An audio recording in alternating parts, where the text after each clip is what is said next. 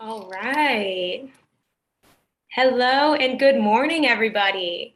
I am so incredibly excited to have you all here with me today. My name is Sydney Kaplan, and I work on our content and community team here at Brand Innovators. We are super excited to start day 2 of 4 of our epic 2022 kickoff.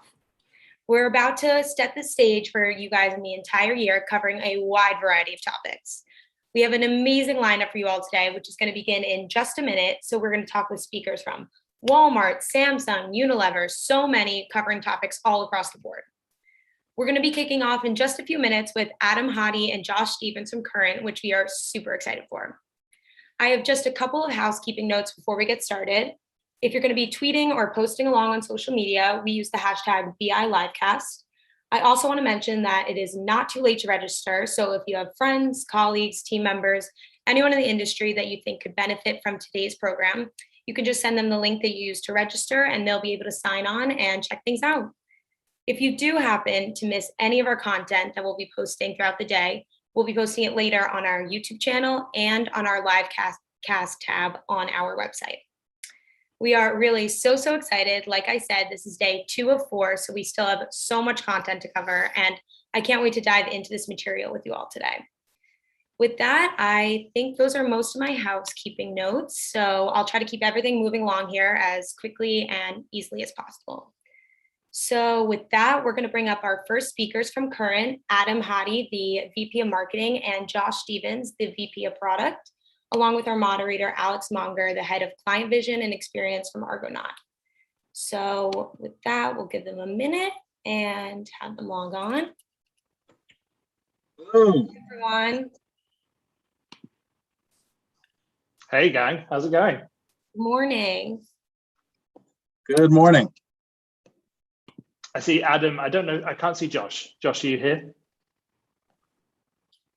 Don't see him yet. There he is. There we go. Oh, hi guys. Sorry about that. I was like lost in trying to figure out how to get in here, but here I am. We're good. Hey, Josh. I know it takes a minute. Me too. But great to see you guys. Thanks, Brand Innovators, for having us. My name is Alex Munger. I'm the Managing Director and Head of Client Vision and Experience at creative agency Argonaut. And I'm thrilled to be here with Adam Hadi, VP of Marketing, and Josh Stevens, VP of Product at Current, the fintech company that is focused on creating better financial outcomes for people and their unique lives. Welcome, Josh and Adam. I thought I'd start by asking you to just introduce yourselves and perhaps providing a quick overview of Current for anyone who isn't familiar. Sure. Yeah. Well, I'm Adam Hadi. I'm VP of Marketing here at Current. I joined about 3 years ago. I have a background. Well, where do I start? I have a non-traditional background in marketing in that I started my career as an economist with the Bureau of Labor Statistics for 5 years. Pretty crazy, right? But pivoted from that into really performance marketing and user acquisition, which is super data heavy, into a broader marketing career over the course of about a decade. I'll leave it at that because I don't want to talk too much about myself. It's more important to talk about Current. Josh? Yeah, hey guys, I'm Josh Stevens, VP of Product here at Current. I've been here for 5.5 years, so at least around these parts, I'm a real old hand. But my background has been varied when it comes to consumer tech, worked in a variety of different consumer-focused products and companies. And actually, when I dove into Current, it was my first time working in fintech. But I think that I always kind of approached it from the sort of perspective of, fintech really shouldn't be any different than any other product. You need to make products and services and features that consumers love. And so it's been a big part of how we've approached trying to build things over here at Current. And maybe I'll just quickly say for folks who don't know what Current is, Current is a mobile-first bank account. We build products and services again for the 100 million plus Americans who are really left behind or overlooked by traditional banks. we obviously live in a crazy world these days in particular, but there's a large gap between those who have not in the United States, and that's really exasperated within how people manage their finances. And Current is doing a lot to make sure that people have better financial outcomes. That's great. Thanks, guys. And thanks so much for that. Such an important company, such an important offering, and congrats on all the success today. I guess recognizing that the agenda for this week here at Brand Innovators is all about setting the table for the year ahead. Perhaps you could just tell us a little bit about your personal and professional priorities at Current for 2022. What does success look like over the next 12 months? Well, yeah, I can start a bit there. The personal and professional, man, pretty blended these days. It's really, right. We're a fast-growing company, and it's, give you a little bit of context. Current is about 180 people or so today. A few years ago, when I joined, we were closer to about 20 people, right? And while the people have grown fast, the business has grown even faster, right? Several multitudes faster than that. And so for us, we went from like, hey, we need to do, a few things really well, to, hey, we actually need to do a lot of things, to now, hey, we need to do a lot of things really well. And that's like a very, very basic version of what we're trying to do in 2022. It's not like, oh, there's all these new marketing channels that we need to explore. We're actually operating on all these marketing channels. How do we get better? How do we make each one of those more efficient, more smarter? How do we have them work together to build something greater than just their individual parts? Working on integration there, working on kind of those frameworks. That's a really big part of what we're trying to do in 2022, because getting bigger and scaling is not just a function of, oh, do what you did last year times 3. Right. You have to kind of change the way in which you approach it. That's right. A whole different ball game now. Yeah.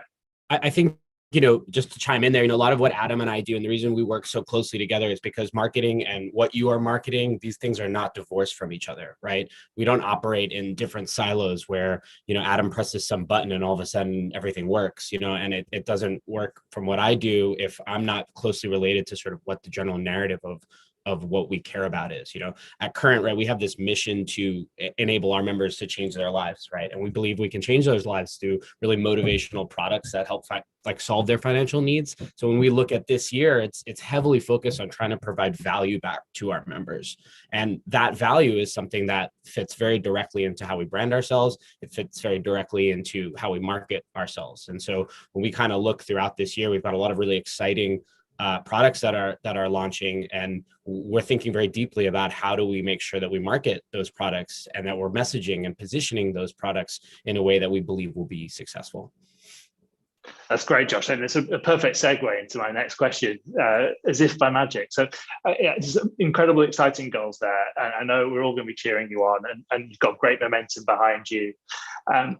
As you started to speak to there, in my experience working with a few different high growth companies, I've noticed that many tend to prioritize performance marketing over brand in their early years in order to really drive acquisition. And naturally, they can then sometimes, not always, but sometimes suffer a bit of a slowing down of their growth as the algorithm maxes out and return on investment can plateau.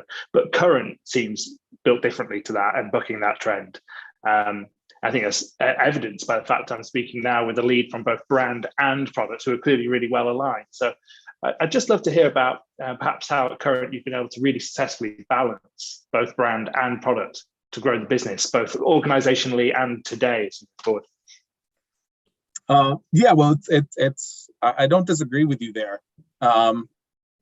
It's in large part because we've cared about brand deeply from day one. And this is from well before I joined this company, right? This is brand at Current is not a marketing thing.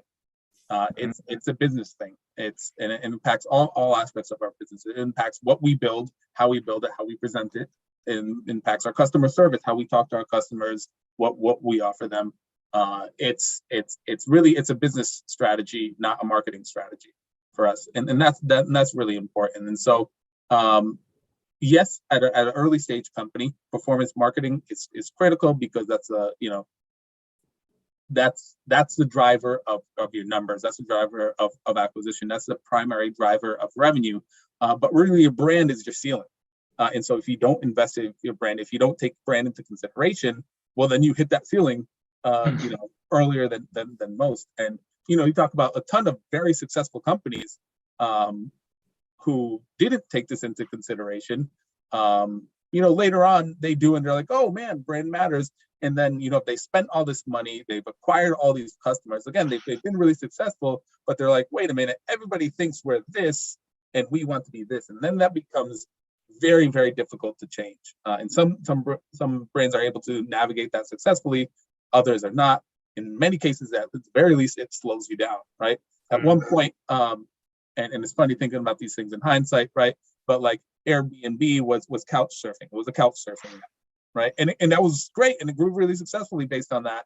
But they have to spend a lot of money and a lot of time to change people's perceptions on that, right? Snapchat was sexting for teens. You remember that? That was a real thing. That was the number one thing Snapchat was known for. And again, it took time to change that perception. But for us at Current, we've benefited from the fact that leadership at the company has prioritized brand from day one. And I think, just to chime in on that, the reason for that is because when you think about the sort of broader consumer banking space, and you ask most people, like, what comes to mind when you think about your bank? These are not well kind of defined areas, and I think that's where the opportunity is. The opportunity is in being able to differentiate what is the narrative, what do people think about when they think about your brand, and use that as a competitive advantage. So you can certainly come up with innovation when it comes to products. But to a large extent, you need to make sure that you are driving a certain element of the conversation so that people feel a certain way, and you need to rely on brand for that, which I think actually differs from potentially other kind of consumer first fields, certainly when it comes to consumer tech. That's right. And I think it's clear that philosophically there's such an alignment between brand and product and Current. Be interested to just hear a bit about how, I don't know, maybe organizationally you're able to break down those silos. Is there anything unique in the way that Current was set up, or even just in the way that you work together, that has meant that that a separation of brand and product hasn't happened? I'd say a bit of it has to do with just ownership. Again, brand is not owned by marketing. It's not, it's not our job to deliver on our brand. It's the business. It's everybody's job. And again, starting with the CEO on up. And I think when it comes to that ownership and that level of responsibility, everybody and all the various department heads feel ownership over it. And it's true that they do, because look, if you are, again, leading our customer success department, you are building our brand. You are talking to our customers. You are the voice of Current. How could you not be part of the brand? So I think that's really important, that everybody feels that ownership, because that reflects reality. I think it means treating the brand as you would anything else you're developing within the company. It's like treating the brand the way you would treat, I don't know, in our case, swiping your debit card at Starbucks. Like, how do you make that a magical experience? And that means everybody needs to be involved in it. And I think that's a kind of maybe a difference from perhaps the way some other folks treat brand, where it's a little bit of an afterthought. That's right. That's fantastic. And I see some questions coming in from the audience. Keep them coming in. I think might just, because it's pertinent to this conversation, I might just surface Mark's question here. So Mark asks, what would you rather have, a strong brand or a strong business? Obviously, you're going to say both. But yeah, strong brand or strong business first? A strong business. Yeah. Yeah.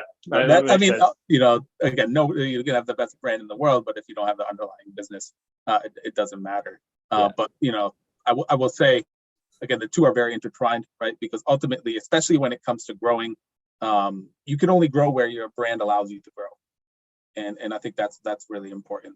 And that's actually very specific to, that's in plenty of spaces, right? But really important within the financial sector, in terms of how consumers perceive what you are and what you can do. is super important. Yeah, That's and also right. like Go ahead, Jeff. there's when you talk about tightly intertwined, you can have a good business that can be a great business with a great brand, and you can have a great business that will not stay great if you don't invest in brand. And so that I do think that there are two pillars there. The business needs to come first, but the brand is critical in order to maintain that and potentially amplify it. That's right. I think it's refreshing to hear because, of course, not all startups and particularly over in our friends over in Silicon Valley would answer that question in that way. Brand might be the first priority, but I guess particularly in the financial sector, of course, you've got a due diligence that has to be in place. So that's reassuring. I think that another area where it's clear that brand and product is really well aligned at Current comes to life in your approach to influencers and influencer marketing. And I'm sure many of the audience have seen Current in social, have seen the influencer activations come to life. But maybe you can just talk about how your history there and how you've embraced influence partnerships to be exactly that, a blend of both product and marketing. Yeah. So I've been in the influencer space for quite a bit now, better part of the past decade, really. And in that world, I mean, 10 years ago was very different than what it is today, right? 10 years ago, it was, people would treat. I mean, first of all, the term influencer marketing wasn't even around, right? But literally, if you go back in the YouTube archives, you'll see people literally playing video ads on their video, and that was an ad placement in a video. And then as time's gone on, people have come to realize that it's not yes, you can buy media time with influencers, but that's not really the way to leverage that channel. It's cheaper and easier to do it a million other places, right? These influencers are really the value comes in fandom, in their true influence. And so if you have an influencer who's plugging a product and is saying, hey, Current is great because they get you paid 2 days faster and they get you free overdraft and they get you, that's not a great utilization of that. And so for us, it's really important that we put forth a product in a way that's integrated with what the influencers want, which is great content. That's the thing that ties all this together is how do we bring value? It's through great content. And so we have, it's not that, our influencers are subject to our product and our talking points, et cetera. No, we have built for them. And that's what makes us, that takes time, that takes resources, that takes focus, that takes energy, that takes, influencers not being a marketing strategy, but really being a business strategy and building that alignment. And that's what makes it us compelling to influencers. Is that, wait a minute, this is not, just wasting 60 seconds of my fans' times. This is something that's actually interesting, that's actually integrated, that's relevant to them, relevant to me, and makes this content better. And so we've done this. Probably the best example is through Mr. Beast, and it's the best example because Mr. Beast is, effectively the biggest YouTuber in the world. And the Mr. Beast experience with Current is not Mr. Beast talking about Current in a video, right? It's actually Mr. Beast using Current. Mr. Beast, if for those of you listening who don't know, it's a huge YouTuber who's made much of his a career based on giving away money. It's kind of his thing, and he does it in his videos. And we're seen by him as a tool to be able to do this with fans, right? And now the influencer scene and creator economy, all that as it's matured, you've gotten a million different ways for influencers to make money from their fans. What Current has enabled them to do is the opposite. It's actually being able to give money to their fans at scale in a way that's actually practical. That's something that we've built for them. So with Mr. Beast, he's been able to give away money to hundreds of thousands of people in a way that otherwise wouldn't be practical. And that's very much his content. That's very much on brand for him. When you sign up for Current, at the same time, you're also not just getting a Current experience, you're getting a Mr. Beast experience in Current. That's everything from the messaging that you're getting to screens that you're seeing in the app to actual merch. We have a Current by Mr. Beast I'm wearing it right now, a Current by Mr. Beast hoodie that's exclusively available in a Current Point store. And that's how you tell people that we are relevant. And this is unique, and this is what matters. That's how you signal that. And that's, anyways, I'm That's really right. about the subject. Yeah, it's great. And I think everyone needs to see the hoodie. Everyone needs to see it. But the point is to say that it's not just a marketing campaign, right? All of that is made possible through products, through engineering work, through business work. And it's important for us because we don't want something that's not relevant, right? I don't want folks coming in and using Current because they are coming in by mistake, right? You want to come in because influencers, as with many other channels out there, have created incredible communities, right? And those communities are something we want to feel seamlessly part of. And so if we are working with an influencer and promoting ourselves through an influencer, when someone arrives in Current, they want to feel like this is just an extension of the community they're already part of. That helps what make that a more kind of successful branding partnership, as well as a more successful kind of growth partnership. That's right. And I think the integration with the product is something I particularly have admired. I think so often product can be the sacred thing which can't be touched and can't be influenced by marketing. And you've really flipped that, you've embraced it, which is great to see. I think it's fascinating to hear about how the brand has really been built with that flexibility from the get-go. At Argonaut, we use this model called timely and timeless. So always considering what's the iconic elements of a brand, the memory structures and the strategies that really stand the test of time, while also still embracing the timely realities of the category, the customer culture. And today, it's apparent in some of your MPD that you're also being mindful of what's timeless about the current brand and what's timely, what's relevant today. I wonder if we could hear a little bit more about that. I mean, you're expanding, or perhaps even you might argue returning into crypto. And I've got to believe that the metaverse, Web3 is going to be a top priority for you in the year ahead. So maybe just talk a little bit about how you see those initiatives and how they can influence both brand and product. Yeah, I can maybe jump in first, and then maybe Adam, you can give some of the nicer color. But for Current, we've always been focused on building products that solves needs and that can add value for our customers, right? And if you rewind 6 years ago, we kind of started out in crypto. A lot of folks here have deep kind of crypto backgrounds, but at that time, I don't think that as we weren't quite ready for that. I think particularly when you think about what consumers were looking for, but it's gotten to a point now where we feel that there's a lot of really exciting technology that's emerging that hits that kind of desire to build, again, products that solve needs and services. I think at an even higher level, it's about providing members access.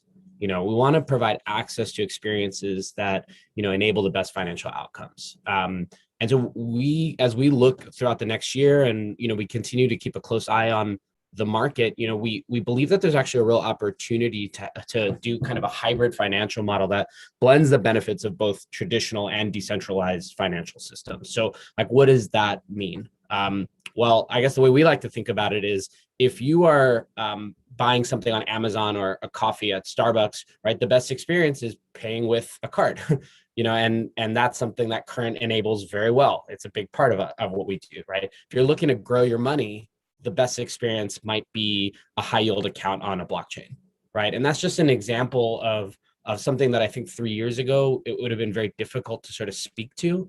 But the fact that there are these products and opportunities that are kind of emerging that potentially can offer the best possible outcomes for our members, that blend effectively the security of traditional finance with the high yield potential of DeFi in this particular case, that's really cool for us. And I think it's been a key part of our brand from sort of the very beginning, is trying to offer the best financial outcomes for folks and offering the best opportunities for folks, and really trying to simplify what's otherwise complicated. Money is complicated. What are you supposed to do with your money? We see it all the time with our member base, but I hear it from my friends. I hear it from family members. What am I supposed to do here?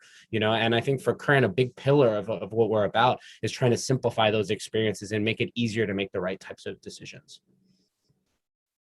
I've got to think that. Oh, sorry, Adam. Sorry, you go ahead. No, I just want to add from as we talk about brand, right?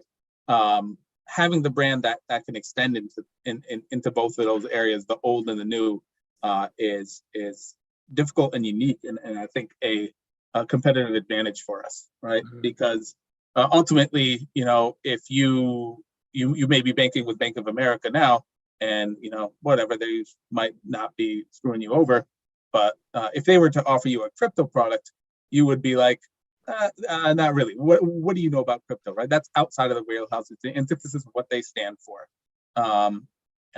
You trust them in the traditional banking world, and that's what their brand allows them to operate in.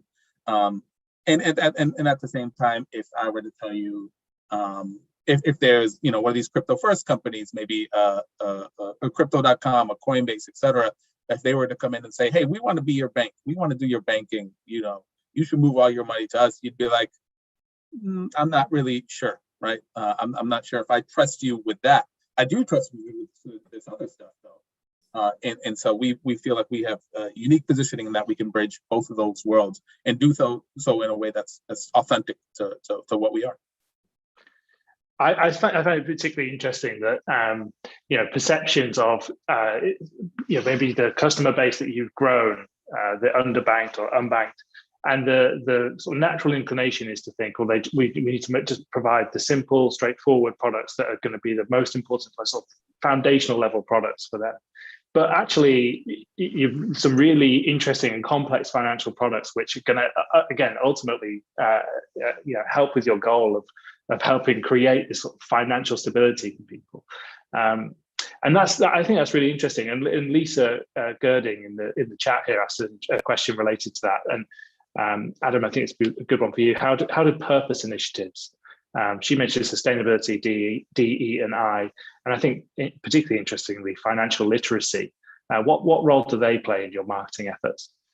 Well, for us, it's about bringing value to people. That's really what drives us. We want to improve people's financial outcomes, and we do so by bringing value from these financial systems into their world and being able to translate that, because there's a ton there, right? And we've done this. This is something that's been part of Current's DNA from 6 years ago, and we've done this through various products. In fact, our first product to market was a teen banking product, right? Where 6 years ago, teens had zero access to banking, right? They could not open up a bank account. We offered the ability to get into the financial system. You talk about a lot of our products historically that have brought people who have been underbanked or unbanked into the financial system. You now talk about again being able to bring a lot of this stuff in the new financial world that's very complex and that's very hard to understand, and packaging that in a way and bringing that to folks that is going to bring them value.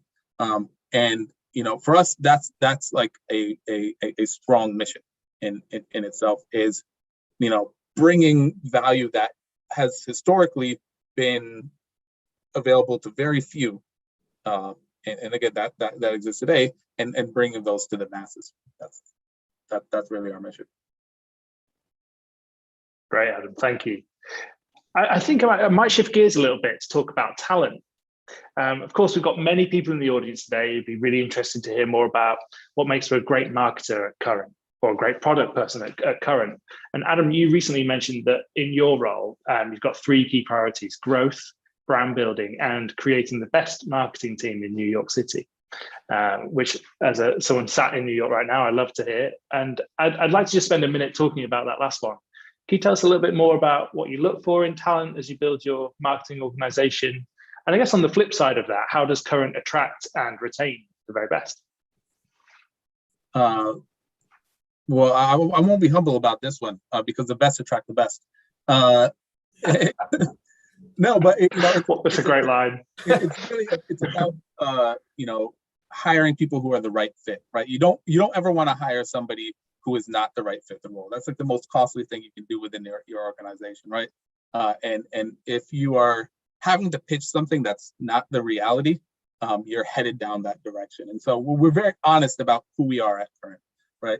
And if you're at the point in your career where, hey, or your life or whatever, where you're looking to more so be like, hey, I want to be, for lack of a better term, a cog in a system and just kind of coast, this is not the place to do it, right?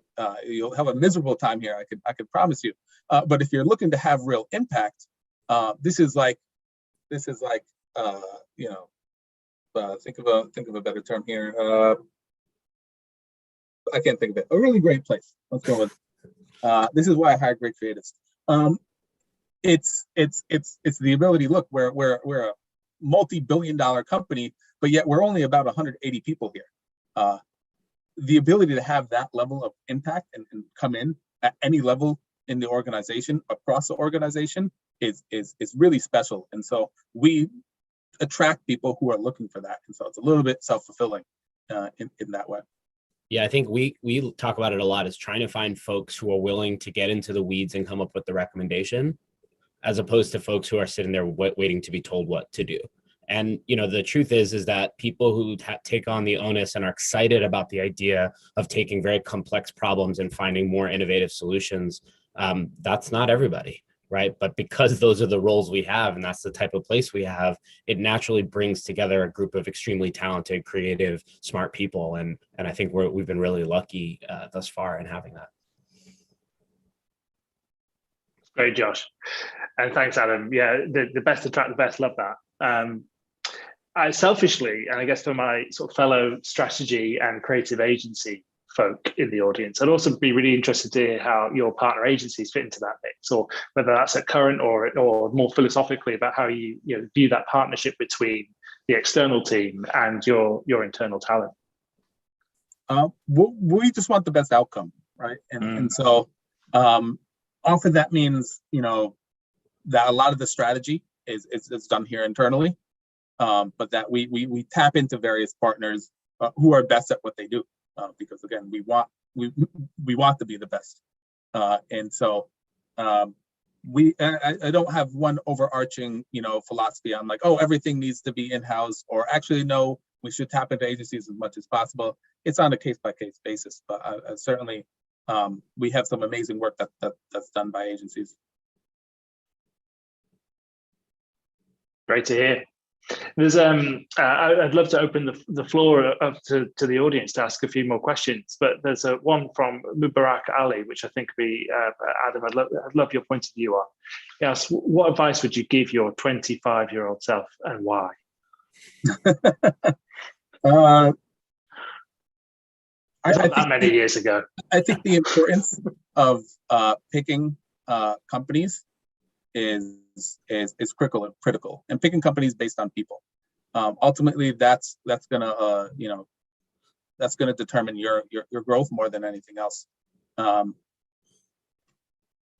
So how about you, Josh? People, and I just say lots of people go for like titles and go for maybe like responsibilities and go for higher, but like ultimately, if you're not part of if you're not witnessing success, and you're not working with smart people, you're not actually growing. You might get better titles and bigger responsibilities and this and that, but you're not learning the right thing. Yeah. And you're not truly growing. And so that's what I tell my 25-year-old friends. I have some. Yeah, I mean, I love this question, and the fact that I love this question like displays my age, which is a little frightening. But I think the thing I would just say is be humble and like really learn in and be okay with what you don't know. I find if I look back on my 25-year-old self, there's always a little bit of insecurity. I don't have a full grasp on this. I'm not as good as this as I think I should be. But that's when you get into that mindset, it's when you really start to learn. It makes you more comfortable with asking questions. It makes you more comfortable reaching out for folks to ask for help. And I don't know that we celebrate that enough. Certainly not here. I'm not sure we celebrate the point of someone saying, I just don't know, because more often than not, someone is willing to help and help you learn. And I think it has like really profound impact on the way people can develop. That's great. I just think, nobody asked me this question, but I'm going to chip in and just say, swing for the fences. Go for it. I think often people who are just starting out in their career feel that they have to be deferential and listen and learn, and of course they do. There's an element of that, but also go for it. Bring your point of view, bring your unique expertise. So, thanks for the question, Mubarak. I'm looking at Sydney and Brianna to see if we have a little bit more time. There's a couple more questions, but I want to be mindful of the rest of your day. You have a couple more minutes. Okay, great, thanks. So switching back to Current, we've done a little bit about talent and about philosophy on career growth. And there's a good question here from Pamela, who's asking about Current and international expansion. She is saying that she would love to have you in Europe. And as a native Brit, I can wholeheartedly agree. So yeah, any plans for international expansion? Yeah, we'd love to get there as well. I think for now, we certainly feel that we've got our hands full with the complex U.S. market, but we always look at all options and are constantly considering how to continue to grow in the most ambitious way. Fantastic. Maybe Southern Europe. Yeah. Yeah, there's that little thing, Brexit, which has been a thorn in my side for a while, but let's not get into that. Mubarak lastly asked another great question, which is which companies, brands, or institutions do you like or do you think are getting it right? I'm not sure, Mubarak, whether you had a particular category or particularly from a marketing point of view or a product point of view, but let's leave it open. What do you think? What do you think, Josh? Adam, you want to grab this one? I know you like this question. Well, in the financial space, not many, very, very few. And I think that's really like, you talk about good business versus good brand. Well, there's been a lot of good businesses that have survived, right? Let's see. I hate speaking well of any of our competitors. So I'll speak outside of our space and just talk about a brand and a product that I think nails it. And it's not at all a tech product, but if you talk about something simple like Harmless Harvest, I think I continuously am in awe there. It's an incredible product that every time you take off the shelf is good and you feel good about having it. So to me, it's a great example of, to one of your earlier questions, like the business is strong and the brand elevates it. And that's something that to me like continuously impresses. All right, guys, I think we're almost right at time, but thank you all so much for today. I've enjoyed listening beyond, but if you guys have any other final comments, that's fine there, but I think we're pretty much at time. Thanks so much. And we're always hiring, so please come check out current.com if there's any interest. /careers. Here in New York City, the greatest city in the world. Yeah. Perfect. Thanks so much, everyone. Thank you. Thank you all. Bye. Okay. Awesome. All right. So we are very soon, in the next minute or so, moving on to our next amazing speaker. We have Greg Fast, the VP of Marketing from Liquid Death, and that is going to be moderated by Michael Dobson, the SVP Digital Media of Involved Media. Super excited for this one. Love the way that this brand markets themselves, so can't wait to listen. Greg, see, we got you going. Hello. Hello, how you doing? Good. How's everyone? Doing great. All right, we got Michael logging on. Hi, Michael. Hi, how's it going? Going great. All right, I'll leave you guys to it, but thanks for being here. Awesome. Thanks, Thank Cindy. you. Hi. Morning, everybody. Hey, Greg, how's it going? Good. Good. Sun is just starting to peek in over here in Venice. Nice. But yeah, we got our coffee. We're ready to go. Awesome. Well, How are you? Good. A little chilly here, in New York, but definitely doing well. So, thanks for joining so early. Want to, talk about this, emerging brands, which I actually just listened to a snacks podcast the other morning on. So congrats to all of you at Liquid Death for being recognized with snacks. Nice commentary as they always provide with all of their updates that they do on their daily podcasts. So yeah, I highly recommend everyone listen to this one. The title is The LaCroix Killer, which I thought was such a great name. They also talk about I think it's Bentley in the episode. But yeah, that was a fun one. Nice surprise to wake up in the morning as a listener and see your work there. Yeah, I have to check that out too. So want to take one step back, obviously, and introduce the brand and yourself to everybody. for those of you who don't know Liquid Death, Greg is going to give us a little bit of insight in regards to who they're all about and exactly what he does there. I actually happen to have, some the blocking out, of course, the lovely backgrounds. But I actually have a Liquid Death here can, so sparkling water is my go-to choice. But yeah, tell us a little bit about who the brand is for those who aren't familiar with it and exactly what you do there. Yeah, so Liquid Death, very simply, we're a canned water company. We're based out here in Los Angeles, and we take mountain water that we source from the Alps in Austria, and we put it into tall boy cans that look like beer cans, like the one that you just showed. And really, we're hell bent on this super evil maniacal plan just to help people make healthier choices and help kill plastic pollution. So we have two key messages that you'll see. There you go. That's our sparkling can. We have two key messages that you'll see on our can, which one, murder your thirst, which is really related to this idea of helping you, make the act of drinking water a little bit more fun. And then the next, which is death to plastic, which is our sustainability mission, in that we're trying to replace single-use plastic bottles that dominate the water industry. But yeah, I mean, that's the basic premise. So we take the healthiest thing you can possibly drink, which is water, and we package it into these infinitely recyclable tall boy cans. They look like beers, and because of that, they actually end up competing with the cool factor of these unhealthy brands across energy drinks, beer, and junk food.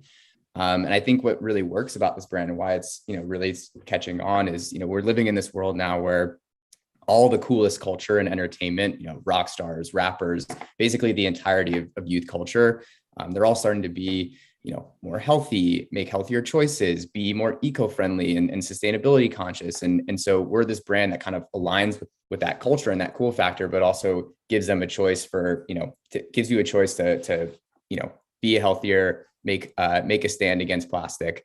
On top of that, anti-plastic, death to plastic message. We back that up by donating 10% of the profits from every can sold to charitable organizations that help fight plastic pollution, but then also help bring clean drinking water to those in need. And so, on the at the core of this brand that you see has death in the name and is got a skull in the can, and it's very, very rough on the outside. We've got this really good-hearted, well-intentioned mission and interior that kind of makes it all okay and makes it all work, right? So that's the brand. And I'm Greg. I'm the VP of marketing here at Liquid Death. My main purpose here is just to drive brand awareness. So I help oversee our brand campaigns, our content strategy, social media presence, influencer partnerships, and our little bit of media spend that we have on top of it to boost out all the great content that we put out. And one last thing about the brand is that we also are one of the only water brands that has a thriving merch business and apparel business. So we sell all sorts of merch. I'm actually wearing our Skullet hat. This is one of the trucker hats that we sell on our website. But we sell things from $5 koozies all the way up to $6,000 vending machines on the website. So we're really treating this like a lifestyle brand versus just a water company.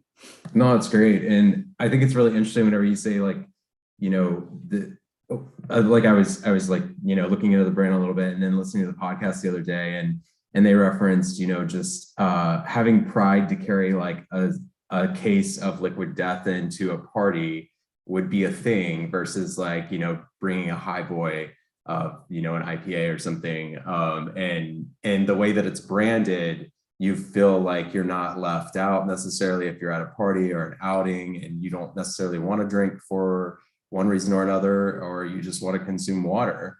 It's really interesting. The copy and the graphics, is there a little bit of backstory there to, kind of enlighten where you guys came from a branding perspective?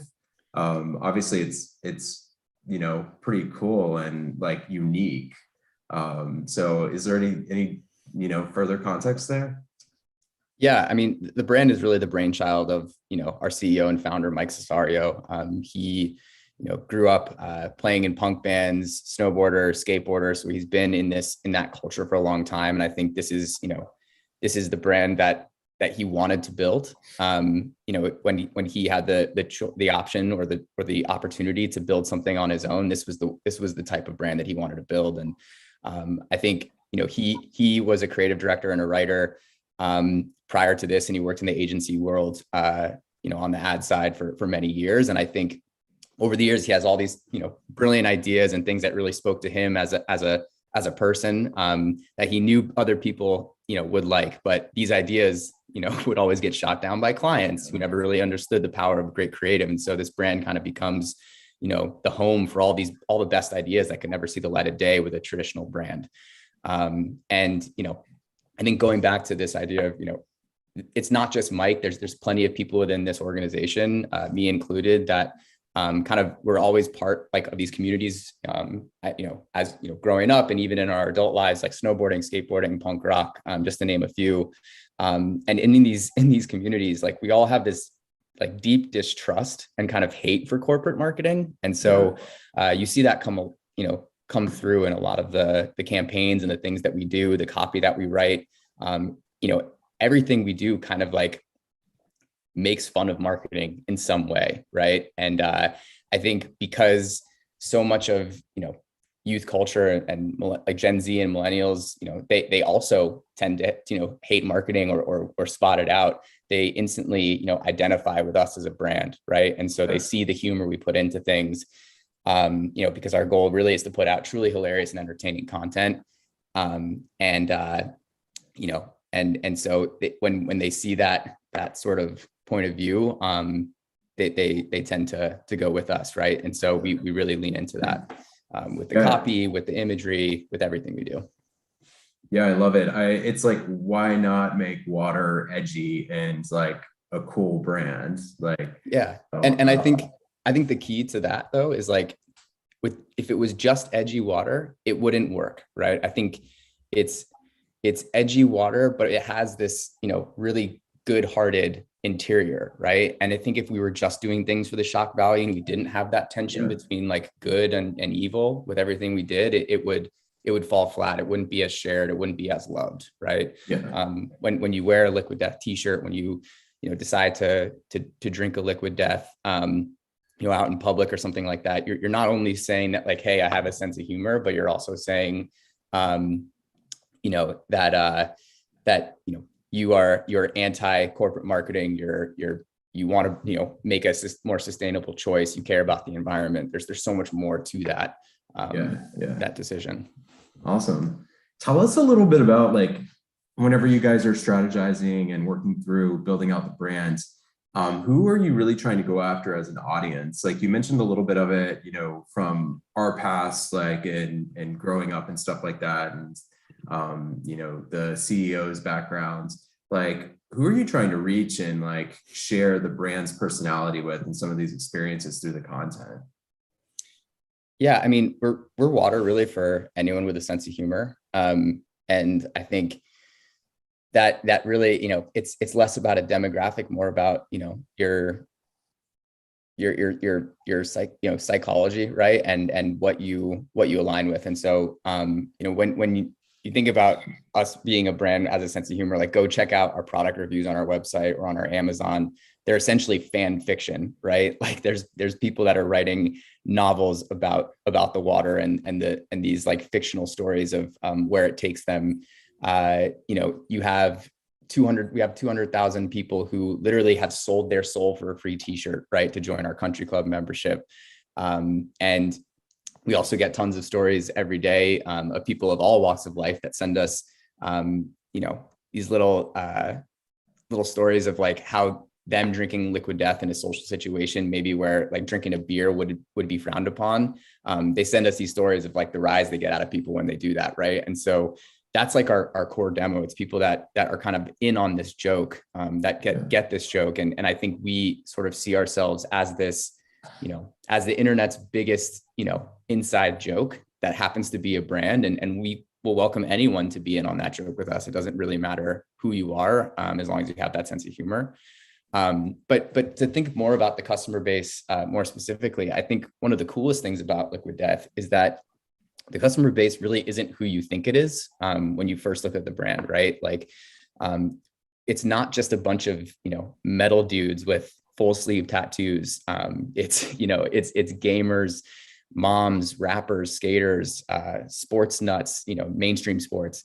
And I think the best comparison, when I was actually interviewing here over a year ago, the founder, Mike, he was telling me about, because I had, a similar thought. And he was, brought up AMC's The Walking Dead, right? This totally gruesome show about the zombie apocalypse. It's got dead in the name. It's gory, it's violent, and yet it's in its 11th season, and it's the most in-demand TV series around the world, right? And it's this perfect example of like, don't judge a book by its cover. Just because something has that exterior doesn't mean that everyone that likes it is a certain type of person, right?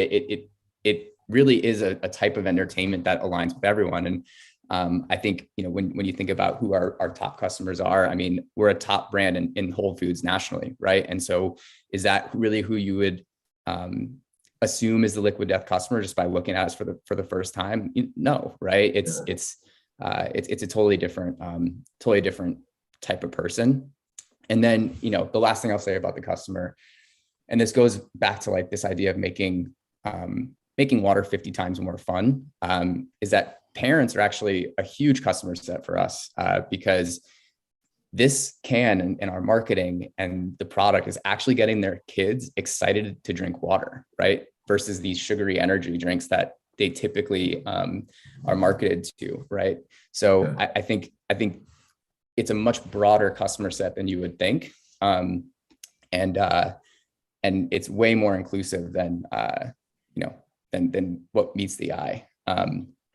But yeah, that's awesome. Yeah, there's something about it too. I think just like drinking out of a can, and to the parenting side of it. Like I was reading some stuff like a couple of months ago.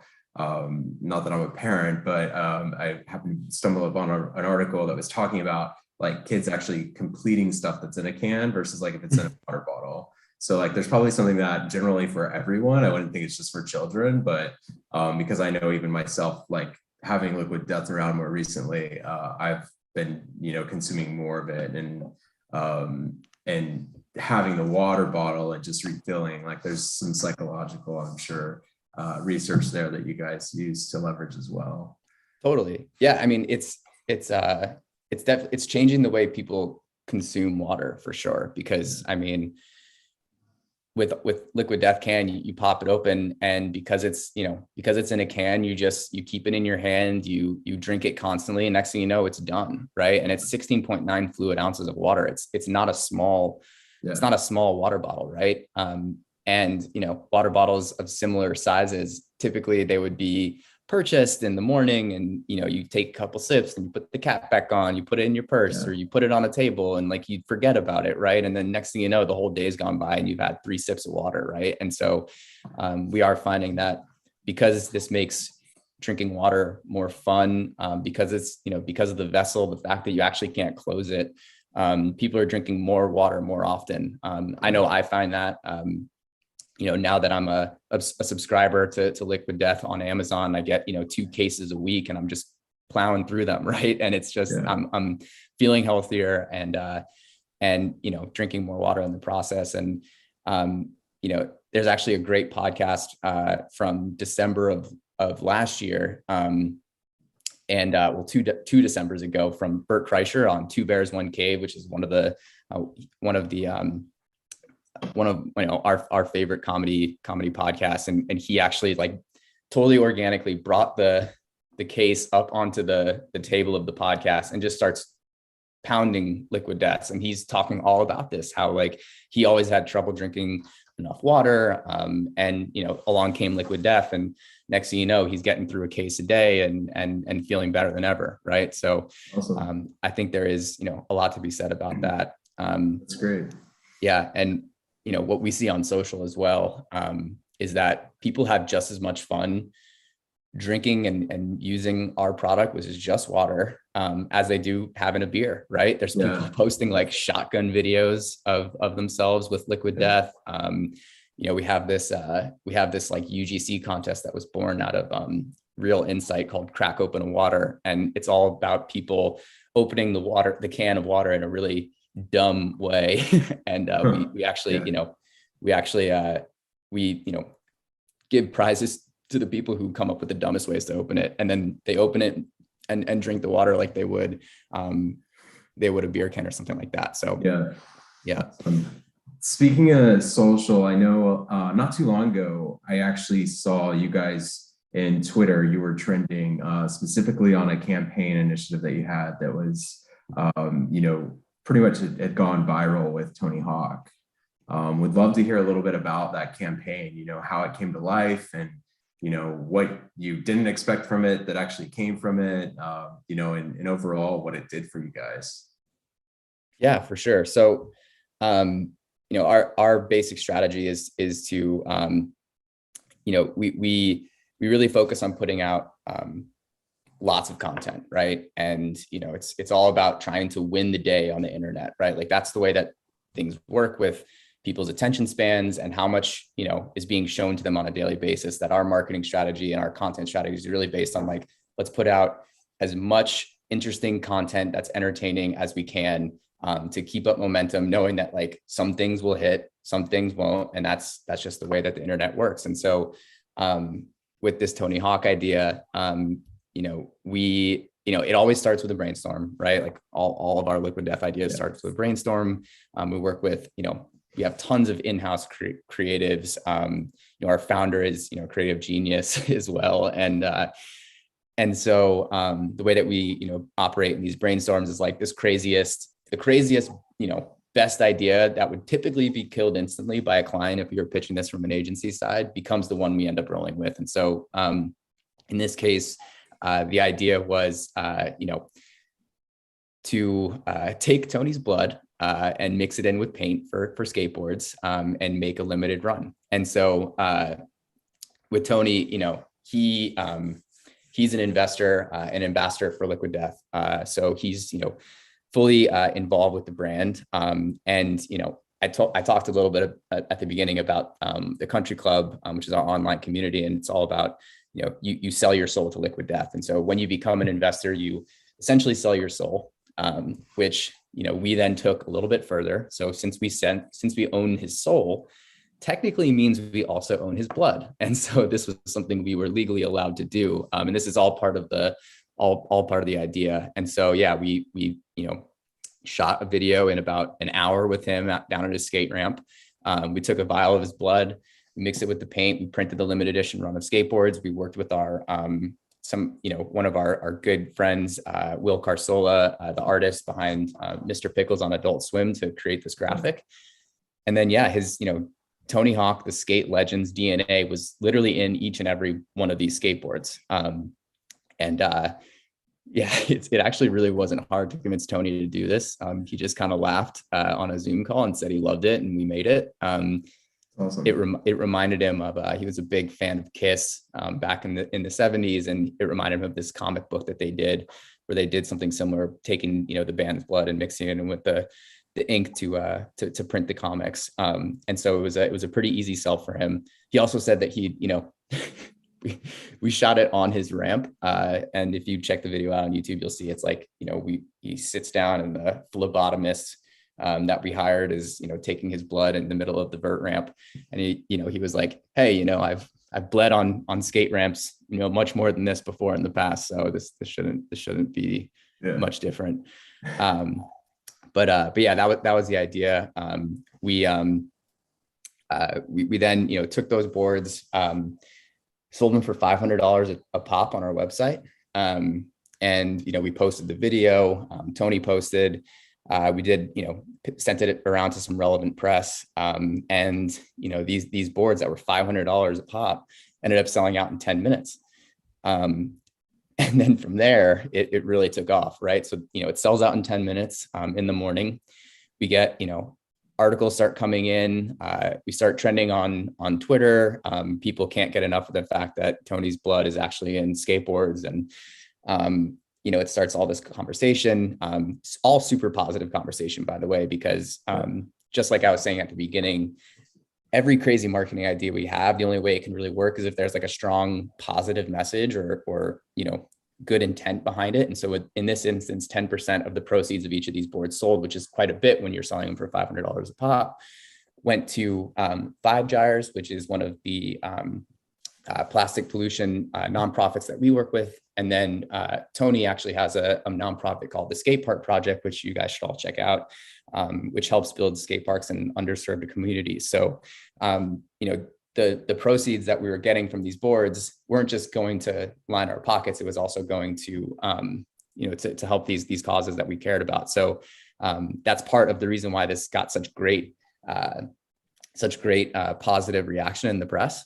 Yeah. And then where the surprising part came in, we weren't surprised. Well, I'll say we weren't surprised that it picked up traction because we thought it was a great idea. Not everything gets this type of press, but it made sense.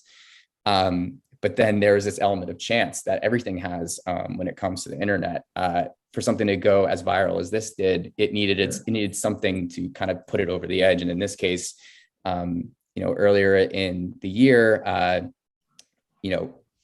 Mischief and Lil Nas X actually released a shoe called the Satan shoe that had some blood in the sole. And so it actually sparked a huge controversy. I won't get into all of that, but it actually got some negative feedback from certain communities online. And so then the press stories started to, talk about this, difference in how, the shoe was talked about online versus how the Tony board was talked about online.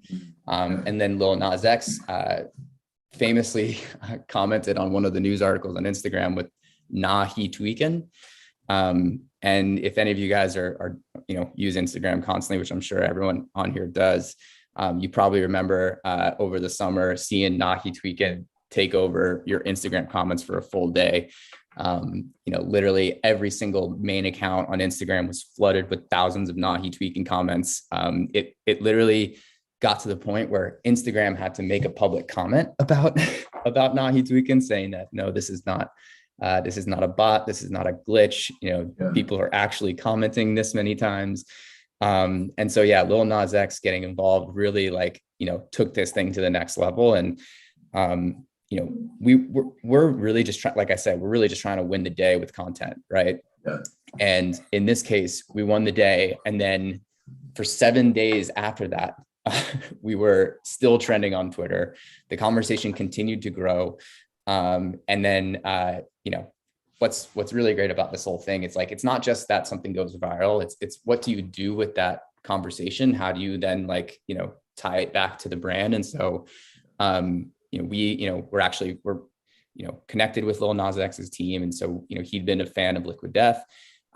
He's also a huge fan of Tony Hawk. And so we ended up bringing the two together. We went down to a skate ramp in Southern California and filmed a TikTok video with Lil Nas and Tony Hawk. We kind of brought it all together, squashed any sort of artificial beef that the internet wanted to create between the two of them, and put out one last viral video. So it literally was a 7-day period of conversation around this, around this campaign and this board that sold out in 10 minutes. And the results were insane. 15.5 billion impressions we drove across that 7-day period. There was over 250 different news articles. What's really wild is that this broke out of just the internet culture. There was almost 1,000 broadcast mentions on TV and radio and podcasts. And one of the ways that we track the success of these campaigns is if we were to what would we have to spend in media dollars to reach that level of audience, right? And in this case, this was over $200 million in media value that we had calculated from this that we would have never been able to afford. having go the traditional route. But that's awesome. Congrats on that. And the way that you guys played off of that, like, and continued the momentum is amazing. Like, it doesn't always work that well, as we know, like, to be able to do that, but that's awesome. No, but I think that's like, we know that going in, right? Like, we know that not even the ideas that we love sometimes don't get any press. They don't get any sort of love, right? And that's okay. That's the nature of putting out creative. That's why we put out so much of it, right? Knowing that some things are going to work really well, better than you could ever have expected, and others won't. So yeah. And I love that you guys looked at the success of what you did from an organic standpoint and driving the content and what that would equal to media dollars from an advertising standpoint. And being a media guy, like, that's like great. And I love that. Playing off of it a little bit, I'm curious, is that what you generally do to measure up success and to understand, like, did this succeed or did it meet expectations? Tell us a little bit about that. Yeah, I mean, that's the main way we do it, right? I think it's not necessarily rocket science. I mean, there's a bit of magic to what we do here. But yeah, the main way I measure it, and the way that what we're really after is, our approach to content is entertainment first, right? We talked about that, and it needs to be truly hilarious to really work. And if we create those truly hilarious moments, these really entertaining pieces of content, then the press will want to talk about it. People will want to share it, right? And they'll do the heavy lifting to get the brand out there for us, right? And so if that's the strategy, the way that we measure that is through, what was the reach? How many impressions did we drive? And then how much did the campaign cost us? And then what was the efficiency of the dollars that we spent, right? And so if we can get more eyeballs on something than we would have been able to afford or wanted to pay for through media, then that's a win. And in this campaign, I mean, you calculate the CPM, we're talking about pennies here, right? And so it's that type of efficiency that will help us win. And I think even as we grow as a business and we become we have higher revenue, we have more money to spend, I don't, that's not going to change the way that we approach marketing, right? Like, even when we can afford bigger media, we're still going to rely on our creativity, because that's what differentiates us. That's what makes us, that's why people love us, right? And so, I think that will be the way that we move forward, and how we always measure. But, like I said, not everything is going to go as viral, right? as this campaign. And so, we also look at shareability, right? And so for the things, we always look at this, even with the Tony Hawk campaign, and obviously, the share rate was insane for this, but it's as long as we're hitting home with our core community on social, we can measure things like share rate, because we really value a share much more than something as a passive like, and that is a way that we can we can take something that maybe didn't have the mass viral awareness quotient, and still say, hey, this was a positive for us. And so we look at it in a few different ways based on the campaign. We take those learnings, figure out, hey, what was it about this that worked? How can we try and take that learning and put it into the next piece that we make? Yeah, that's awesome. That's great. Shifting gears a little bit on just experiential opportunities that you guys are leveraging, how you're bringing the brand to life. I know I didn't get exposed to Liquid Death that I knew of until I actually went to ACL this past fall, late summer, whenever it was, in Austin. Austin City Limits Festival, for those who don't know. And you guys, I think, were the signature water, or premier, water that was available whenever you wanted to buy it. Tell us a little bit about how you're inserting yourselves into those opportunities and giving those experiences outside of everything that we obviously see online. Yeah. So, there's the content strategy that we have, and then there's also the strategy of just getting cans in hands, right? And it's, old school tactics, just targeted at the right types of culture and entertainment. And so for us, we really are the official water of, entertainment culture. And you see that with these partnerships with major festivals, and ACL, is part of is a Live Nation affiliated festival. We have an exclusive deal partnership with Live Nation, in all of their venues, amphitheaters, and select festivals. And so we're also partnered with 500 plus events and other festivals on the independent side across music, comedy, film, sports, art, cannabis, adult entertainment, esports, fashion. I mean, it's anything in the entertainment space. We want to be the water there. And, that also goes for, just venues and restaurants. We're in over 700 venues and restaurants at the moment. And that's growing by the day. And I think what makes it really work is it's kind of like this culmination of two key factors. It's, one, people are looking at plastic as like the new tobacco. They don't want plastic at their events. They see the mass amount of waste that's created by a 3-day festival like ACL, and they want to make sure that that we're thinking sustainably about this, right? And so they're looking for that alternative package, and that's where something like aluminum that's infinitely recyclable really comes in, from like a rationale standpoint. And then from the emotional side, our water is actually, and we're doing a lot of analysis on this and research, but our water is really enhancing the festival experience for these goers, right?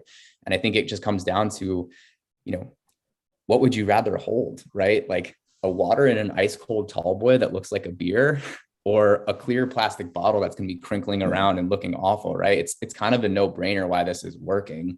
And what better way to introduce the brand to someone than when they're at a party or at a festival, seeing their favorite band or artist, and holding this water that's fun, right? Like it's the best way to get someone to really truly understand it, right? Like we can do as much of the online social media advertising entertainment as we can, but until you actually hold that can in your hand, it's hard to truly understand the brand and what we're doing. And I think what's really interesting is this can is becoming kind of like this festival accessory. And I don't know if you saw this when you're at ACL, but we see tons of pictures posted.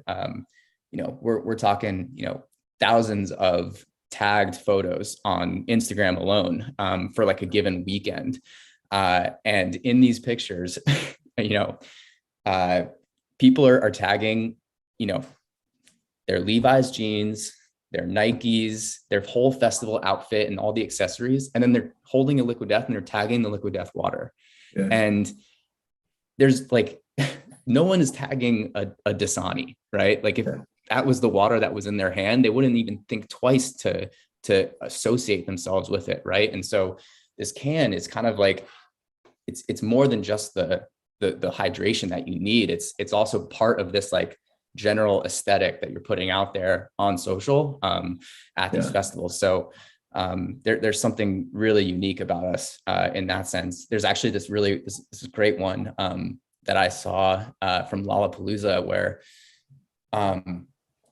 she's wearing, like I said, she's got her Nikes on, she's got her Levi's jeans on, and then she's holding a can of Coca-Cola in one hand and a Liquid Death in the other. And she tagged Nike, Levi's, and Liquid Death. And then the Coca-Cola can didn't even think to tag it, right? Because it's like, it's not something that she wanted to, associate with her festival experience, right? Despite it being in the picture.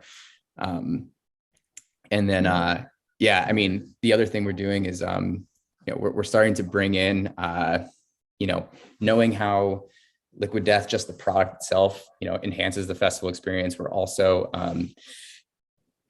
bringing in ways to take our online community into the real world. So the country club that I talked about with over 200,000 members online, we actually started, we built a physical country club that started to kick off at different Live Nation festivals just this past fall. That is free for entry as long as you sell your soul to us. And then within there, you get free water.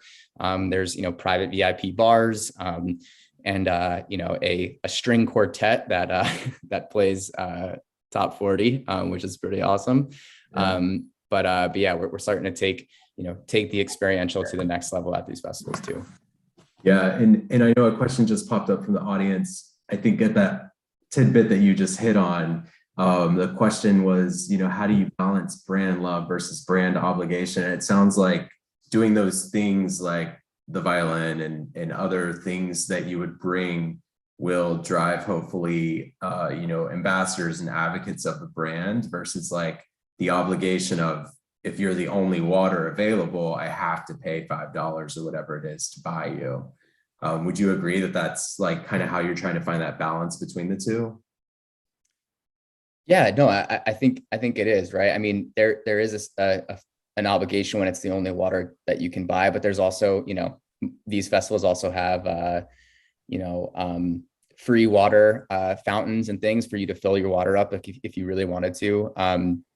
But yeah, no, I think what's great about, being at these festivals is that for over 90% of the people who have gone to, a governor's ball in New York, we're finding that they, not only retain liquid death if it was the first time that they saw it, but they also say that it enhances their festival experience, right? And so, yes, it's the only water they can buy, but they are excited to try something new and to not have a plastic bottle in their hand, right? And it's funny when we do sampling, right? You go to a grocery store. Typically, when you get a sample of a liquid, they pour it in a little cup, right? And then you like take that cup around. We actually give a full can, right? We give a full tall boy can, and the reason why is because there's this and I encourage everyone to give it a try. But when you walk around holding a tall boy can of water, there's this emotional reaction that is hard to put your finger on, right? And I think it's that starts the brand, the brand experience. And I think it starts with an obligation and turns into brand love by the end of the festival. And then you find us online, you see the entertainment and our take on marketing. And I think it brings it all together. Yeah, that's awesome. Well, I know we're at time. One last question. That's an easy one. Where can we find Liquid Death for those who aren't familiar with it? Of course. Yeah. We're in over 30,000 retailers across the US now. You can find us nationally, every 7-Eleven, every Whole Foods. We're in, every Sprouts. There's a ton of new grocery stores coming out this year. But yeah, and if you just want to order online, Amazon, you can get it on Prime. Like I said, I have a subscription. I get, my Liquid Death delivered to my door like everyone else, via subscription. Yeah, and then if you want, instant gratification, if GoPuff is in your city, you can get it on GoPuff in 30 minutes or less too. Awesome. Well, thanks, Greg. It's been great. Love the brand. Love everything you guys are doing. Will be really interesting to see where things continue to emerge for you guys. Yeah, no, thanks. This is super fun. Really appreciate it, Michael. And yeah, keep an eye out on what comes out next from us. Awesome. Awesome. Thank you both so much. Love seeing a brand do something totally different within the category. I think it's so awesome. But both of you have an amazing day. Thank you for taking the time and have a great rest of your afternoon. Awesome. Thanks. Thanks, everyone. Okay. That was awesome. Loved seeing that creativity. Next, we have Courtney Carlson, the SVP of Marketing from Walmart, along with moderated with Les Harrison, who is in charge of National Brand Partnerships and Programmatic for Outfront. Super excited to hear what you all have to say, and we'll just get you logged in, making sure. All right. Hi, Courtney. How are you? Hi, Les. Good. Good morning. How are you guys? Morning. Morning. I'll throw it over to you now, seeing that you're both logged on, but enjoy. Awesome. Thank you, Sydney. Thank you. Hello, everyone. Hey, Les. Hey, Courtney, how are you? Good. How are you? Good. I think Liquid Death is available at Walmart as well. It is. It is. I was going to pipe in if you didn't. That was a great little softball to start this off. Well, just a quick second, wanted to introduce myself. My name is Les Harrison. I'm part of the National Brand Partnerships team here at Outfront. We're one of the largest out-of-home media companies in the US, and we are excited to be a part of our second kickoff summit with Brand Innovators. Would like to again welcome you, Courtney. Hello and Happy New Year. Happy New Year to you too. Thanks for having me. No problem. So I thought we could get started. Your title as SVP of Category Marketing sounds pretty broad, and would love to, I think, start off with a quick background on your career and how you got to this point and this role at Walmart. Sure, absolutely. So my role at Walmart is leading essentially the business units marketing and the teams that market to our P&L units. So think of it as home, grocery, electronics, the general commerce areas, as well as grocery, consumables. I also oversee a team that does our services marketing, so financial services and all of our financial products, as well as health and wellness, so clinics, pharmacy, and then oversee our W Plus business and the subscription service there, and then also all the marketing to propel our Walmart app. So easiest to think about it is the P&L units and have marketing teams accountable to those business roles. And how I found myself here, I think when I look back, I've had a very now long history in retail, but really stumbled into it, to be honest. By education was a marketing and finance major, which probably shows a little bit of how my brain operates, of really loving the art and the science of things. More consumer led, but if I can't measure it, it didn't happen. So really was looking for, I knew I probably wouldn't be polar. I didn't think I'd be a financial analyst. It seemed like I'd be missing way too much of people in consumer. And when I was in college, I went to the University of Minnesota and Target came on campus. And I found myself in an internship at Target and really loved the opportunity there. At that time, there wasn't marketing, kind of intro marketing roles out of school. So I started more in the merchandising side of the business. So leading P&Ls and just, again, a ton of synergy between developing, product assortment experience, and doing so with the customer at the forefront. And so I always think about my career in that chapter still does what I do today of putting a customer at the center, but my output is marketing comms. But through my career, it's always been coming back to how are we delivering for the brand, growing more loyal customers, and growing the business. So through that time, found myself in multiple different roles, everything from home to grocery to pet care, to private brands, and then also led more consumables-led marketing programs at Target, in addition to private brands. And then made the leap. But I had been at Target for about 16 years and absolutely loved what I was doing. Loved the people I was with, and was going to be moving into a new role, but had an opportunity to come up with Under Armour and felt like something I couldn't say no to. So at that point on, I said, I'm going to experience new industries, new lines of business, new brands, and really stretch my skills and my thinking. And so spent a couple of years at Under Armour leading North America marketing. And again, that brand and the rebirth and the repositioning of the brand through the tenure there was really exciting to be a part of, and loved the founder-led culture. And then found myself moving to an opportunity at Walmart. And, I think there's a lot of, again, the retail aspects of it, but also the founder-led spirit that really had to end up attracting me to Walmart.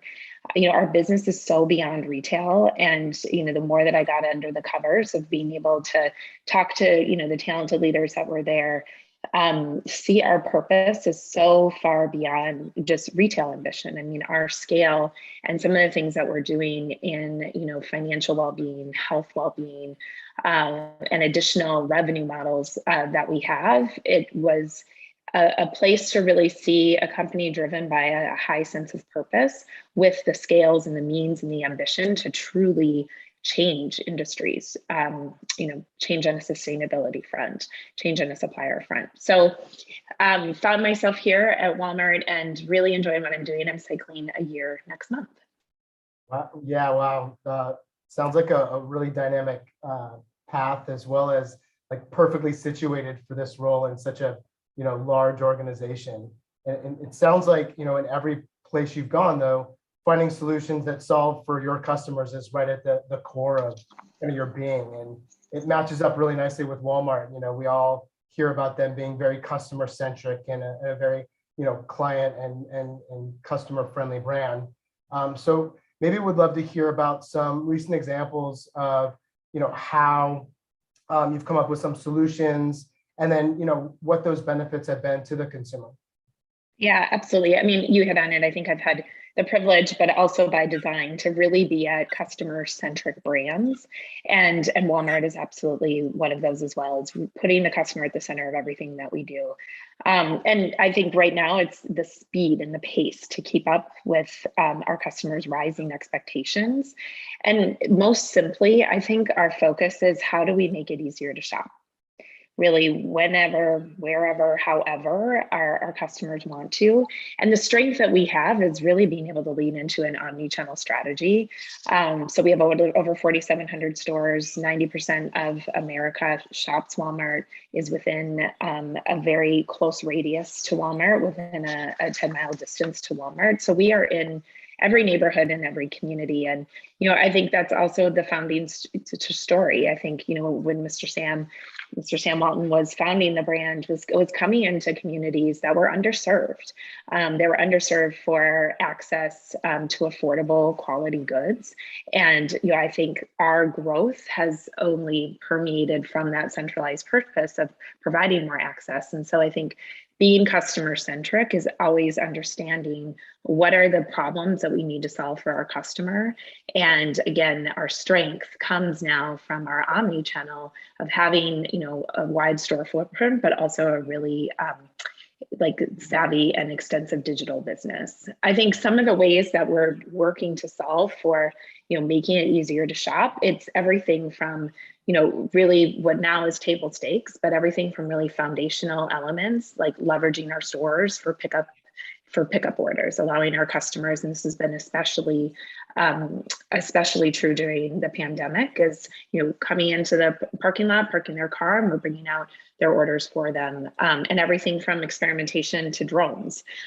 So we've been doing some experimentation and testing with deliveries by drone and expanding that. So we recently have expanded into a couple different markets, and our most recent drone campaign, we actually had a fun way of celebrating. If you live in Arkansas, which I do now, the Arkansas Hogs are huge. And so during a Razorback game on the 26th, every time the Hogs scored, we sent a touchdown drone delivery with team gear to a lucky fan. And so it's just one way that we can get people to things within hours and minutes versus, maybe, later that day. And so continuing to experiment there.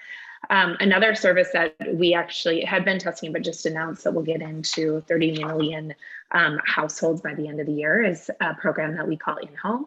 And we have the trust of our customer to come into their home and deliver their products into their refrigerator, into their cupboards, into their garage refrigerator if they would prefer. And really, that's just the start. We also are taking returns if they have any returns in there. But you can imagine how, when we have our customers' trust to do this, that we can exponentially really solve problems for them by helping them save time.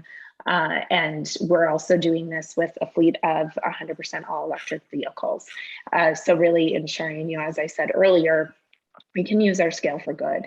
And we're doing that in every choice that we're making, and being able to, again, have the trust for our customers to save them time and be in their home, and deliver with vehicles that are good for the environment is where our focus. The other thing I'd comment on, I mentioned my team leads the marketing for the W Plus membership program and subscription program, that is just another way that we are helping, I think, customers really solve time constraints. And really, we think of ourselves as like the ultimate life hack for those unexpected everyday moments that kind of throw you off your guard. And I'll play a clip from our holiday campaign that really, I think, highlights, and hopefully everyone can empathetically feel what this feels like when you get those kind of unexpected daily moments. So I'll cue the video for the W Plus holiday work.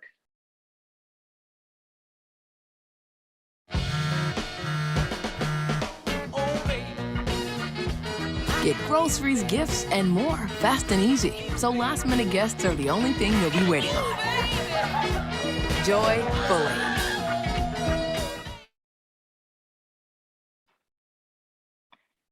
So I think we can all attest to those things. We have another spot that's about the bake sale, and a son saying to her mom, "We have a bake sale tomorrow," and she's like tomorrow, and like literally had that moment with my son even that week. It was so ironic. He's like, "We have a bake sale at school tomorrow." I'm like, "All right, how am I going to do this?" So I think, the delivery and the 2 hours or less certainly is one of the most signature ways that our customer uses us. But we also have scan and go. When they're in store, you can just scan your cart and check out and leave. Fuel savings, subscription benefits. And so the offering will only continue to grow, but seeing, as a very valuable resource for our time constrained, those that are also really focused on saving and making sure they're staying on their budget. I love it. Sign me up for putting groceries away, Yes. my plate any day of the week, right? Well, and people are creating really personal relationships, obviously, with those that are in their home. And there's, some very emotional stories of how, customers are really seeing those individuals as saviors and kind of extensions of their family and their help. So it's an awesome service. And again, we're such a human brand with the people that we have in our brand and the extensive communities that we're in with the people that work for Walmart. They see them as someone of their community, and that's just another way to extend that.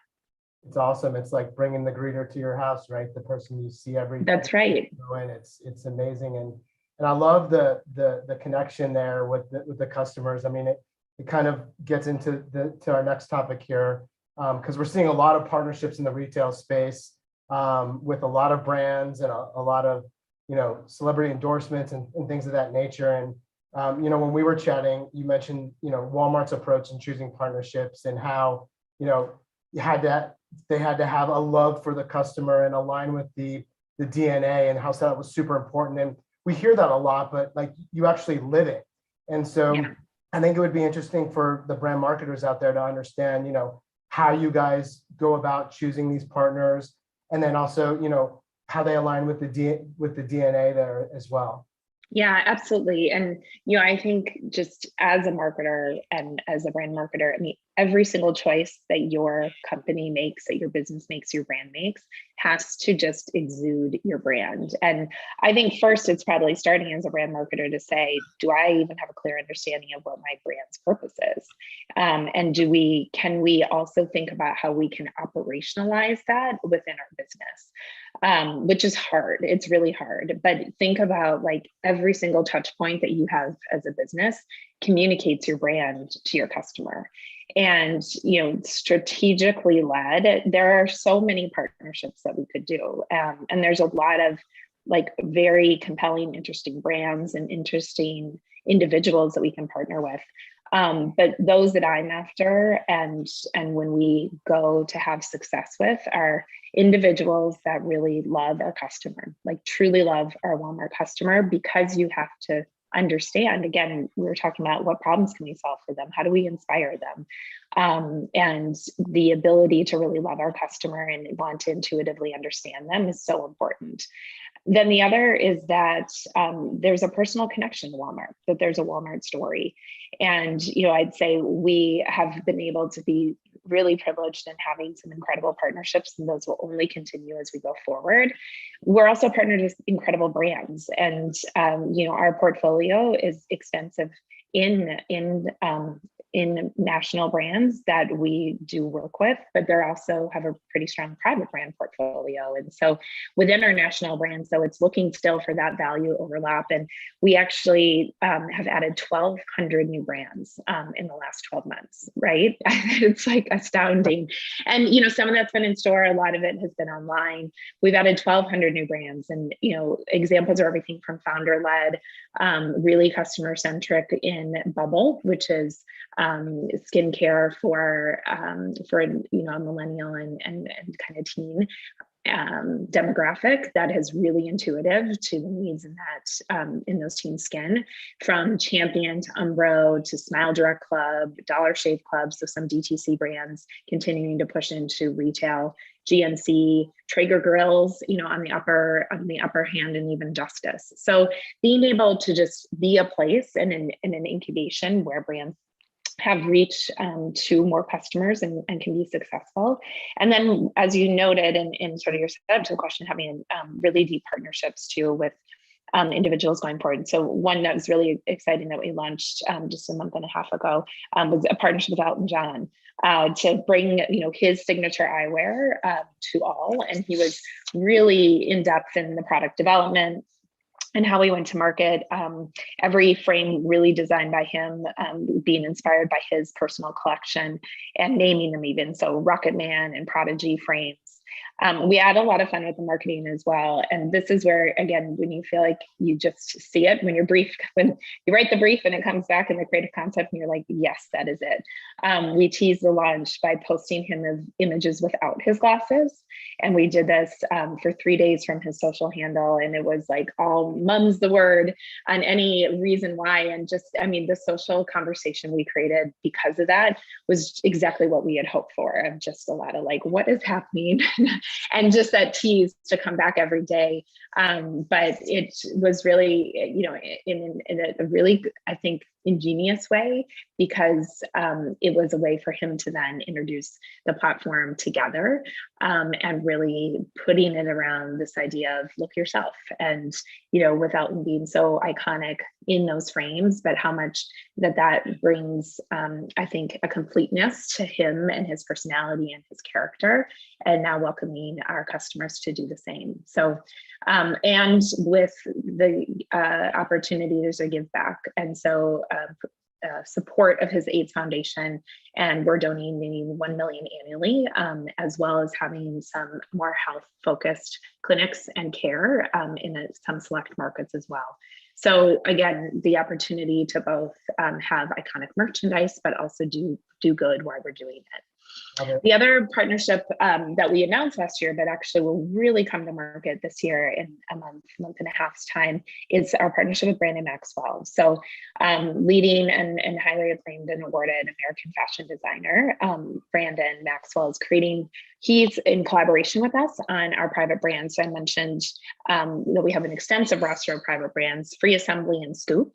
He'll serve as a creative director on, and his role there is to be creating the vision and the brand positioning with us, as well as the vision of how the brands come to life through creative, through activation, through image, look and feel, and of course through the clothing. So our first launch of that under his direction will be in February, and it's an incredible journey to work with him. And I will let him tell the story of kind of his why Walmart, but I think it perfectly exemplifies what I said: love our customer and personal connection and story to Walmart. So I'll let us play that video. It's about 2 minutes, but it'll keep you engaged the whole time.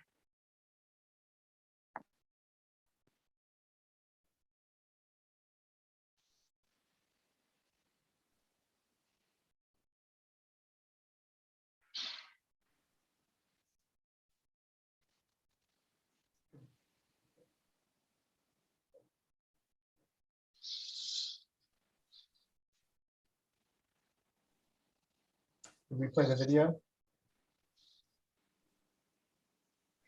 Hey guys, the video doesn't want to work. Okay, I'll summarize it, and I'm not sure how we recap the events. You can find it on Brandon Maxwell's social handle too.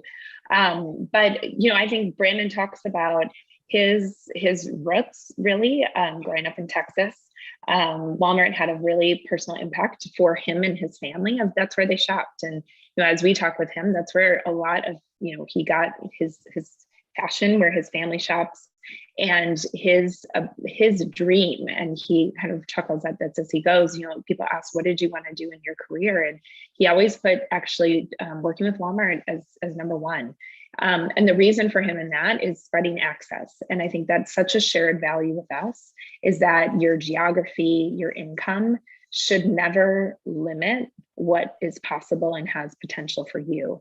And really, for him, putting how special fashion can make someone feel, that access to reach America through Walmart and with Walmart is a key underpinning of his motivation and his sort of why Walmart.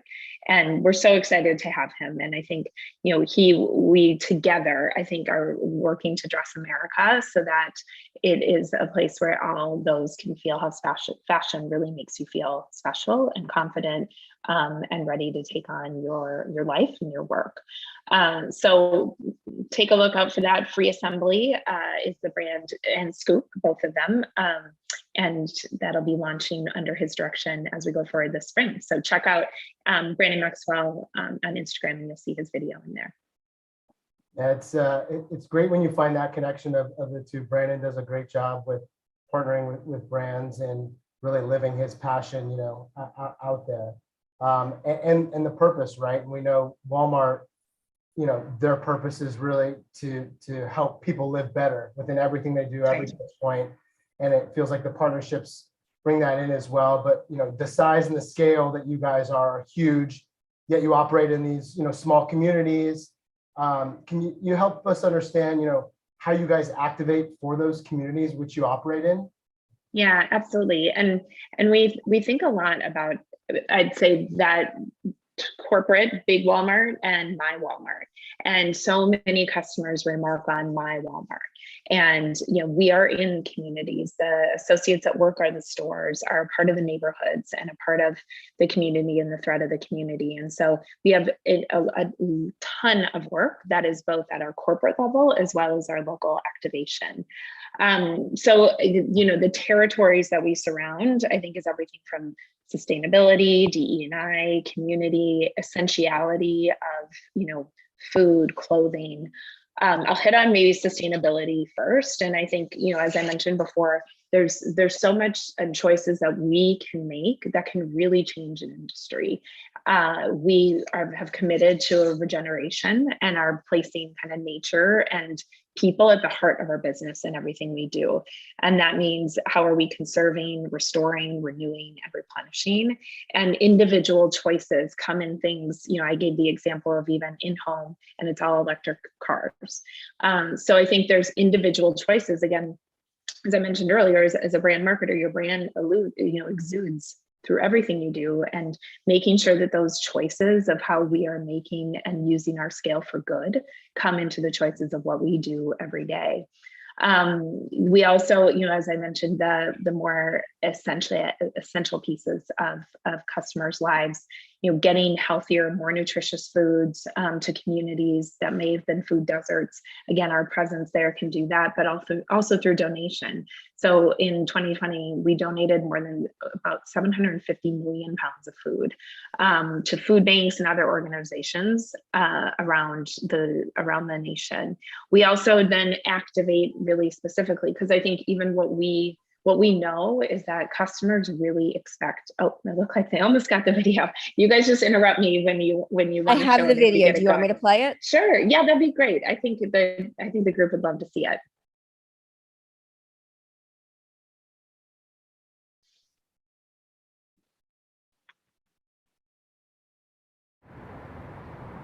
I feel people may wonder, why Walmart?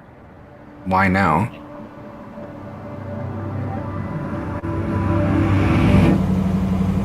I live in New York City. Brandon Maxwell is based in New York City. But every month I come back home. I'm from Longview, Texas, which is just a small town not far from the Louisiana border. In some ways, I would say my childhood wasn't unlike many others. Ready? Can you say hi? As I got deeper into creating and finding a world for myself, I was always aware how fortunate I was to always have my family's unconditional love and support. When I look at the common thread of my life from growing up in a small town, moving to New York, moving back to Texas, and moving back to New York again, it's that I've always been in search of a community that grounds me, that accepts me, and that I can give back to in the way that I know how. My role as creative director will be to oversee the collections from start to finish that live at Walmart.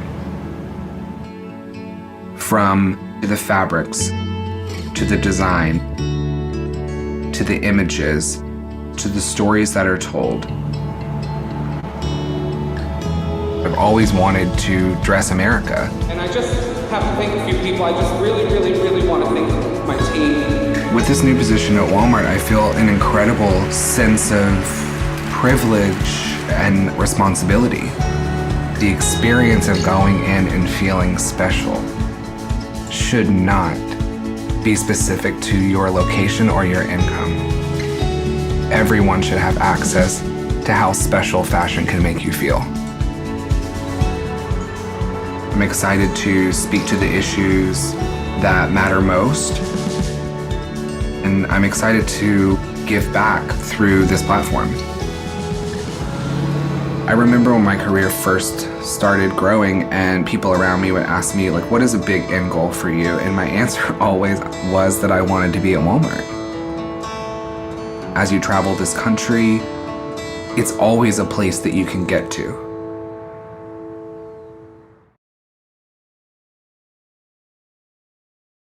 Yeah, so I think, I think better heard from him, as I can see in the chat, than me paraphrasing. So thanks to the team for getting that up and running. But yeah, I think to me that really embodies who we are with and why, and how important that connection to our customer is critical.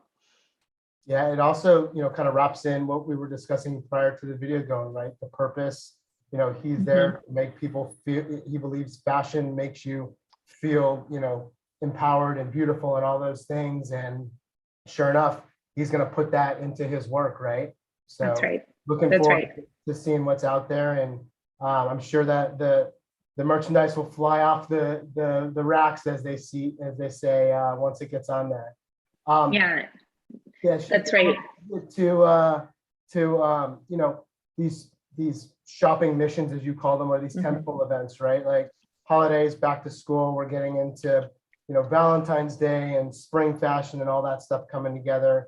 You had mentioned, you guys look at these events and you don't just do a brief, right? Like you get really deep into it and really get going. And there's some partners on the call. I'm sure they would love to hear how you look for different ways to really ante up that next tentpole and make it bigger, better, and really also bring it back to the purpose. So we'd love to hear a little bit on how you set the table there.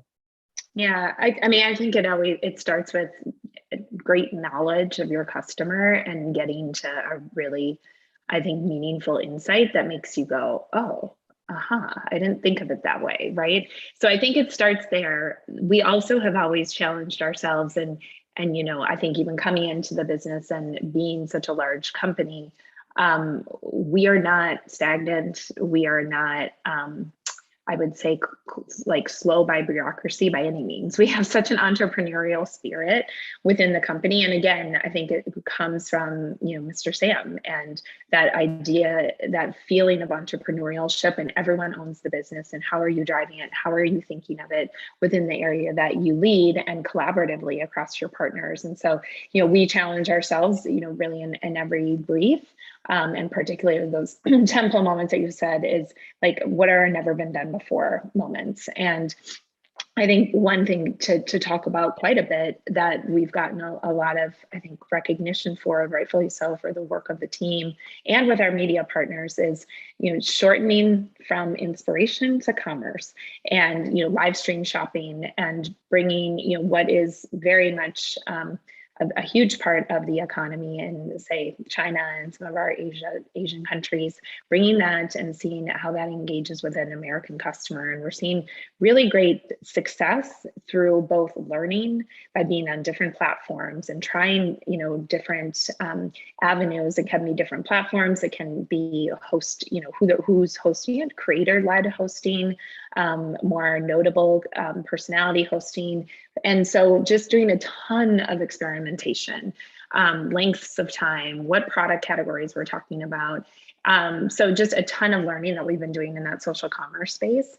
And it's everything from live stream, which probably feels like the more new and more innovative, but so much is, when you're in your social feed, how are we ensuring that we're bringing commerce in a really seamless way, and doing that across any touch point where a customer gets inspired to buy, that you can solve it in one click, right? Less than a click. So that we continue to experiment with. Also, what we call G-commerce, it's kind of grocery commerce, but we just announced a deeper partnership with Meredith. But the ability of the kind of like, what's for dinner tonight and how am I going to solve it? And, we talked about a lot of the ways where that last mile delivery, making it quicker, more convenient, more affordable. So think about all the way to the customer journey of like, what am I making for dinner tonight? Using a lot of the food platforms that the Meredith brands have, also looking at BuzzFeed, Tasty, Side Chef, So Yummy, and being able to really satisfy again what feels like essentiality, but hopefully inspired recipes. How do we then satisfy that really quickly with ways to buy food and commerce on food, add that to your basket and get it delivered to you? So just a lot of different ways that we're experimenting there. Again, it's all about like inspiration to commerce and shortening that journey. So I could be, finishing my lunch, ordering my dinner, having it in my fridge. That's right. Yeah, I don't know. Yeah, I'm proud. Hey, if you get the trust of an associate in your house, like I said, there is no end to the imagination. I mean, talk about solving for people's lives and making it better. Like, there's no better way than doing that every single night. Got a really interesting question from the audience here, and it's about the at home versus retail. And it's they want to understand like what challenges or differences you've come up with, from your brand experience to that at-home component, and how have they been able to kind of mesh the two together and keep that same, brand feeling? Yeah, so meaning when, in particular, the in-home delivery, like when someone's in your home delivering. Experience. Yeah, I think that's a great question. And I think it also speaks to the fact of like the way our brand continues to manifest itself by touch points. Like any media channel varies, right? You think about the store experience, the digital experience, our social like voice, and I think also then our associate.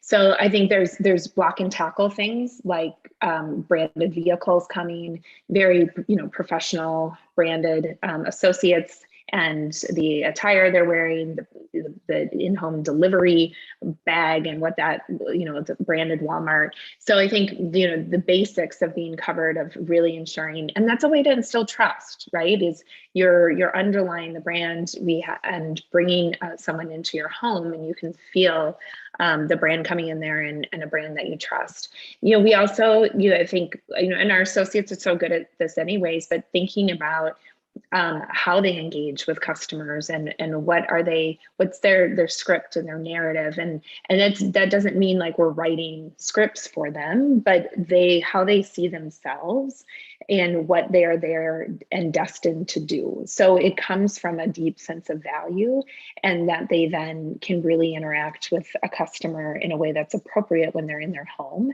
in a similar way that they would think about what's my value here of when I'm interacting with a customer when I'm in store. Yeah. But it's a great question, and I think it just always challenges us as marketers to again think how like every single touch point is a touch point for your brand, and how do you architect that so that you feel the brand through and through. Totally. It's just that customer centric mentality lives, in whatever, the moment you put on that jersey or that uniform, or clock in, or maybe it's just throughout the entire cycle of it. So it's really great to see. The title of the conversation is really around setting the table for 2022. So, what are you looking at? What are you focused on? What are your priorities? Predictions, that sort of stuff. Like, get out your crystal ball for 2022 and let us know what you foresee in the future. We won't hold you to it, but yeah. I mean, I think it'll continue to be just the blending of the physical with the digital. I often think about, I don't think of the expectations that we're up against for our customer exclusive to retail, right? I mean, I think customers' expectations get heightened by every single industry that they interact with. And so I think for us, it is, what I'd say our priorities is how are we and my team really, culturally combing knowledge and data and insights to really understand how our customers' expectations are shifting and changing, what are topical problems for them that we have the offering to solve for, and then, using that curiosity to bring it back into really thoughtful and strategic work. So when I think about what am I focused on, a lot of it can be how am I setting the pace and the level of curiosity and also behaviors for my team, because that's so important. And then, what are we looking at? As I said, I think it's so much of the blend of physical and digital. And, even, I guess I'll say I got an Oculus headset for Christmas, or my kids did. And like my mind was blown at the same time I wanted to throw up because it was such an odd experience. I can't play Rec Room that often, but I think I use that as an example of just like, we can experiment with AR and virtual environments so easily, and we're experimenting with that already, and I'll only see us continue to push in that. We did virtual dorm rooms for shopping around back to school. We're doing a virtual fitting room so you can try on clothes on, upload a photo of yourself to try it on for your body. Using AI for smarter substitutions. If unfortunately we're out of your favorite, pasta sauce, how can we understand which one through AI and your shopping patterns we'd fill in? So just continuing, I think those things will only up the ante so that it feels more flawless for customers to be satisfied, and that they really, again, feel like we are helping them have ease in how they shop and make sure that they walk away from every interaction impressed. I mean, I think, trying clothes on and like that's going to be the new norm here pretty soon, being able to virtually do it, see how it looks, see if you like it. And then, like you said, inspiration to purchase right there, right? Absolutely. Quick line to it. We see Sydney back. Sydney, how are you? Getting a hook. Doing great. Just giving you the look, but thank you guys so much for today. Absolutely love listening in. Thank you for taking the time out of your schedules, and have an awesome rest of your day, unless you have any final notes. Just thanks for having us, and hope everybody has a great day. This was great. Thank you, and looking forward to the rest of the programming today. Thanks. Right. Thank you both so much. Have a good one. Bye. Bye. Okay, up next, we have Janet Lee, the head of mobile marketing from Samsung, who she's going to be talking with Nick Chitani from AdTheorent. He is the SVP of National Sales. I think you are both on, but we will see. We'll get you loaded. Give them a sec. Hi, Nick. How you doing? I'm doing great. How are you? Can you hear me? I can hear you perfect. Excellent. Hello, Janet. Hi. How are you? Good. How are you? Good to see you. Good to see you too. Hi, Nick. How are you? Doing well. How are you, Janet? I got really nervous in the morning because I've been having connection issues. So I had to talk to my IT person. I was like, well, this is the perfect day to be having this problem, but all good now. Excellent. Glad you're with us. Awesome. I'll throw it over to you both and you could get started. Wonderful. Sydney, thank you. Welcome everybody to this session of the Brand Innovators webinar series. As Sydney mentioned, my name is Nick Chitani. I work alongside 304 amazing colleagues at AdTheorent. and I specifically lead the sales efforts there. With us today is our friend Janet Lee from Samsung. Janet is the Vice President and Mobile Chief Marketing Officer, Head of Mobile Marketing for Samsung. So before we dive into our conversation, Janet, can you tell us a little bit about your role at Samsung? Right. So we are based in Dallas. I head up mobile marketing, and that our R&R includes product marketing, media, creative services, PR, partnership and influencer marketing, B2B, B2C. So that's what my team and I do. We do everything, all things marketing for mobile business. Wonderful. Thank you for that. And we want to kick things off by taking a look back very recently into 2021. We were still in a pandemic year, and it culminated into the holiday shopping season. The report cards are in, and consumer spending was up by 8.5% last year. So let's talk about that a little bit as it relates to Samsung. What are some key takeaways and learnings that you implemented in your 2021 marketing strategies? And also, how did you adapt your media strategies and touch points with changes in consumer path to purchase over the past 2 years during the pandemic? Mm-hmm. So my team and I have been launching products, driving marketing to support our business for the past 2 years. During, from the start of pandemic in 2020, I may get the years wrong because I've kind of lost track of time. But so what we focused on was really trying to understand the consumer sentiment. This is a whole new world, right? We've never dealt with anything like this before. So the first holiday after the onset of the pandemic in 2020 holiday, we focused a lot on how people would feel going into holiday shopping season. Will they be spending more, spending less? And we segmented the consumer universe based on based on consumer research, their attitude towards spending during holiday. So there were people, and we wanted to understand the psychology also, right? There are a lot of things people had to cancel and were not able to do because of the pandemic. So we knew that there's going to be a fair amount of compensation, emotional compensation for all the things that they missed. So we knew that there will be for sure a segment of consumers who will be spending more than they had planned. And then also there was more discretionary spending because they had to cancel trips, all the things where they were planning to spend but didn't spend. So we looked at all these things. And then year two, it was even more puzzling because we thought it was going away. And beginning of 2021, we saw a lot of people, going out and congregating in anticipation of the pandemic kind of waning down. And then there was another wave and then another wave. So it was harder for us to predict actually in year two what people would be thinking. But we knew that just as a matter of habit, consumers getting into earlier shopping, and then obviously a lot, shift to online shopping, which was the movement even prior to the pandemic, but we knew that that was going to be accelerated. So those are the things we focused on.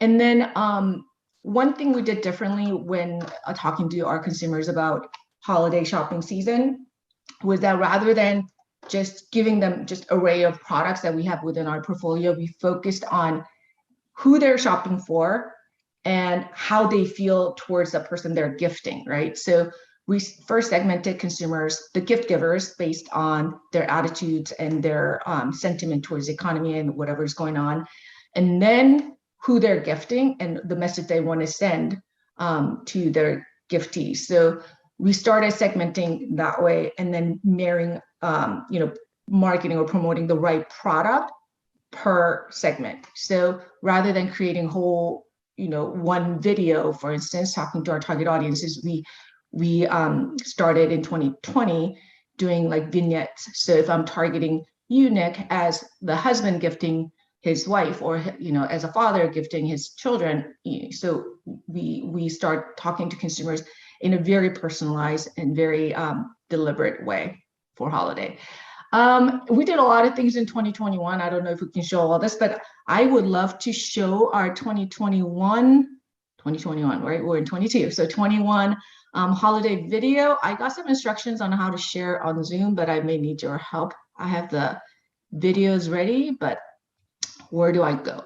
Go to, I'm used to WebEx. We're WebEx people at Samsung. So I can share the video for you. Yeah. Can I send you, because I think we worked the videos a little bit. So let me just send you, sorry about this. Let me send you the link for the holiday videos. There are 2 30-second videos. And who am I emailing to? Is it Amanda at Brand Innovators? Yep. Oops, sorry.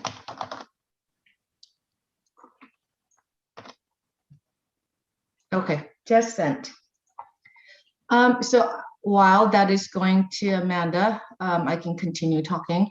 So another thing we did in 2021, I mean, I don't want to say that we're doing completely different marketing due to the pandemic.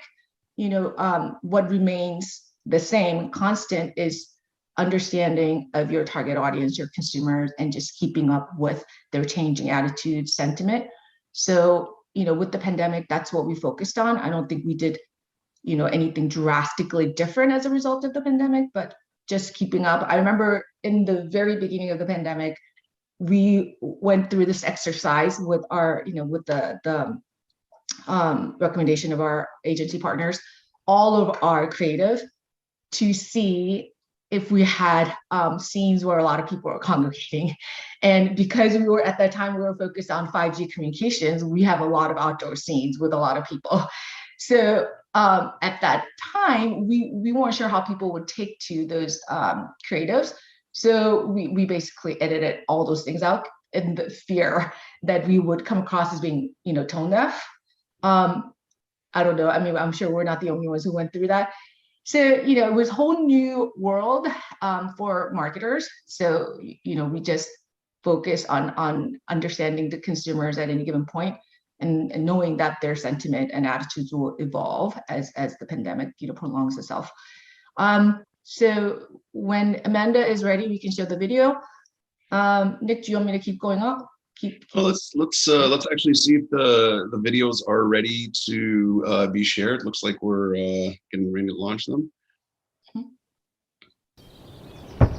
Yo. Ari, wake up. I'm awake. Don't sleep on this sick gift. It even come gift wrap. Been seen with a super fresh screen, ultra large, cause you in charge. Leaving them in the with pieces you draw. Designs on an ultra large screen can't be lacking. Thanks the rinse, it came with gift wrapping. Seriously, best gift ever. Gifts with clout speak for themselves. That is so cool. And there's one more, if you guys are interested in watching that one. Yeah, let's play the next one.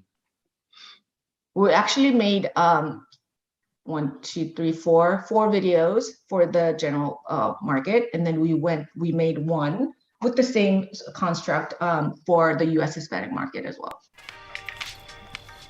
I feel like it's missing something. Baby, I got you the ultimate statement piece. Oh my God, what?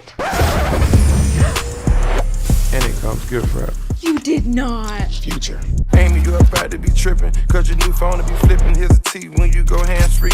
You get more sick pics off your outfits and kicks. Fashion is your passion and you the main attraction. See, you already blown up. Gifts with clout speak for themselves. So cool. Very, Yes, very, very catchy. Awesome partnership with Future. He was awesome. So he has a lot of I guess there's like an aura about him. He had big presence. Very, very cool. So it was a treat working with him. And as you can see, we have very specific. So the first one was the parents gifting their college daughter who's a college student. And then the second one was boyfriend gifting his girlfriend a flip phone, our Galaxy Z Flip 3. So very specific, right? Who's giving and who's receiving. Yeah. That's that's so cool to see, and it's very, very cool to hear about the more personalized approach with the different audience segments and the different mindsets that they're in regards to the gift giving. I love watching commercials. I think I'm in the right industry if I love watching commercials. So that was such a treat for you to share. Can you talk a little bit about the measurements for success for that marketing efforts? Were you looking at conversions, clicks, overall return on advertising spend? How did that perform? So compared to our more traditional approach to holiday campaign, when we started, with this new strategic framework, looking at the gift givers and then looking at the gift receiver. So we double segmented, right? So we know performance much better. It's more relevant, obviously, to the target audience, and so they've been performing better. We know, and the product that get highlighted, they sell quite well. And the idea was, depending on who you're giving to, and depending on your budget and your outlook of the economy, you will set the price range, and then depending on who you're giving. So I think that approach has been working nicely for us going on. So we've done that for past 2 years, and performance much better. And we're trying to, at the end of the day, Nick, marketing is all about simplifying and facilitating purchase decision-making, right?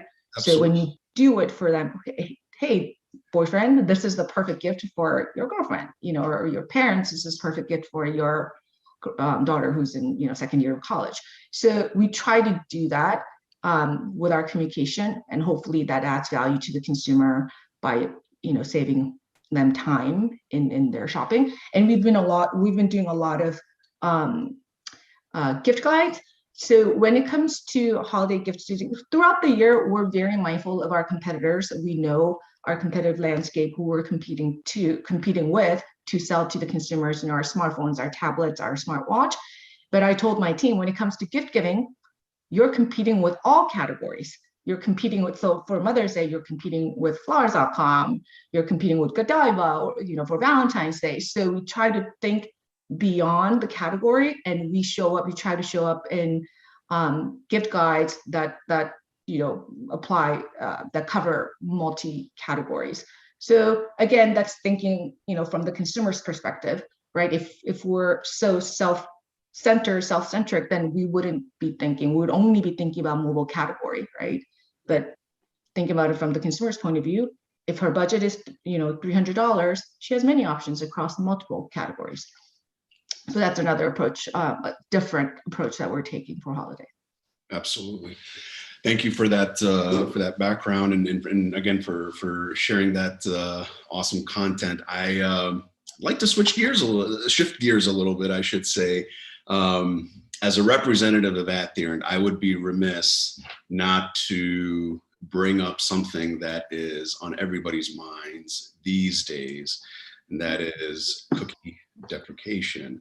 Mm-hmm. So I wanted to get your perspective and talk a little bit about what Samsung is doing, what steps, if any, you are taking to adapt your digital advertising efforts to a cookieless future, and more specifically tackling those issues in the mobile space. So every panel, on every panel, this question comes up. So I'll give you my personal point of view. So programmatic media is very good in that it serves two purposes, right? One is targeting who you're targeting, why you're targeting, right? And especially when you have a big budget like I do, and you want to tell people that you're making smart decisions in reaching your audience with that money, that programmatic media provides that rationale. Oh, we're going to target, these people who visited these relevant websites, right? And then also you can track your ad dollar efficiency. Okay, I was able to, get to, I don't know, 30 cents per complete video view. So serves two purposes. Where marketing before, if you think about traditional media, it was hard to explain, right?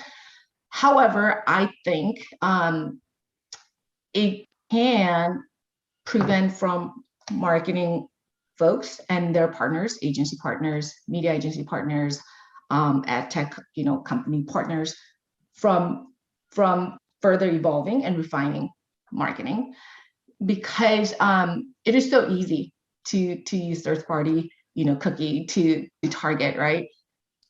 What we're forgetting is that it doesn't give you a holistic picture. I know somebody who was planning a wedding, visited some relevant websites, broke off the engagement, and was getting targeted for all wedding related stuff for a whole year. Imagine that, right? Yeah. and a bunch of people who were, I don't know, visiting some travel websites because they're going to go to Cancun, and then they cancel the trip, yet they're getting targeted for all travel related marketing, right? Yeah. So that happens because third-party cookie and just tracking people's movement from one website to the next doesn't give you a holistic picture, right?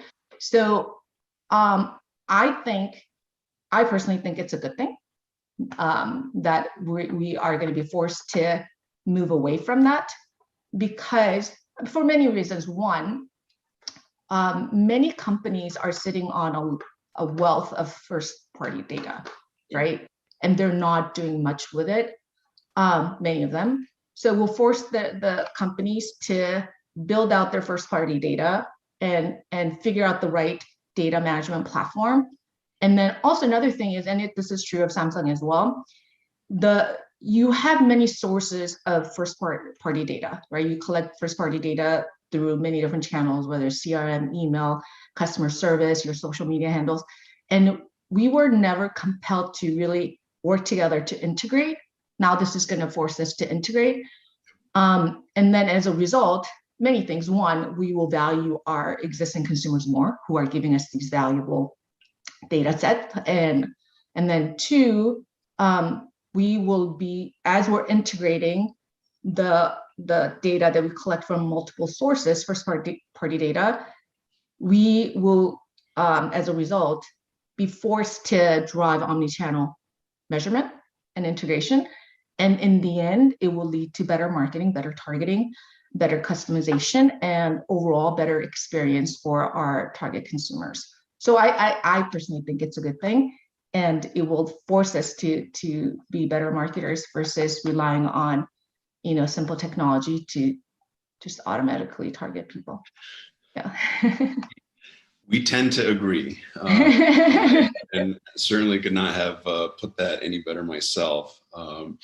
Yeah, I think there, to your point, there's a wealth of more valuable data that's out there from a 1P perspective, coupled with some of the emerging technologies, allows for marketers such as yourself to be able to look at and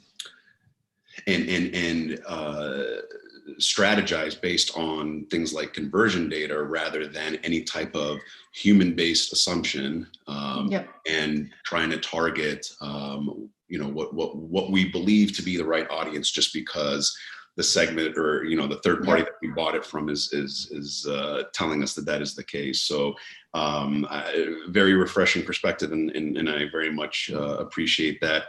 Okay, so we talked a little bit about last year. We talked a little bit about what's on everybody's mind these days.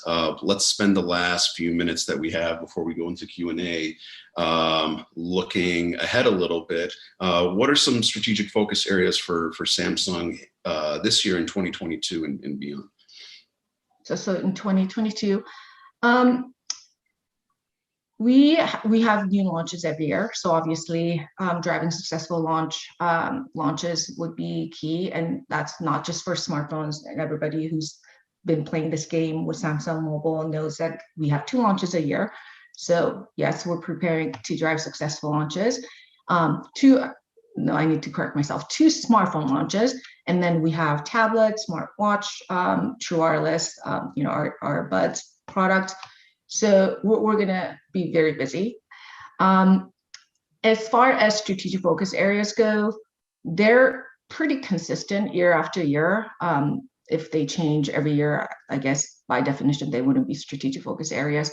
So one, this is not unique to us, but driving relevance with that younger audience, the Gen Zs and the younger millennials. That's key, and that's been a focus area for some time now.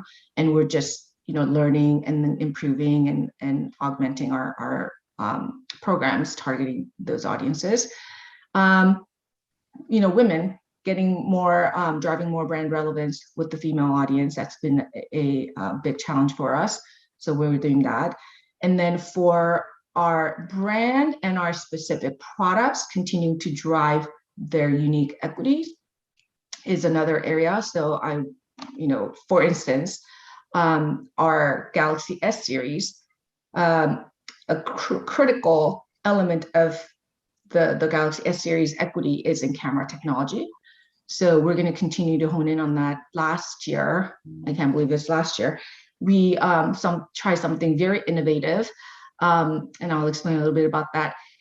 We've been talking about really focusing on camera communication for our S launch. So every year, first quarter, we launch a new S series model, and starting with S9 in 2017, when I first joined Samsung, we really focused on camera because we knew that for that audience, that was a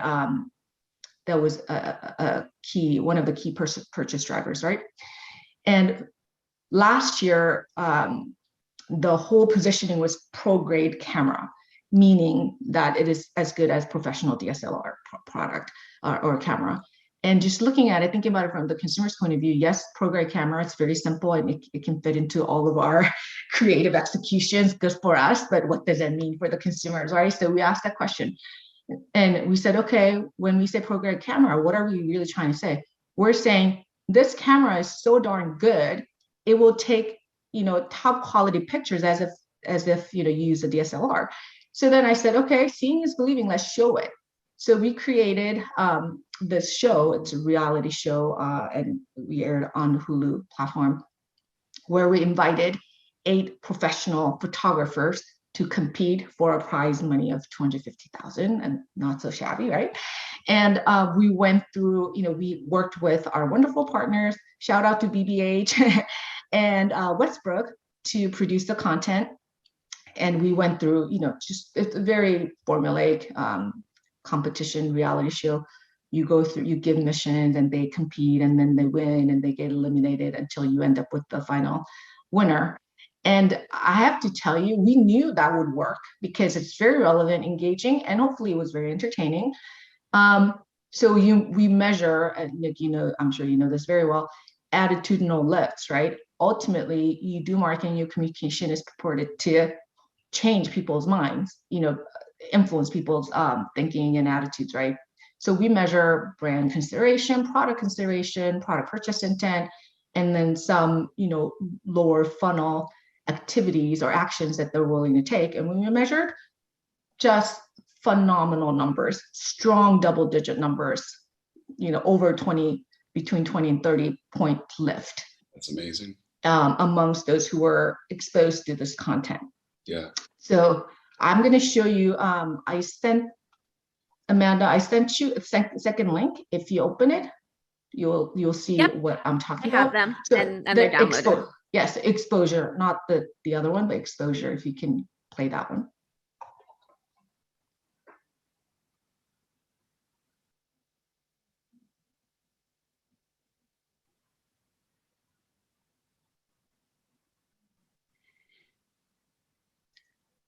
All right.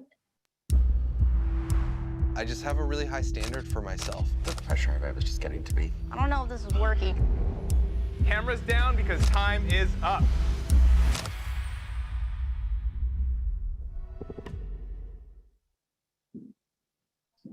That was very short. But yeah. Wow. Yeah, so and we were among top 75 shows during that premiere week. We premiered the week of April 26th, and Hulu, if you can believe it, I think if I remember correctly, they have over 80,000 unscripted IPs contents. So, you know, coming among top 75, it's not bad at all, right? So we're very pleased, and we had designed custom study to track the efficacy of the program, and we saw amazing numbers, right? So yeah. That's awesome, and thank you for sharing that.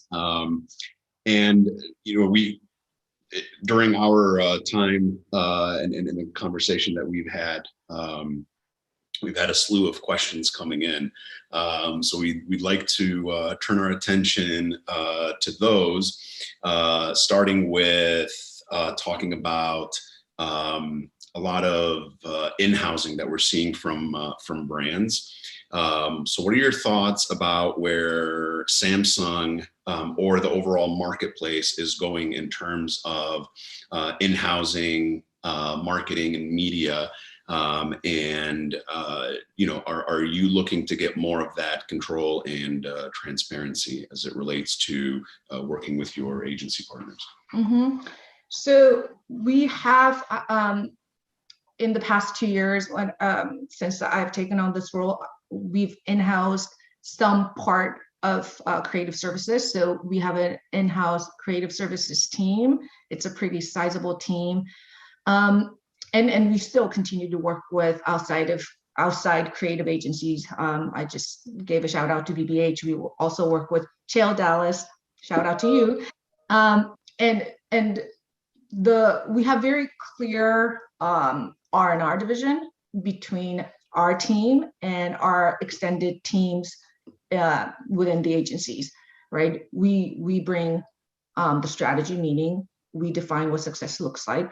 We give clear, idea of what our objectives are, what we're trying to accomplish, and then we set the boundaries on budget, timeline, and that's how we work. I am a big proponent of having that function in-house, because what ends up happening when you don't have, and again, different setup works for different companies, different organizations, but for us, because of the scale that we have for our organization, we can't put everything in one creative house, and in order to keep track of everything and make sure that we also build, institutional knowledge, and we drive clarity, and we coordinate, we need to have an in-house team. So my team, our creative services team, does all the project management, manages the budget, and also we work closely with our headquarters, our Suwon office in Korea.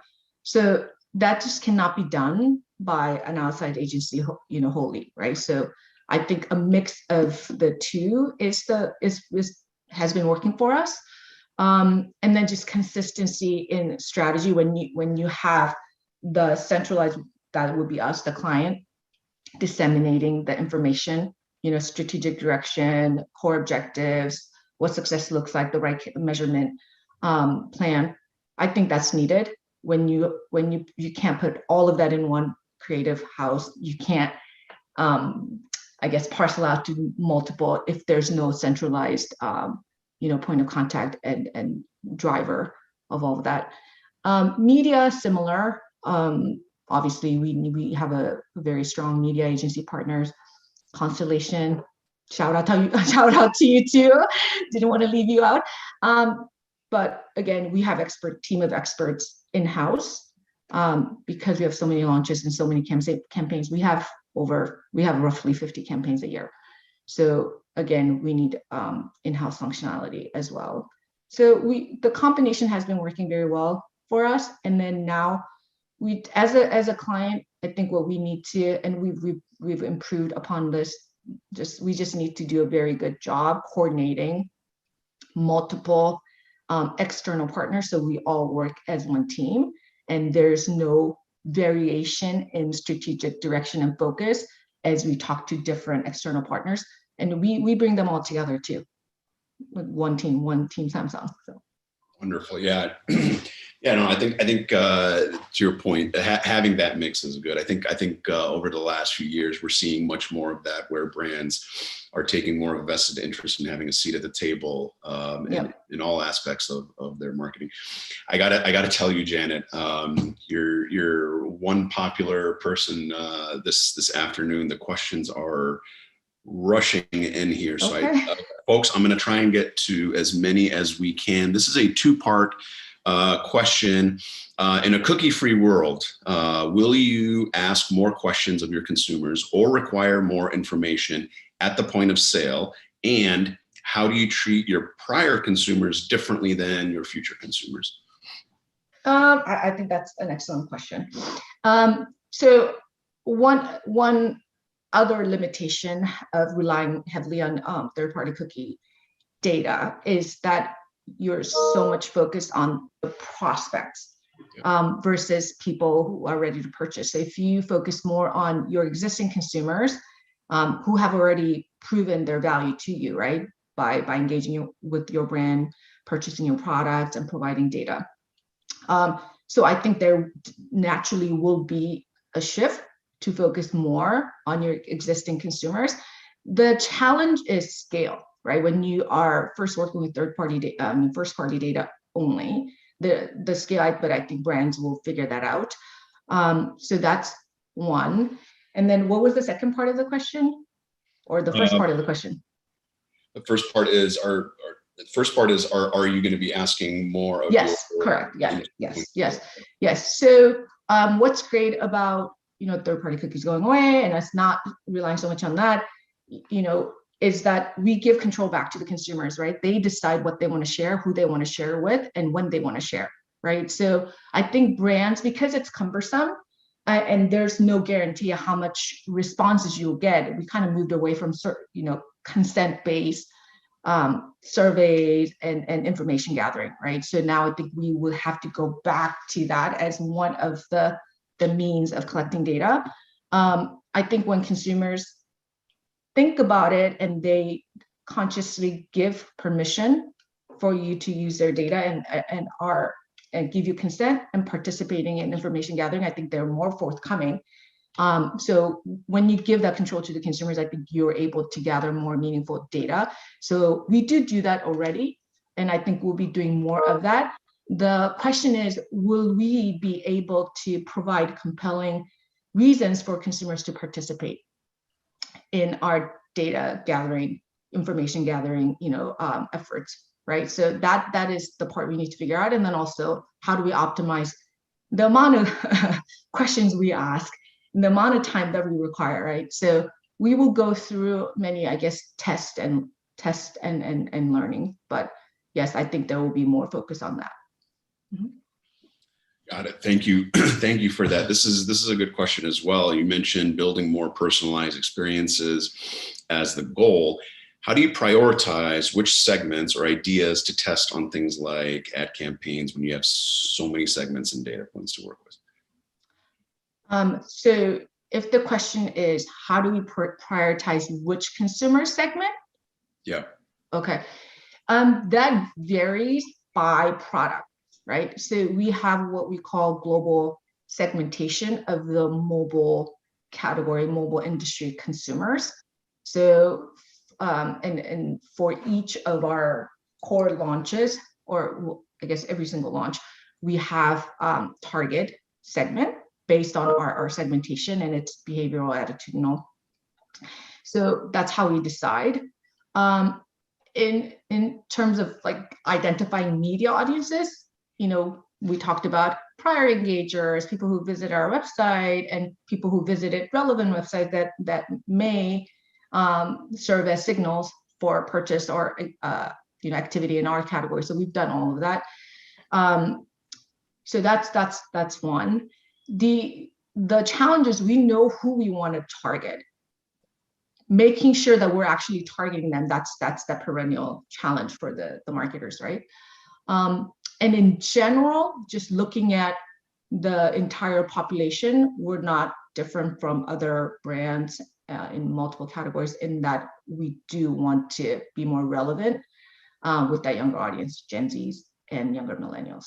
So we do prioritize, and no offense to other demographic segments, it's just the size. I remember, I don't want to date myself, but I remember when I was in beauty, all the rage was the baby boomers, right? So that changes, the focus changes. That's just an economic, decision. Gen Zs. I wonder what we're going to call the next generation. Gen Alpha. Got it. Then we just start from there. Okay, interesting question here. Trying to make sense of it. Are you, so I hope I do this question some justice here. Are you aligning the Samsung brand with sports content? And if so, are you looking at going beyond more traditional sporting events, looking at things like Ironman and triathlons and so on and so forth?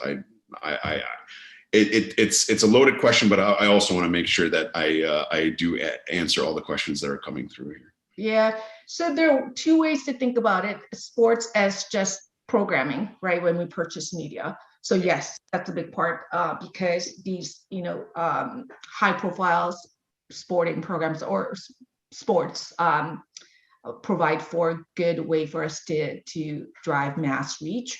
So Super Bowl, March Madness, the Olympics, yes, we're regulars and regular advertiser during those programs. If you're talking about sponsorship and really trying to make that connection via passion sports, triathlon as a passion point, I have to say we haven't really considered. It's been so much more focused on media opportunities. But yes, we would look into that if there's compelling reason. We looked at during the pandemic, like Peloton, that became a passion point, right? So we look for opportunities like that. But wherever we see a growing trend in relevance, and whether it's sports, gaming, fashion, beauty, if there's growing relevance with our target audience, we're game. Yeah. Before we end, I want an opportunity to show one last video. Amanda, you have it. So since we're talking a lot about Gen Zs, we had created this content specifically targeting Gen Zs. And this was made for social. So social first content that we made. Flip, fold, snap, clack, touch, screen, sleek, black, flip, phone, who this? So long to that whack phone, now work, get your clack on, she back, missed you bunches, that's right, my phone can do crunches. Girl, I don't click, I clack, when I talk that smack, they know once I clack, that phone I don't call back. It's sassy and it's bold, we clack and take control, now let your world unfold. Time to unfold your phone, that's all. That is so cool. Yeah, so we made that music video. So the objective was to drive mass awareness of our Galaxy Z Flip 3 device with the Gen Z, the younger millennials. And we didn't want it to feel like another, advertisement, another TVC. So we focused on driving mass awareness and desirability through very engaging and entertaining content. And we did very well with that piece of creative. The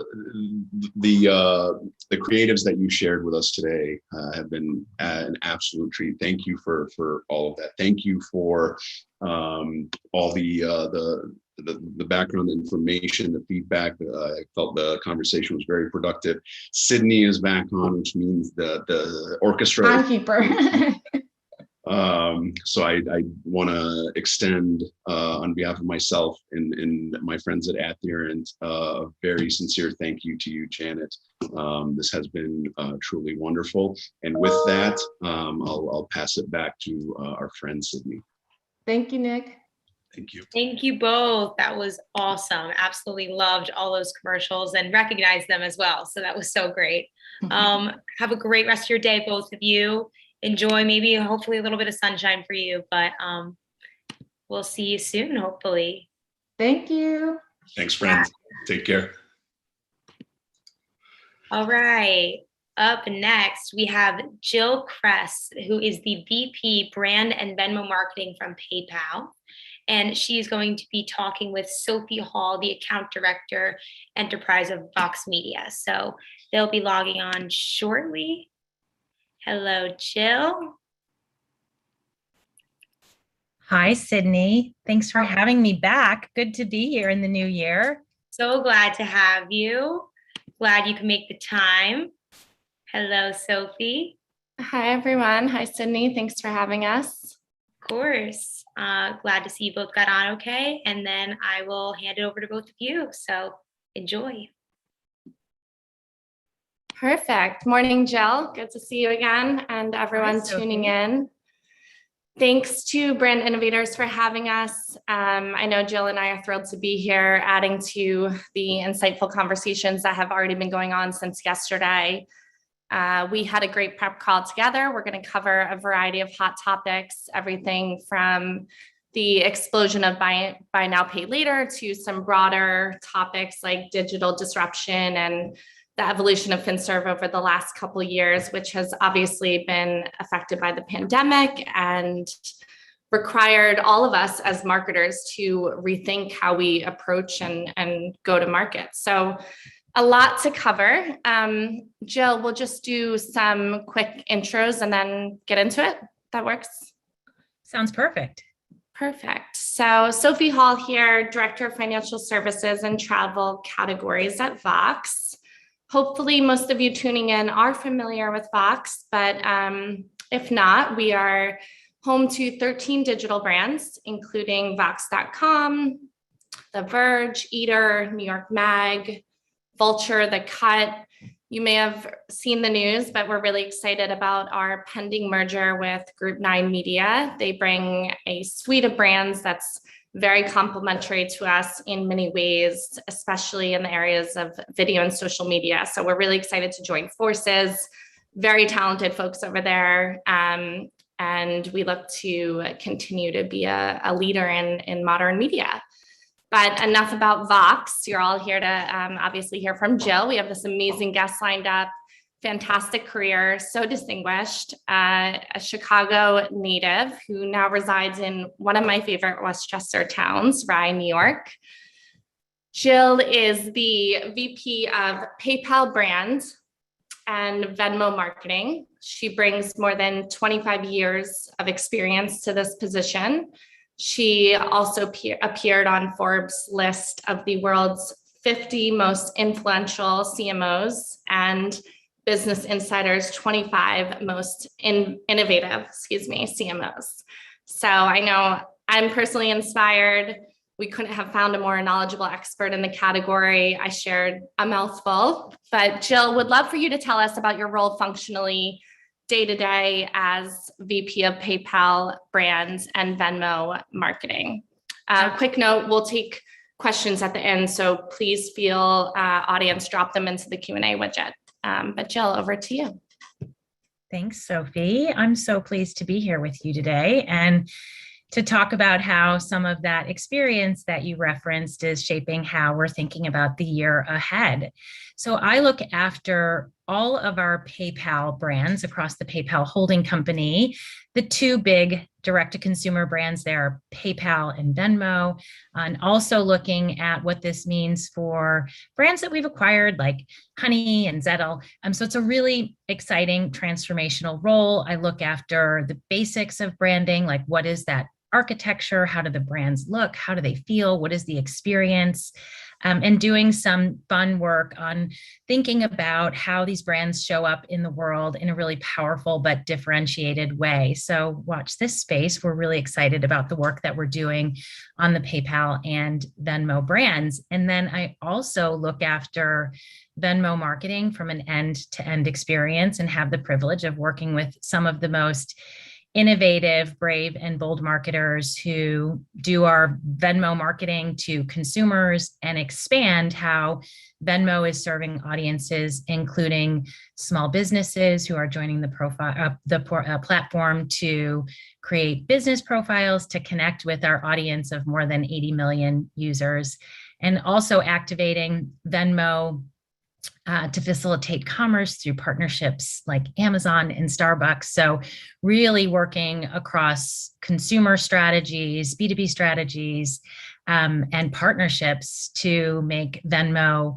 an even more relevant brand and building on its core capabilities of facilitating payments that we all love, and being able to pay people back in a way that it has taken the awkward nature out of asking someone for money through Venmo, but to really take that experience and bring it to life in commerce situations as well. So we like to think about our apps as apps that power peer-to-peer payments and commerce. So Great. that's some specifics about the teams that I lead at PayPal. And PayPal is a global brand, so we have relationships with over 400 million consumers around the world. And so, understanding what's on the hearts and minds of those consumers and thinking about trends, and that informs lots of the work that we do on some of our new product solutions that we can talk about as well. Great, thank you. That is a big role you have over there. Thank you for sharing and sharing a little bit more about your roles and responsibilities. As you shared already, and we touched on, you spent a number of years at MasterCard overseeing global consumer strategy, and now you're at PayPal in this massive role. As more traditional payment networks compete for share of wallet, which we're seeing all over, what excites you about the evolution of your business into areas such as buy now, pay later that will continue to keep PayPal and Venmo ahead of the competition, especially into 2022? Yeah, one of the great things about doing this work at PayPal is that I get to collaborate with some of the folks that I worked so closely with at MasterCard. PayPal very much is a platform that believes in the power of choice. And we work with the networks, MasterCard, Visa, American Express, Discover, as well as with banks around the world. And one of the things that has really been core to how we've been able to grow and drive user loyalty is the choice that they have. So consumers can load their PayPal app through connecting that to MasterCard products, Visa products, American Express, connecting directly with the banks. So we collaborate closely. And I think the thing that is appealing to the providers of these services, you mentioned buy now, pay later, installments, is connecting consumers to commerce. And the role that we have to activate our two-sided networks and to really lean into our roots to understand what are those jobs that consumers are looking to be done. And the launch of buy now, pay later, or pay in four, as we call it at PayPal, for equal installments, really gets to our mission to democratize financial services, to make money easier, to make it more accessible. And I think we have seen a lot of growth in this category overall, specific to installments, because of the transparency that it provides to the consumer. They can really think about a specific purchase and how they're going to parcel that out over those installments. In our case, it's pay in four. And it really has allowed them financial flexibility. So I think, you see a lot of focus on this particular solution because it's doing a really powerful job for consumers, not only in the US, but around the world, in making commerce just better, easier. And in our case, we always focus on how secure it is. And it really is a global opportunity. We have launched Pay in four in the US, in the UK, Italy, Spain, Australia. And so this demand for flexibility, for transparency, clarity on the fees associated with it, I think makes it a really appealing way to start to build meaningful relationships with consumers. And for PayPal, what I think differentiates us is that It is a core part of our app. So our kind of new PayPal app, which provides an all-in-one place for consumer to make their financial lives a bit easier. Yeah, we'll definitely dive into the PayPal app and more. I know that was an exciting launch, especially this year. But staying on topic of and digging a little bit more into this paying for and buy now, pay later space. And I know you touch on consumer choice as a unique value prop to your consumers and your audience. But obviously, and as you were just saying, PayPal is already one of the top 3 players globally in the space. Since launch, I believe your CEO quoted the company processing over 5.4 billion in total payment volume. So that's a significant number, 5.4 billion. I'm sure you have even more aggressive goals for 2022. And obviously it's a hot environment, as you just talked about and confirmed, surge of new players in the space. How important of a role will paying for and buy now, pay later in general continue to play in your 2022 growth strategy? You will see a lot of focus on paying for. It is something that our consumers are really using often. We have over 9.5 million consumers who have represented that volume that you talked about. So 9.5 million consumers who have done over 33 million transactions. One of the really exciting things is that we see over 50% of those who have tried our buy now, pay later, pay in 4 solution are coming back to it. So again, I think it gets back to some of those things that we talked about, which is transparency, security, and the flexibility. So as we look at the role of these types of solutions for consumers, it really gets at our passion for understanding what are the jobs that we do for consumers. And so thinking about moments in time, last summer, as we were launching this installment solution in markets around the world, we did some research with Gen Z to get a sense of what was on their minds and how they were thinking about using a solution like Pay in 4. And I guess, everything that's old is new again. Last summer, it was all about getting back into the world. And 60% of those Gen Z consumers that we talked to were most excited about getting back out. So I think we're all kind of revisiting that in the spirit of, these sentiments in the new normal and everything that we're looking forward to. So in that particular moment, we focused on what were the moments, what was going to happen when people got back into in-person environments. And some of the things that these users that we talked to wanted to do were celebrate birthdays with friends and family in person environments. Mm-hmm. They wanted to travel and not just get back out into the world, but to travel again with friends and families. And no surprise, they wanted to go on dates. I think one of the big trends that we'll talk about as we go into 2022 is the fact that humans around the world are craving connection and intimacy. And so we got into the why behind, what a product like this would power for consumers. But then there were also real challenges that our users were facing as it related to their financial flexibility. So we understood that 40+% of consumers had delayed purchases during COVID due to sensitivity about financial stability, and over 58% had seen a decrease in income. And so understanding the head and heart element of what they wanted to do, but some of the relationships that they were having with their own financial constraints was kind of at the heart of how we thought about, marketing this program and how we think about dusting off those insights and refreshing those with our audiences around the world so that we can continue to provide that flexibility and offer Pay in 4 for consumers who have delayed purchases, who have prioritized those experiences or purchases that really represent how they want to experience this kind of new phase of normal that we continue to enter into.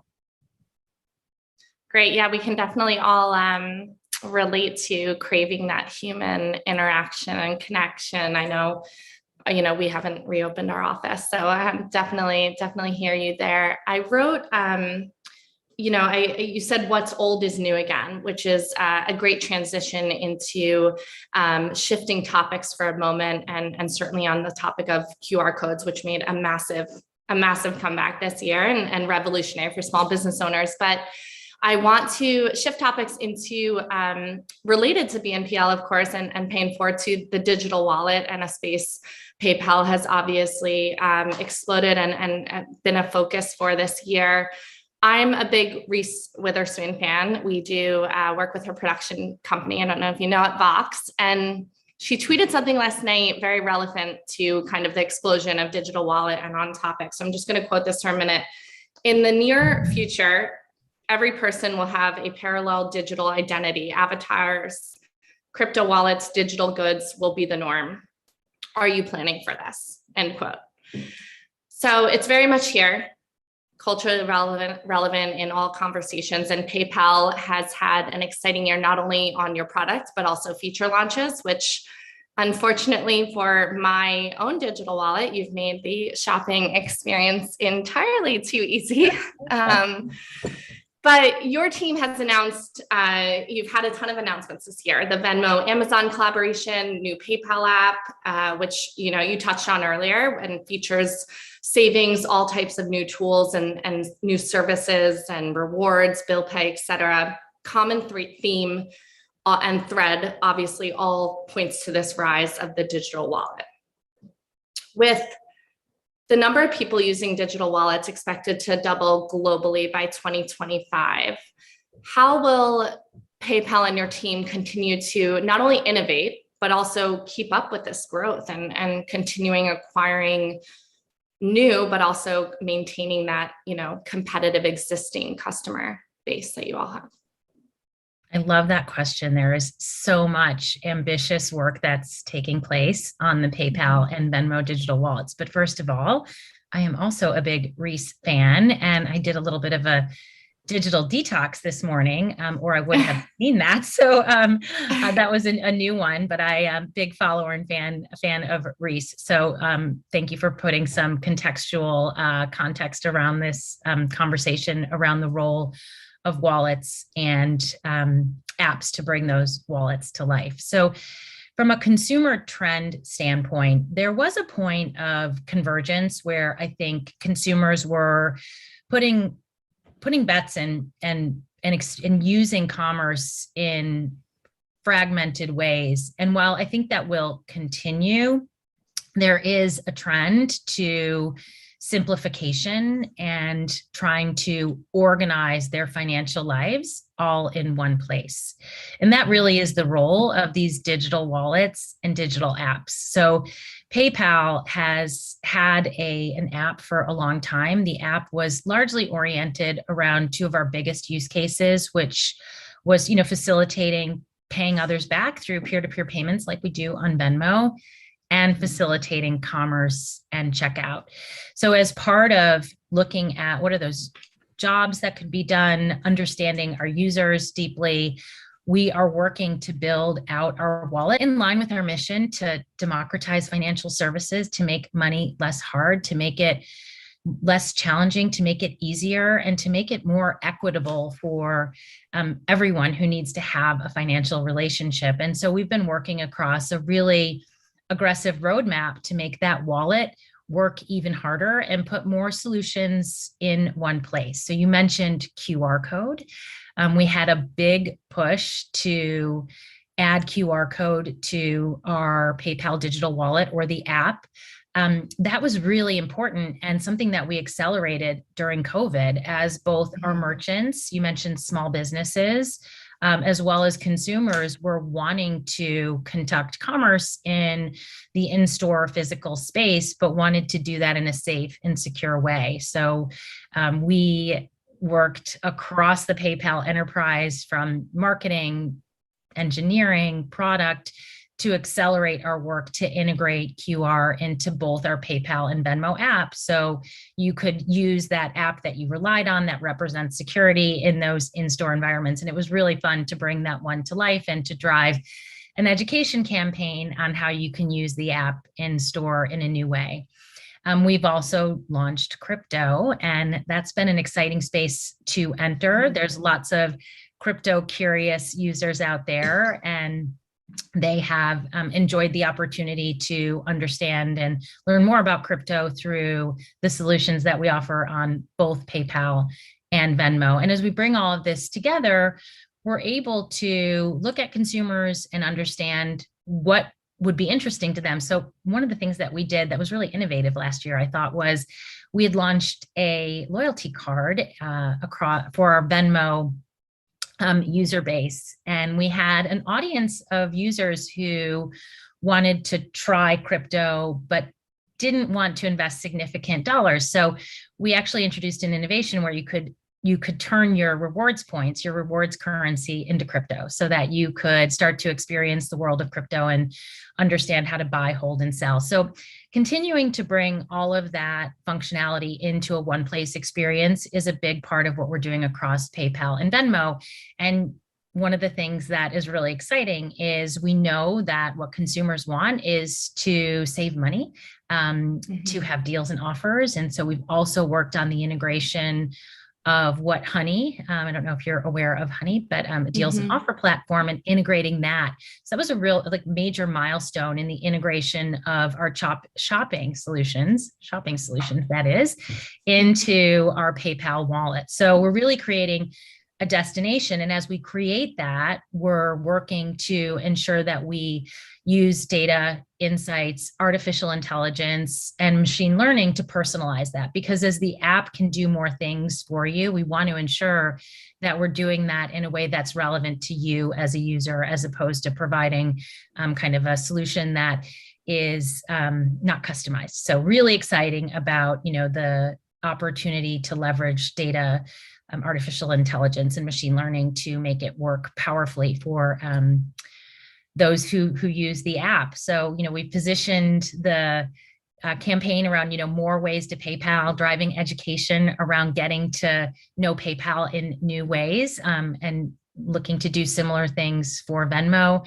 We've recently announced the launch of a savings product. So not saving on shopping, but actually saving money. And so we're partnering with Synchrony Financial on that, so we can provide competitive interest rates.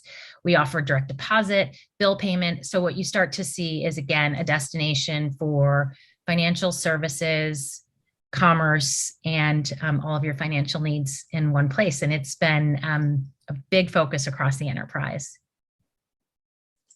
Great. Well, you're certainly staying busy over there, and a lot going on. But I want to dig deeper into the topic and overall what you're discussing in terms of digital transformation that consumers are experiencing, and this wide adoption that you're seeing of new digital currencies, like you mentioned, and that we're talking about crypto, to also the ability to shop in context, such as through social media. And I said, as I mentioned, entirely too seamlessly. But and also kind of double click on what you guys were able to do this year socially, which was incredibly impactful and so meaningful. How you were able to, we talked a lot in our prep call about how you were able to activate the Venmo community around really meaningful causes this year. So, PayPal and Venmo, you've already started, as we touched on, allowing us to buy crypto on your platform and in person with QR codes, which is only accelerating this digital transformation taking place around finance so quickly and broadly speaking. How do you envision PayPal and Venmo showing up and continuing to keep that authenticity and continue that in a way that really resonates with consumers and users and your existing subscriber base throughout 2022? That's such a great question. And so to get at that, I'm going to zoom out a little bit and put on my brand hat. The brands that we have are our most important assets. And PayPal is one of the most trusted brands in the category and one of the most trusted brands in the world. In fact, Morning Consult has recently ranked PayPal as the #2 most trusted brand in the world. And a lot of that drives from what we provide in the way of innovation, flexibility, reliability. We've also had a big achievement last year with Interbrand and being ranked number 42 on their best global brands. And that was a significant accomplishment for us. We jumped into the top 50 and we were in some good company in the top 5 fastest growing brands, including Salesforce and Tesla. And so that really talks about the commitment that we have to our brand foundations and continuing to lean into the trusted role that we have with consumers and working to provide, reliable solutions for them. So ensuring that we continue to invest in the foundations of our brands, PayPal and Venmo, will be really core to the work that we do in 2022. The other thing that is going to be a big continued focus for us is understanding our users, continuing to ensure that we have a deep human understanding of the users who rely on our platforms. And you mentioned the work that we did in social this year, which was really exciting. Venmo is an inherently social experience. One of the things that has caused a lot of virality is the social network element of the Venmo platform. And, we know that our users really like the opportunity to share. We also know that users who, especially younger users who see that another user on the platform has used Venmo for commerce or for, a new way to pay someone back, it inspires them to think about how they can use the platform. So as we entered 2021, we wanted to continue to build community for Venmo. And because our app was the primary social experience, we hadn't focused as much on building our social footprint. So we went into 2021 with a big ambition to build out social with great success. And I'm representing the work of a small but mighty team of brand and social marketers at Venmo who made this happen. But we went into the year with 97,000 followers, and we closed 2021 with over 2 million followers. We started the year generating just over, 1 million impressions to generating 20 million impressions. And so we did that by focusing on understanding the user and how we could meet them where they were across platforms like Instagram, Twitter, and doing some really fun work on YouTube. And so we did that through a couple areas of focus. There were, starting to understand, like, what are those big moments that we could own from an always on standpoint? And so we started to activate hashtags like Venmo Me or Venmo It Forward, which we had launched during COVID, recognizing that there was so much goodness that was playing out on the platform, where Venmo users quickly pivoted when we first started experiencing the reality of COVID, from using pizza and beer emojis to using those emojis that represented medical workers or first responders, and using the platform to pay it forward. And so we jumped into that conversation with Venmo It Forward, and people who were paying it forward on the platform, we started to surprise and delight them. So we created efforts like that to meet our community in ways that they were leveraging the platform and really activating that on social. We then started to focus on big seasonal moments. And so things that are important for Venmo users are like back to school for college students. And so we did a fun activation with Jack Harlow. You guys may know Jack, huge following, hugely passionate audience and relevant for that college audience. And so we did an activation where he would actually Venmo our audience through a Venmo You activation. So that was a big focus. And you mentioned doing good. We were really excited to do a holiday activation, which was a hashtag Dear Venmo campaign. And we worked with sister influencers, Chloe and Haley. And we were able to provide some surprise and delight moments for our community, but also inspire goodness, in that everyone who participated in that activation contributed to a donation that we made to the Make-A-Wish Foundation, up to $500,000. So through lots of participation and engagement, we were able to reward Venmo users, but we were also able to do good by making this donation to the Make-A-Wish Foundation and doing some good at the end of the year with those who were waiting for wishes to be granted. So we were really excited about that. And then there's how we activate Venmo on a daily basis. So one of the things that happens to pop up organically on the platform is Taco Tuesday. So we created content that you'll see kind of regularly across our Venmo social channels, where we'll jump into conversations around Taco Tuesday, creating polls and just little moments of surprise and delight. And then we have our regular one-to-one user activations where we see someone who is doing something great on Venmo or is a super fan. We leverage social to surprise and delight those users. And so, I think a couple things that jump out there is just sort of clarity of how we wanted to build the experience for Venmo across those social platforms.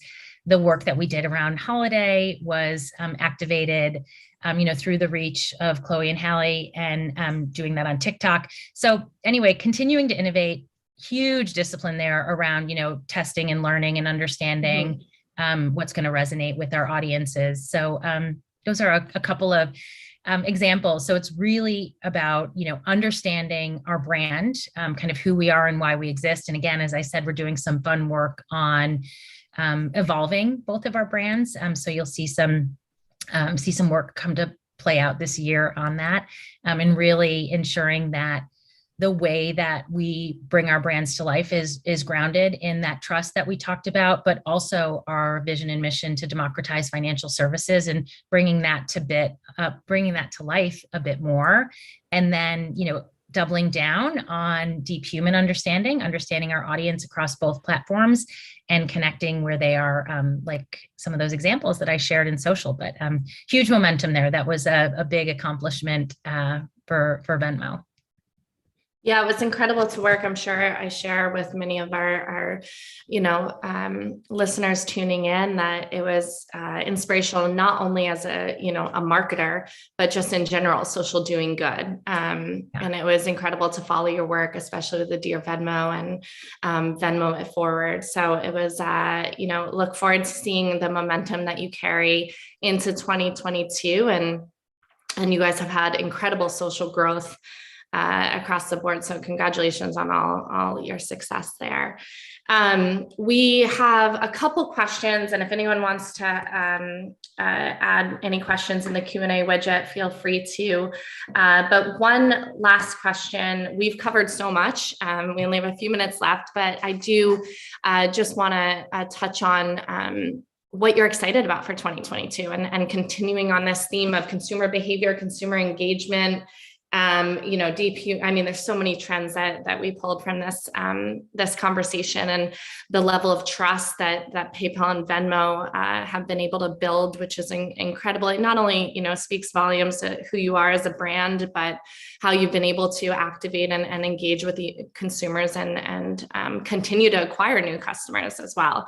So what are you most excited about this year? Yeah. So again, it's continuing on that journey of understanding our users, consumers, small businesses, the large enterprises that we serve through the lens of this digital future that we are all entering. And so, we've seen explosive growth in digital commerce as we enter this next phase of coming into a new normal. We expect digital commerce to inform how we shop in physical environments as well. So lots of focus on that through facilitating deals, offers, value, rewards for consumers to continue to drive preference, enabling that kind of all-in-one solution. Things that we've talked about, crypto and digital financial solutions like Pay Later. I think we're going to see a lot of focus on that.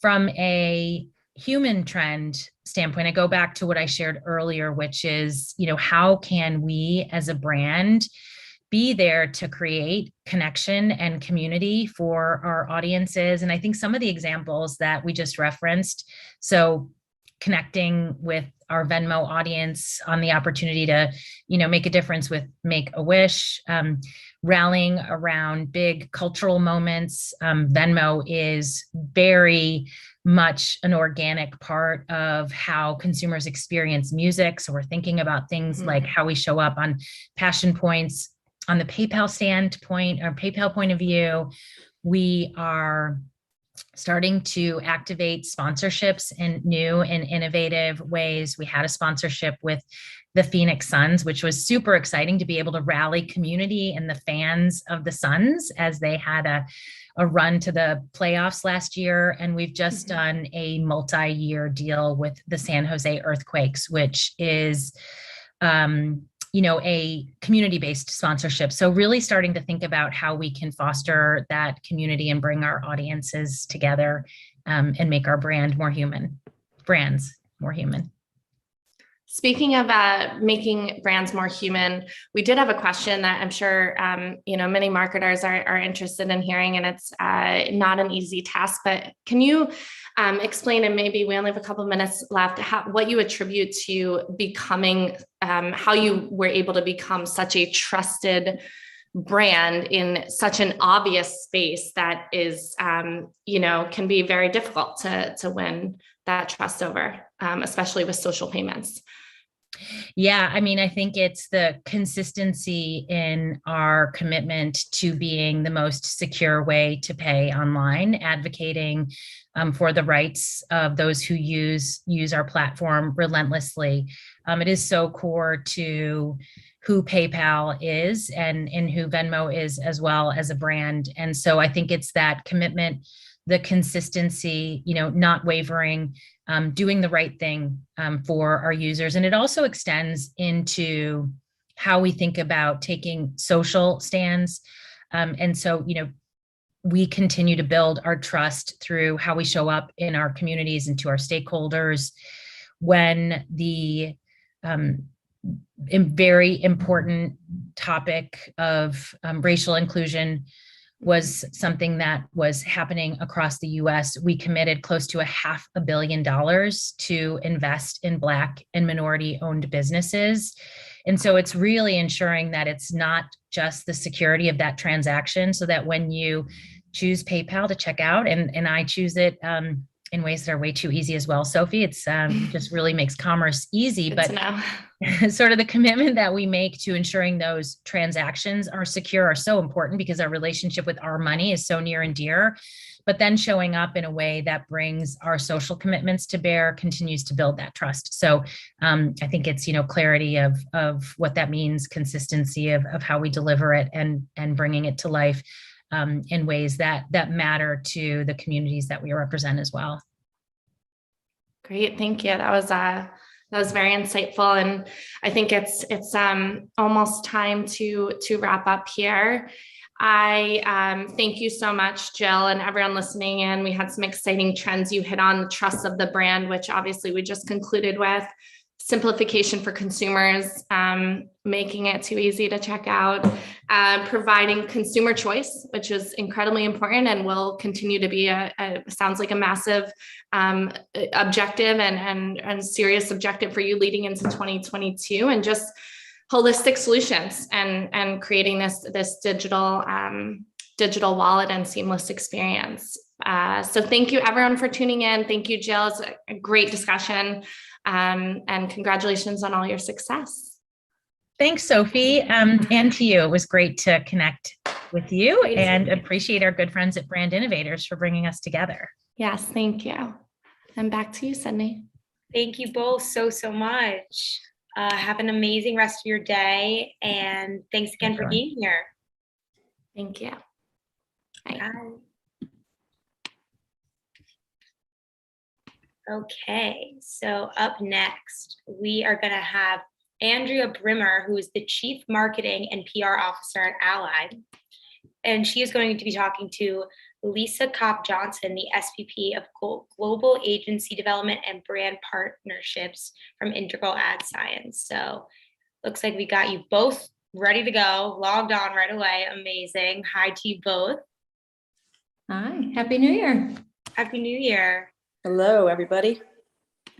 And so I'll hand it over to you both. And thanks again for making the time in your schedule. Yeah, we appreciate you bringing us together. Of course. Indra, good to see you again twice in one day. Happy New Year. Unfortunately, I didn't figure out how to get my background up, but at least you have me. That's all that. I would argue that's more important. Well, listen, I am super excited to chat a little bit. Ally is such a challenger and continues to be such a disruptor in the banking industry. So what I'd love to do, even though this is about setting the stage for 2022, to jump right in, I think before we can even think about 2022, Ally's done some amazing work, even launching a brand new campaign in 2021 in October. So as we think about the future, I'd love to revisit the past a little bit and talk about how that's going to help set the stage for next year, but more importantly, why that's been such a meaningful campaign for Ally. Yeah, Lisa, when we entered the year, I would say our brand has had a very distinct creative style. It's always had this clever wit. It's always challenged and kind of pushed off of the category. And it's always been very thought-provoking, trying to get people to question why they accept what they accept relative to kind of the norms in the financial services category.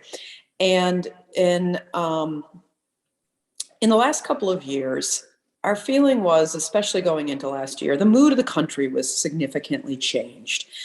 You had social unrest, you had political turmoil, everybody was fighting with everybody. There was just so much, you had a global pandemic. There was so much angst in the atmosphere that we just felt we needed to go a different direction with our work. And we really needed to lean more into the emotion that the brand was invoking in terms of the way we showed up for people during the pandemic, the way that we showed up during social unrest, the way that our heart came through in the things that we did and the deeds that we put out into the world.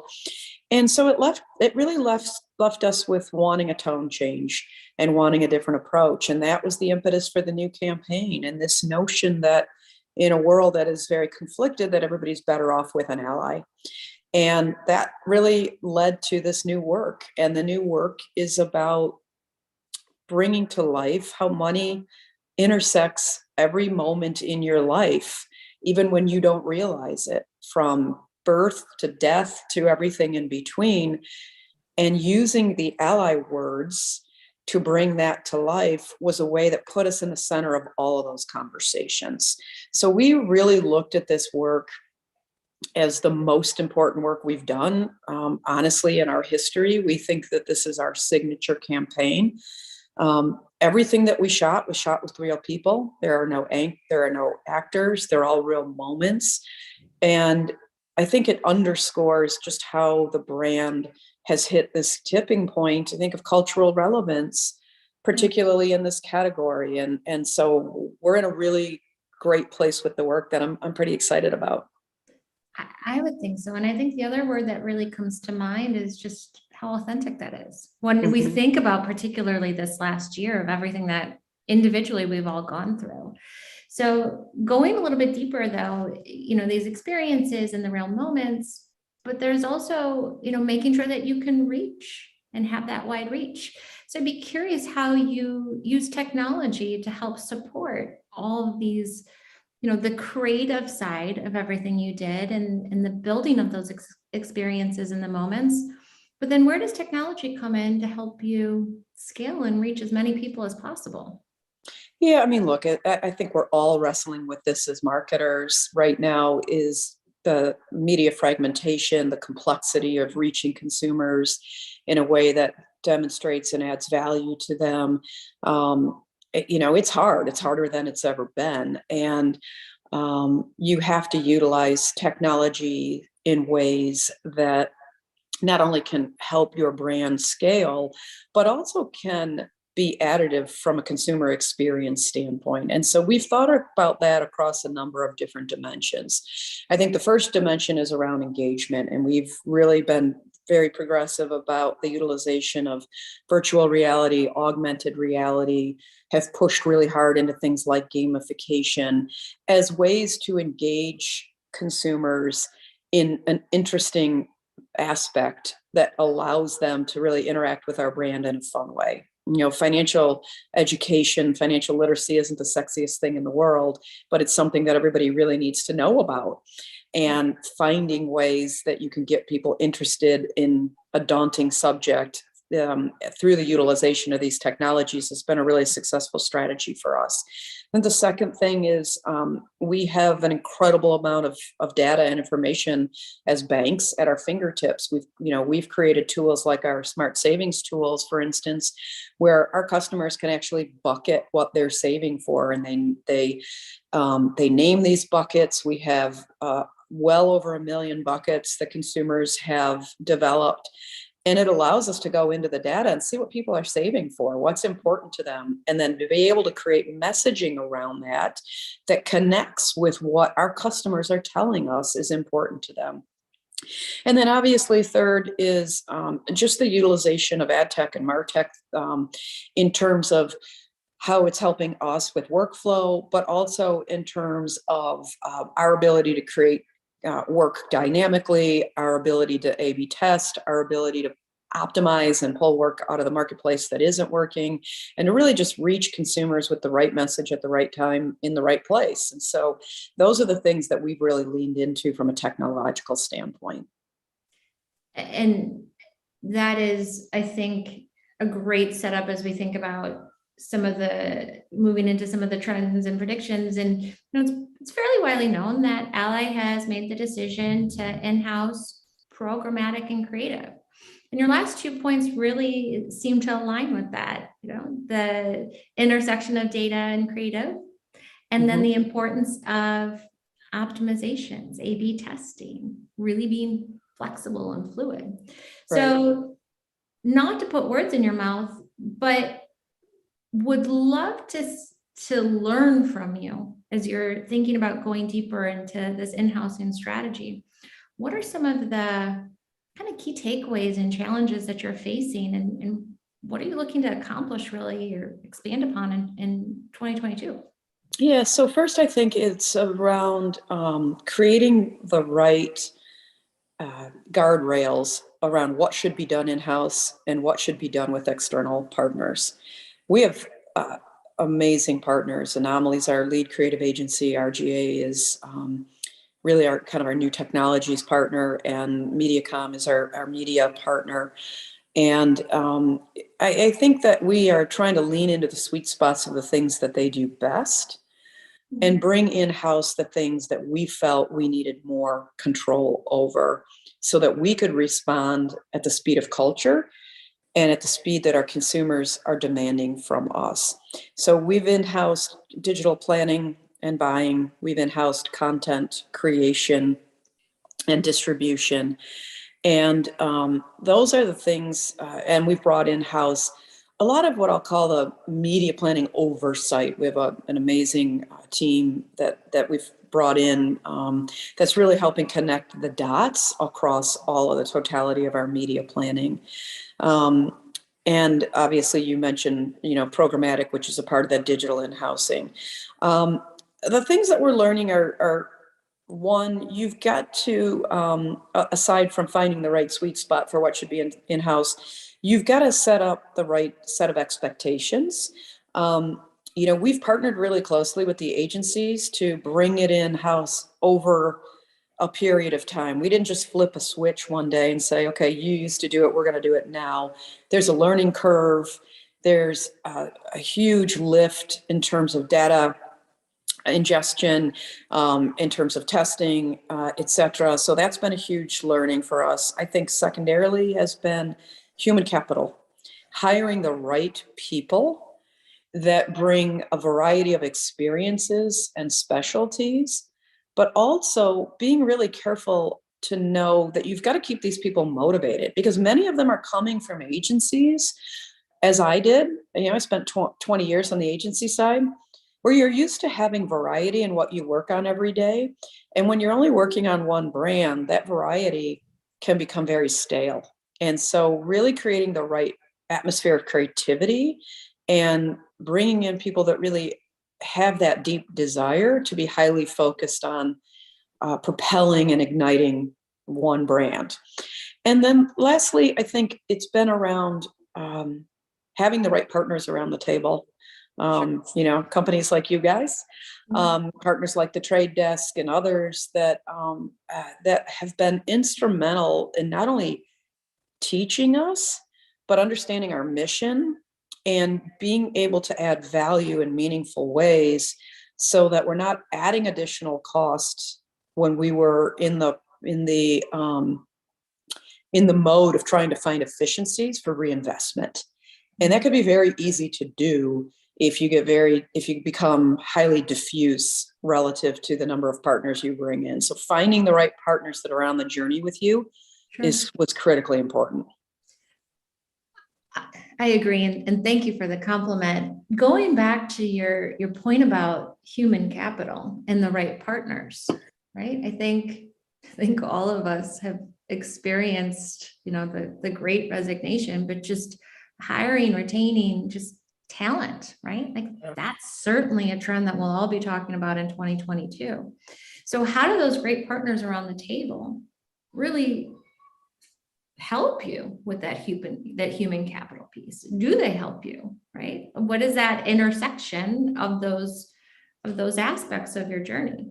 Yeah, and this may just be my bias from my agency background. You know, I've always hated when I was on the agency side, I always hated when clients called us vendors. You know,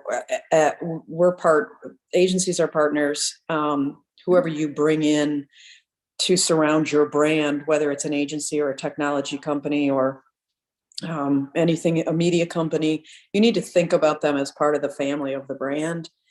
And you have to use the tools that they bring, the passion that they bring for the brand, as an extension of your team, and think of it in that regard.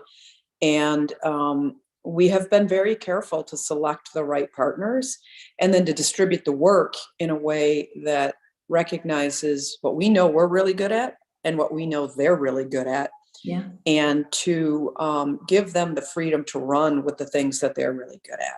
And that's really how we think about the partner model in this so for instance, I'll give you a great example. You know, we can't hire content creators fast enough, even though we're in-housing content. And so we've really leaned into Tier 1, which is our PR agency, who has an incredible staff of writers and really know our space, to be an extension of our team and help us create content with the speed and the efficacy that we needed. And so that's how we look at the model. It's a distributed model, leaning into the things that we do well and really tapping our partners for the things that we know they do really well. Yeah, because I think, you know, you said one of my favorite words that I talk about is speed, right? Right. Because you had brought up a great point that I guess I had never thought of, is that as important as financial literacy is, it's also really uncomfortable. Right. And so you know, being able to find allies, but also, you know, make sure that messaging reaches consumers and with the right speed and the right accuracy, right, to help with that.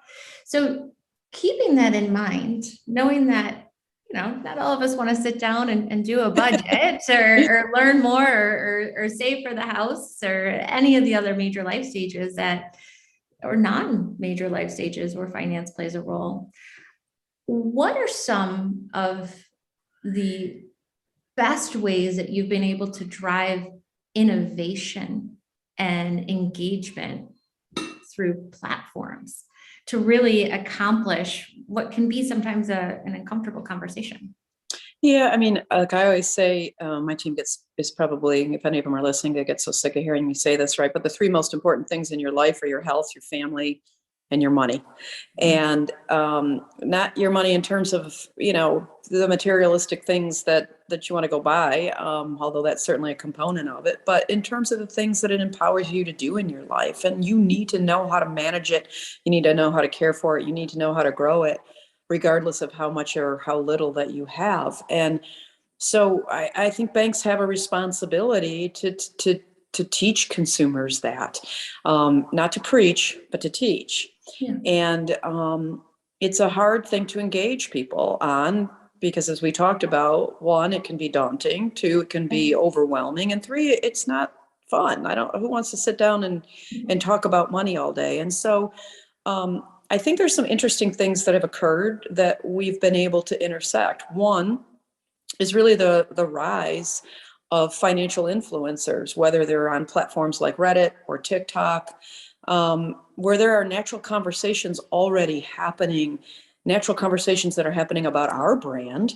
I mean, when I take an example, look at a platform like Reddit, there are hundreds of conversations where Ally is already a part of those, not of our own volition, but of the user's volition. And we can intersect those conversations and we can bring additional value there. We've done that quite a bit and have enjoyed a wonderful relationship with Reddit. So using platforms in a smart way where the conversation's already happening is one of the ways we've done that. The second thing that we've done is I mentioned it briefly, we've leaned really heavily into gamification. Yeah. And we've found natural ways to get people to enjoy learning about money. So I'll give you one example. We partnered with Hasbro, and we licensed the Monopoly game. And prior to the pandemic, we turned 6 cities in America into live Monopoly games. And we used virtual reality to bring Mr. Monopoly to life. People got to play the game on life-size boards all across the cities that they were in. They won prizes every single day. And when we approached Hasbro, they said to us, it's interesting. You're the first bank that figured out we're a game about banking in our 100-year history. You're the first ones that have come to us and wanted to do a partnership. We built an island in Animal Crossing. We didn't go out to Nintendo and license something. We just went in like any player would do and built an island in Animal Crossing that was branded Ally. And we had, thousands and thousands of engagements as a result. In fact, I think we broke the game when we launched. So I could go on and on with examples, but those are the ways that we've found to make learning about finance fun. We've written a series of children's books that we read at elementary schools. We've created a world in Minecraft called Fintropolis.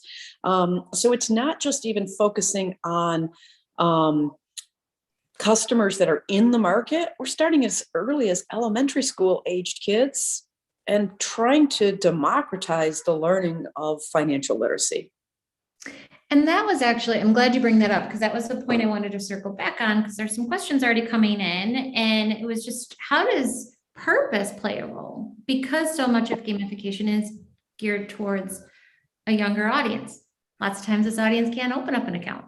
Right. So it would be interesting to hear your perspective of why that really matters to your purpose from the lens of marketing and potentially even your brand identity. Well, we were born out of purpose. And I think that's one of the things that makes us really differentiated as a brand, is we have, if you think about when we launched in the midst of the worst financial crisis since the Great Depression. And the impetus for creating the brand was around the idea that the world didn't need another bank, but the world needed a better bank. And we took this huge bet around digital financial services. We launched the same year as the smartphone launched, which is kind of hard to believe because we probably all feel like we've lived with our smartphones for our entire life, and some of us have, not me. And when you're born out of that purpose, which was to create a better experience in this category, then that can be a bedrock or a touchstone that you always come back to. And that is how our purpose has been infused in everything that we do from a marketing perspective. We've used that purpose to try and change the trajectory of people's lives, whether it's underserved or underbanked consumers, whether it's younger consumers that aren't taking control of their financial future, whether it's customers that even, know enough to be dangerous, and everything in between. And so everything's born out of that purpose, which is to be a relentless ally for people's financial well-being.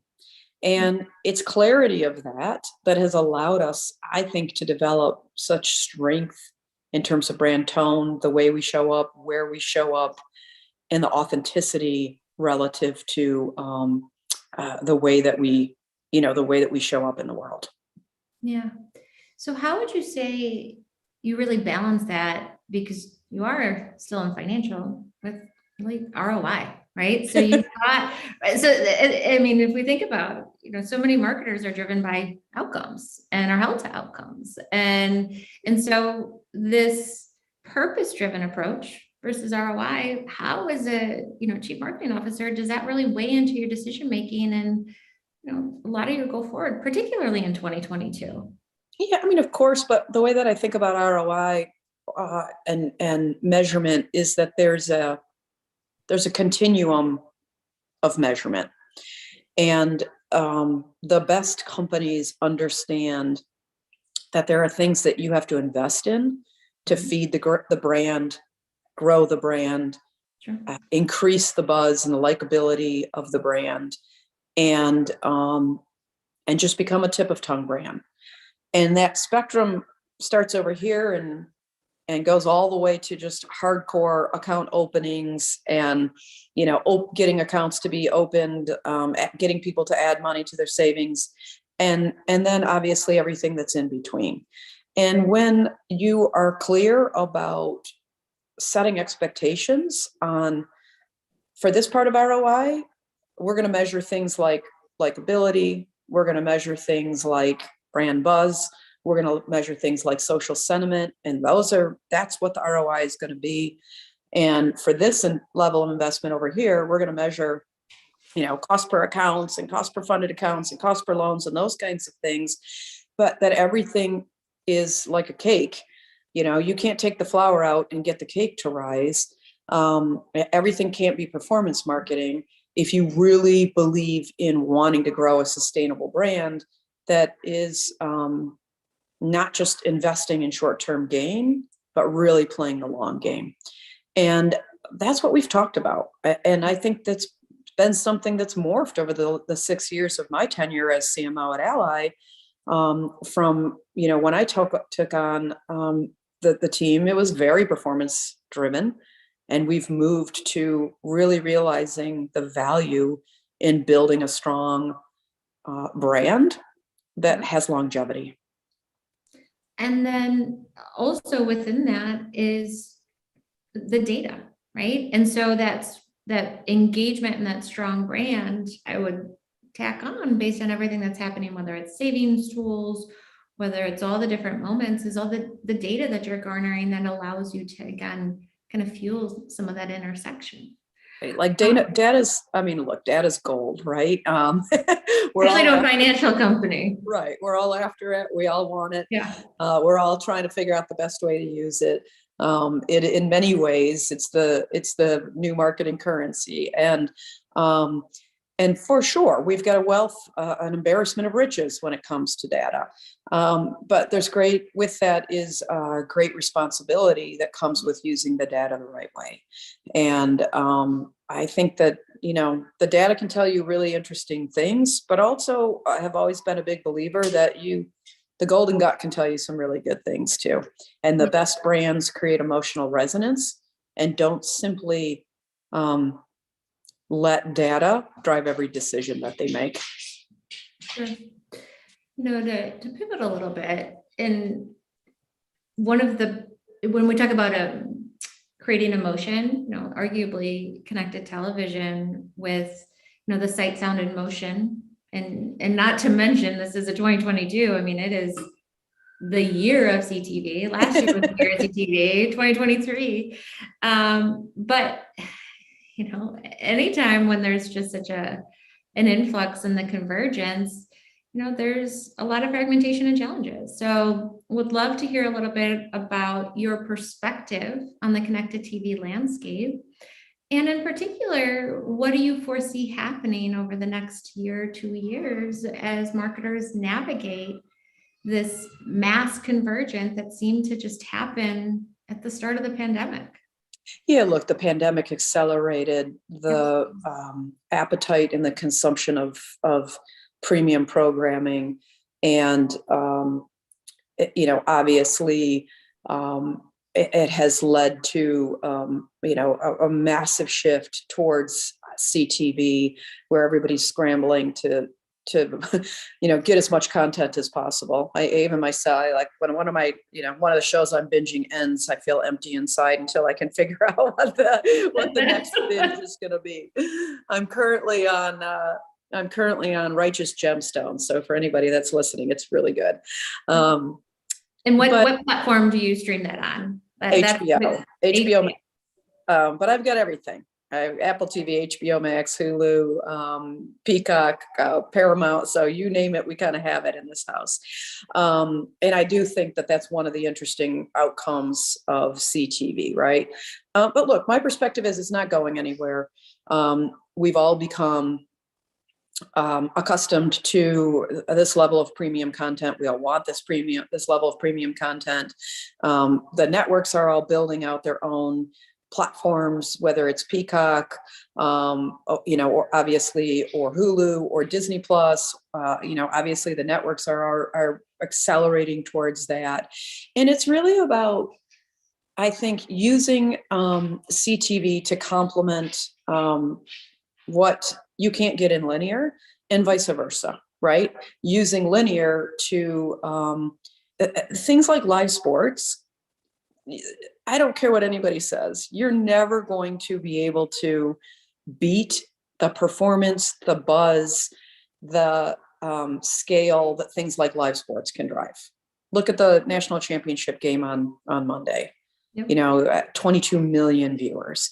You're just not going to be able to get that kind of scale in other places. And those are cultural moments that you can intersect. So I think for marketers, it's about finding the right level of investment in both.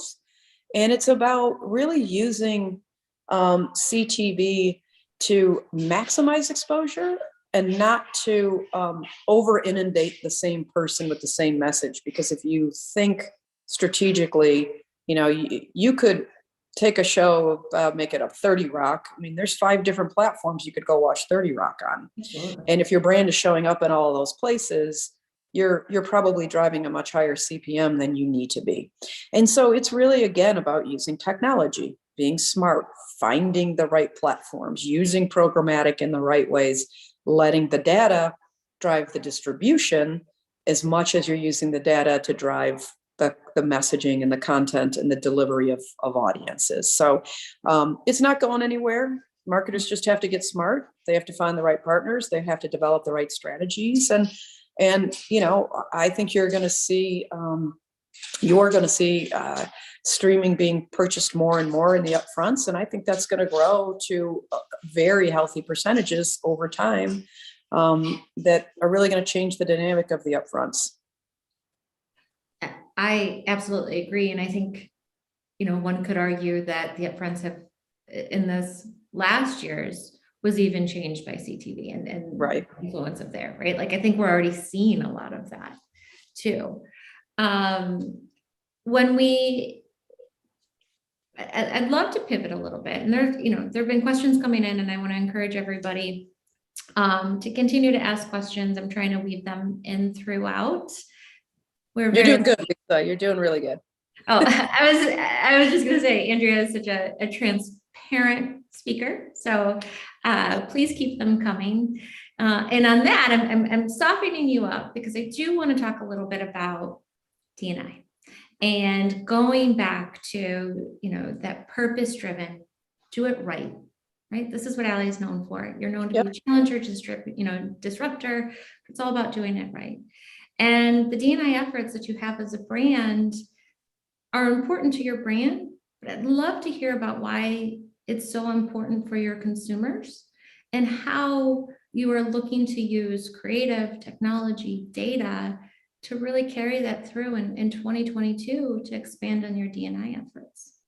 Yeah, I mean, our journey around DE&I has been a long one. It's not something that we just, woke up last year and said, oh, DE&I has to be important to us. it's been one that, our CEO, Jeff Brown, came in and at the same time as I came in as CMO. And one of the very first objectives that he said is that we have to supercharge our DE&I efforts. And that's evolved over time, right? And it's important because, one, you have to have a diverse and inclusive culture within your company. We know empirically that delivers just better business results. And brands that are authentic about it are the brands that I think are seeing the most growth and are seeing the most resonance from a consumer output standpoint. I think that, obviously it's important to consumers. You can't discount the events of the last couple of years and how people have brought forward a voice now to say, I won't accept anything less than a greater focus on DE&I, and they're looking for companies to fill the void that many feel have been left by government.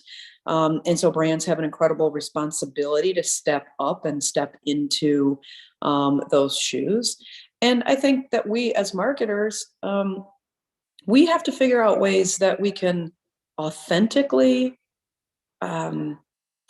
intersect diverse cultures and not siphon off of diverse cultures. Yes, I love that. I think it's critically important. And so what we've tried to do is find ways to be culturally astute in the DE&I space and to take on hard conversations. So, a couple of examples is our Moguls in the Making program. We're in the 4th year of that Moguls in the Making program.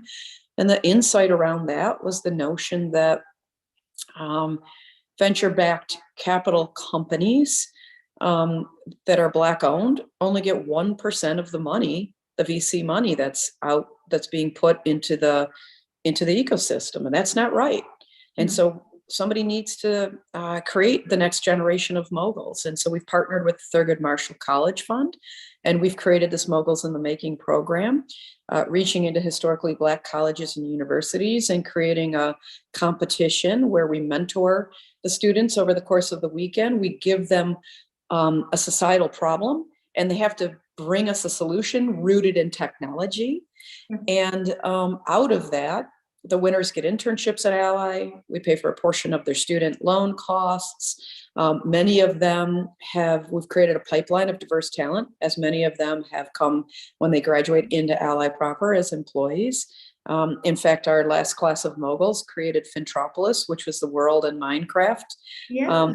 That we launched 6 months ago that has over 2 million downloads. So they're creating real impact in kids' lives, teaching them financial literacy. So, like I said, our partnership with Warner, the Milestone Initiative, DC Comics, we signed up for a multi-year relationship with Warner to create the next generation of Black comic book creators, Black and diverse comic book creators. Could not be more proud of that. These are the kinds of things that we're seeking. They're the kinds of things where we're not just slapping a logo on something, but where you're actually creating economic viability, trajectory, and opening up new pathways for diverse people to have an opportunity to have financial success in their life. Yes, it's not incredible, it's inspiring. And I think also that connection of that, building that through in the financial literacy, one would argue as well, that's so important to help build generational wealth, and making that direct impact on diverse communities is necessary. Absolutely. So we only have a couple minutes left. And so for the group, I want to put Andrea on the spot just a bit, because I had watched a couple interviews with her that she gave at the beginning of January of 2021. And in one of those interviews, you had really talked about Ally and your year and thinking about 2021, and you use the words just dynamic, disruptive, and culturally astute. Are those the same words that you would describe 2022? And if not, what are your 3 words, and give us a why?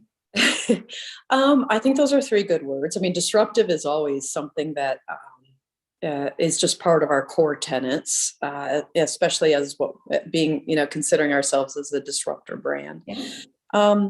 So I would say definitely disruptive. I think every brand is trying to be culturally astute right now. So maybe I would change that slightly to say more of culturally additive, intersecting culture in a way that we can add value to the things that people already are being attracted to. And then I think for this year, probably the third word, and it's not a word, but it's this idea of seeing around corners. I think, pardon? Can you expand on that? See around. Yeah, so this idea that the world is so dynamic right now. The media landscape is so complex. The consumer is so overwhelmed and fatigued. We're in a new level of normalcy that many of us have never experienced in our entire lives. And it makes it hard to protect and navigate a brand. You have to know when to talk to people and when to leave them alone. You have to be able to have a pulse on the mood of the country at any given moment. I look at last year and I think about how many brands ruined themselves last year, by just not having that ability to see or feel where consumer mindset is at. So this notion of seeing around corners, to me, is a really important one for a brand, not just in terms of brand protection, but in terms of brand acceleration. What's coming that we should be a part of? Where do we lean in? Where do we stay out? What can really accelerate the growth of the brand? Those are all the things that I'm really trying to be really in tune with this year. Wow, that we'll call it your top phrase, but I love that. I think wow is the best way. Well, now this question isn't the best follow-up because that was just such an incredible answer. But the other, question that you were asked was, what platform has your attention? And to the moderator's surprise, you said outdoor. Yep. So is it still outdoor? And if not, what platform has your attention for 2022? Yeah, so that was in an interview with Gary Vaynerchuk, and he gave me so much crap about that anscer, but I would like to yes, for the he record, did. It's a very fun 9 minutes. For those on, I'd like to say for the record, I was right. Outdoor, I think, had the best growth in its history last year. If you look at the investment in outdoor last year, it was up about 400%, which is incredible. And it's still a platform that I absolutely love because when you have a very visual brand like ours, you can show up in really significant ways. But platform that has my attention, look, everybody, of course, is looking at TikTok. But I don't want to just zero in on TikTok. I think I'm not sure it's a platform. I think it's a movement. And I think to me, what has my, is the creator environment.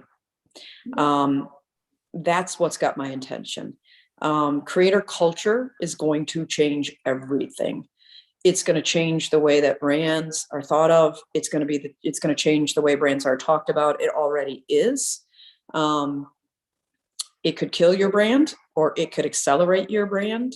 Sure. It could save you millions of dollars. And it could allow you to get to market at the speed of the consumer.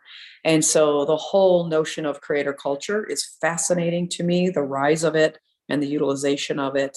The brands that really figure it out are the brands that are going to be setting themselves up for a pretty bright future. Wow. Well, thank you so much. I believe we are at time, I think, and hope everybody learned a lot. Very excited. Happy New Year. And I will give it back to Sydney. Thank you, Lisa. Thank you to Brand Innovators. Yes, Appreciate you guys having us on. And thank you both for being here. Awesome, awesome discussion. Have an amazing rest of your day. You too, Sydney. Thank you. Bye. All right. So up next, we have Nico Nieto, Vice President of Marketing and Brand at Roti. And then that conversation is going to be moderated by Mandy Thomason, Regional Vice President, Enterprise Sales from Yelp. So I think we got both of them logged on right now. And, oh, hello. Hi. How are you? Good, thank you. How are you? Great. Happy to have you both here. There's a little delay as we now turn to panelists from just attendees. Right. The technical difficulties always coming in at the right moments. There we go. All right. Thank you both. And I'll throw it over to you, Mandy. That works. Okay. Thank you so much. Thanks. Nico, hi. It's good to Hey, see Mandy, you how are again. you? Yes. How are you doing? I'm good. I'm on the mend here. So it's good to talk to you, especially with so many of our peers joining us today for some learnings. So we'll jump right in. I've really enjoyed the last couple conversations that we've had just about your business, and I know I've learned a ton from kind of our prep calls here. And so one of the things that really resonated me amidst all the challenges marketers are facing during this kind of crazy, unprecedented time we're in, is that Roti was actually able to leverage the pandemic for a positive transformation amidst a lot of other things going on. So given that the past 2 years haven't been easy, I would love to hear, and I think probably all of our colleagues would love to hear too, a bright spot for the Roti brand and one of the things you were able to accomplish. Yeah, absolutely. Let me start just maybe by those attendees that don't know what Roti is, just to make a quick intro. We are a company in the fast casual food industry. We are a restaurant company with currently 26 locations in 5 different markets. Our purpose is to serve food that matters, and what that means is today we've heard a lot of different marketers talking about listening to customers and then understanding what they need and how to solve a human need and create an emotional connection. And for us, food that matters means we want to change the way America eats and the way we relate to food. We were told that we need to compromise between something that is good for you and something that feels good. And we believe that food, when it's made, the right way, should feel as good as it tastes and should taste as good as it feels. So there is no compromise between something healthy or wholesome and something delicious. With that said, it's definitely been quite a ride in the last couple of years since I joined the brand, with the pandemic hitting. And we decided as a leadership team, and I decided just to take a different approach. Of course, it was rough. We had 42 locations. We went down to all the way to 9 locations.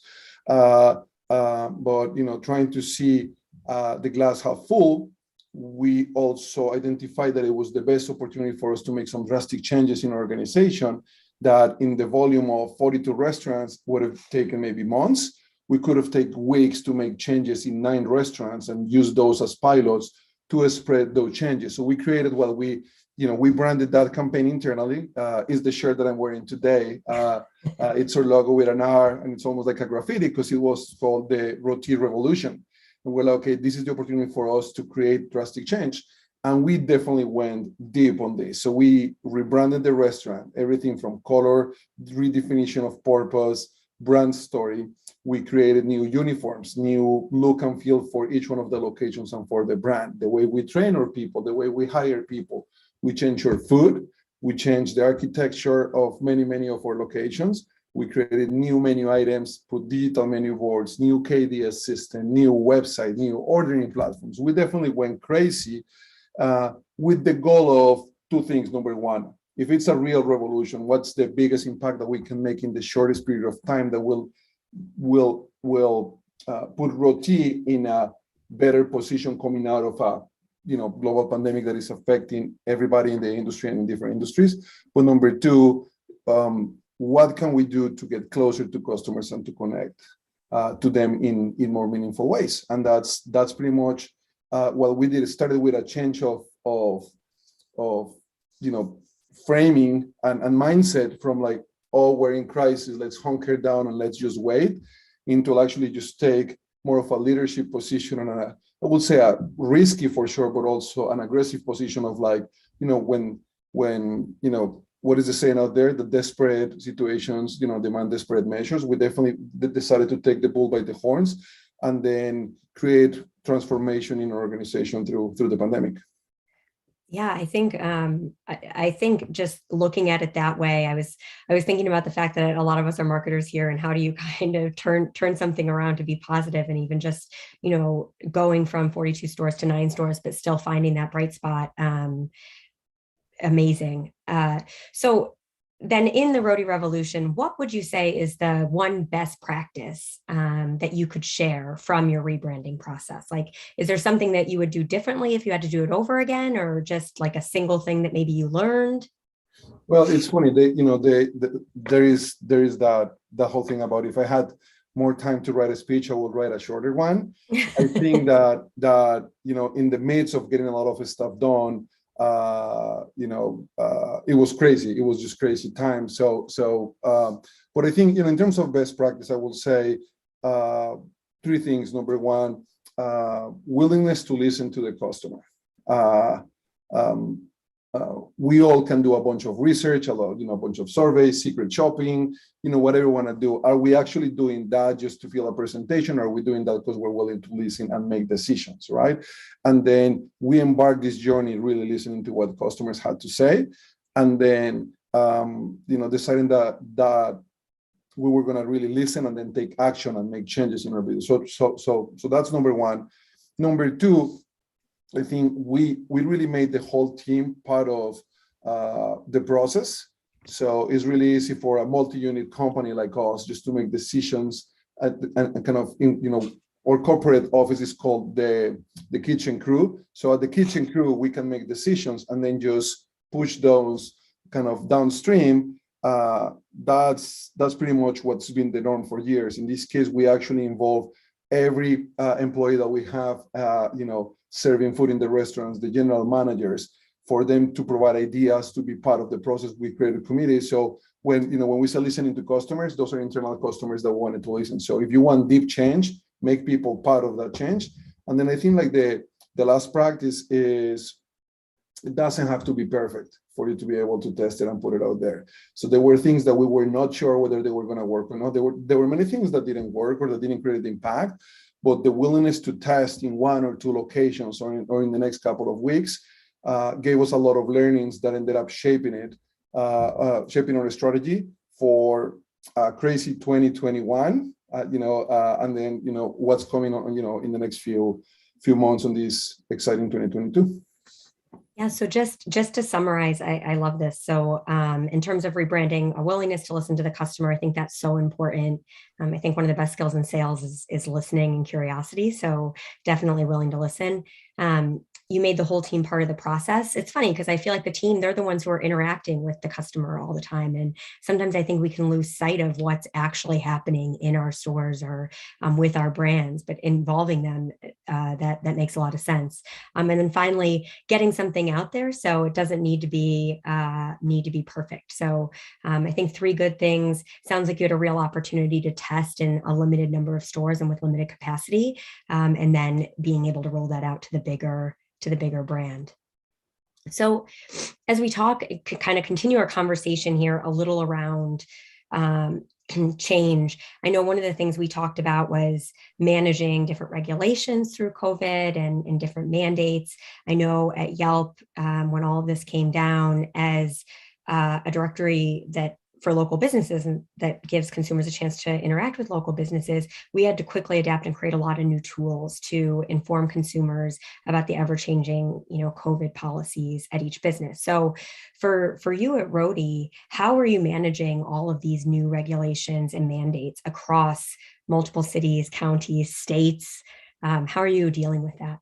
Yeah, that's a great question, and you and I talked a little bit before about this, and I think that I have two answers to that question. Like the first one is I will say the less polemic answer. We created, we have a social media team, and we have a quick response team, and a customer service team that are already used to change on things through the pandemic, not only because of regulations, but because of supply chain issues, because of pricing issues, availability issues. We had to be able to communicate to customers and to communicate to our stores across different markets about product availability or changes that we had to make through the pandemic. So the chain of communication was already built, thank goodness, for us to be able to let people know what's going on. So that's one side of it. The other one is we just want to try to be as nimble as possible, because these regulations are not just like the CDC guidelines and everything else. It's just changing every week. And as parents, as neighbors, as citizens, we're all trying to process this, and also trying to figure out what's the side of that for the companies that we work for, and it's not an easy landscape to navigate. So staying nimble, make sure that we go back to the data, make sure that we go back to the actual, that we're keeping our ears open, but go actual, and review the actual regulations and understand, because we learn some things through this process. There is certain regulations that are being put out there that have a blanket approach, let's say to an industry, hey, restaurants, you have to do this. And if you just watch the news, you're only going to get that blanket. And then certainly there is difference for what happens when you are a takeout restaurant only, what happens when people are ordering delivery, or they're actually dining in with you, or whether they're in a full service restaurant or fast casual restaurants. So like for us, one of the things that we adapt is, right now in Chicago, there is proof of vaccination is one of the mandates. In Chicago, if you want to dine in and spend time inside one of the establishments, you need to show your proof of vaccination. We know that especially through the pandemic, more than 1/3 of our customers, they just want to come into the line, get their food, pick it up, and go eat it at home, or eat it at their office, or eat it outside of the restaurant. Those customers do not need to show proof of vaccination, because they're not spending more than 10 minutes in our restaurant. It's actually like on the mandate. So everybody's welcome in the restaurant. In the moment they're going to pay, we're going to ask them, are you staying in with us or not? And then we ask for the proof of vaccination. So we've seen other restaurants that maybe don't have the resources to look into the regulations, closing their doors, or closing their doors to customers where maybe they didn't have to. So as a best practice for others in the industry, make sure that you read all the tiny fonts and the tiny text in the regulation. The second part of this, very quick, is I think it's an unfortunate time, not only for industry, but many industries, where I think these mandates are putting businesses in a very uncomfortable place. And I'll give you just two examples, and then we can move on. But one of them is the regulations are not necessarily well explained. What applies or doesn't apply to you is not necessarily easy to understand. So business owners, whether you have one restaurant or whether you have 50, are left to do a lot of digging to find exactly what things mean. But the second one is, in this case in Chicago, for instance, there is a vaccine mandate, but there is also a testing mandate for your employees, depending whether they have been vaccinated or not. I think it has the right intention, which is to get as many people vaccinated as you can, but it stops right there. So like if we have to test our employees, because many of them will have cultural, they will have religious reasons not to get vaccinated, some of them, the cost of testing those employees is 100% responsibility of the restaurant. So right now we have to test hundreds of employees across different locations, of course, because we want to do the right thing to follow the law, to keep our employees safe and keep our customers safe. But all of that responsibility is 100% on the restaurant companies, which ends up affecting not only the logistics and the amount of work that you have to do for that, which is fine, but also affects your bottom line. So it's kind of a tale of two stories. We follow definitely the guidelines. We're trying to keep everybody safe and protected, and doing, taking every precaution and following every guideline that we can to do that. But on the other side, I think that there is also a learning in the government institutions and in different organizations to try to make sure that they're supporting the different industries, in this case, the restaurant industries, and we go through as we go through this transition.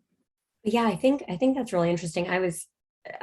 It was incredibly eye-opening to me, and I know now I'm thinking about restaurants in a slightly different way than the headlines or some of the day-to-day high-level conversations I'm having. But I was talking to a colleague of mine even this morning about our conversation earlier this week, and he was talking about being out with his family and going by another fast casual restaurant, and they had just shut all their seating down, and then going even to like a big box store that does have like some food options, and while they still have those food options, they now no longer have a place for you to sit, because in a big box store in Chicago right now, you don't need to test for proof of vaccination or ask for proof of vaccination. And so I was thinking about that in regard to our conversation. This is going slightly off script, but my question on this is, could you just remove the seating and then just take that out of the algorithm altogether? Or is it a decision to keep the seating in-house because you want consumers to be able to choose that experience? I think that, a couple of important clarifications, because, we definitely have policies as a company, but we are not regulators, right? And I think we believe in people's freedom to decide whether they want to comply or not complying, as long as they respect our policies, as long as they treat our employees with kindness, and as long as we can guarantee the safety of our teams and every other customer. So the reality is, again, we go back to the data, we go back to the science, and the reality is our spaces are big enough, they're self-ventilated, the tables are social distance or have enough space between them for people to be able to eat in a safe environment. And then as long as they show proof of vaccination according to the law, they can choose to sit down. Food in general is a social experience. Food connects people, connects communities, allows you to have conversations. If you talk to anyone, forget about the industry, your friends, your neighbors, your family, every time someone has been sick or quarantined, and then you get to reconnect, number one is usually around food, and number two, that's that feeling of like connection and then being able to re-engage, I think is healthy for people and for society. So we see a role of serving food that matters also as a company and that serves food that brings people together. And for us, the last thing we want to do for teams of our consumers is make the decision of closing the dining rooms if we don't have to. Again, we leave the choice for the customer, but we also see the smiles in the faces and the connections of families that come and eat in our restaurants or people that are in our restaurant. I think that's an important human experience. But if you decide that you don't want to engage with that, we also through this have enabled curbside pickup windows. We have delivery across all of the third-party platforms and Roti.com and the Roti app. And we just give you pretty much the option of engaging with us in like on your terms, however you feel that you have to do that, right? Great. I know, actually, speaking of, because you just mentioned the Roti app, I know the new app in the loyalty program, that was one of the strategies or one of the new tools that you implemented during the pandemic. So do you want to tell us a little bit more about that? Yeah, so I appreciate like the cue to talk about us, maybe a little bit more selfish, but food is being, like the restaurant industry is being heavily affected through the pandemic, but food has a lot of energy going for it, from people cooking at home, from like more people looking at different spices for them to cook on, trying new flavors. Our heritage comes from the Mediterranean, not only in terms of like being one of the greatest diets in the world, but also because the flavor is incredible. So one of the things that we wanted to do is to make it really easy for people to just come and get their fix of Roti, no matter what their situation is. So we did a couple of things through the pandemic. Number one, we relaunched Roti.com last year, and then we made it really easy for people to understand our food, save their favorites, order in a few clicks, and get their stuff delivered. There is some benefits of buying directly from us, which is you don't have to pay all of the obnoxious additional fees on of the third parties, or you can order in the third parties if it's just easy for you to get it that way. But that wasn't enough. We also, I'm happy to announce that next week we are launching our brand new app and loyalty program. And that is, again, in our mission to get people to eat better and to crave better, as we said, and to and not have to compromise and choosing things that maybe are not good for them.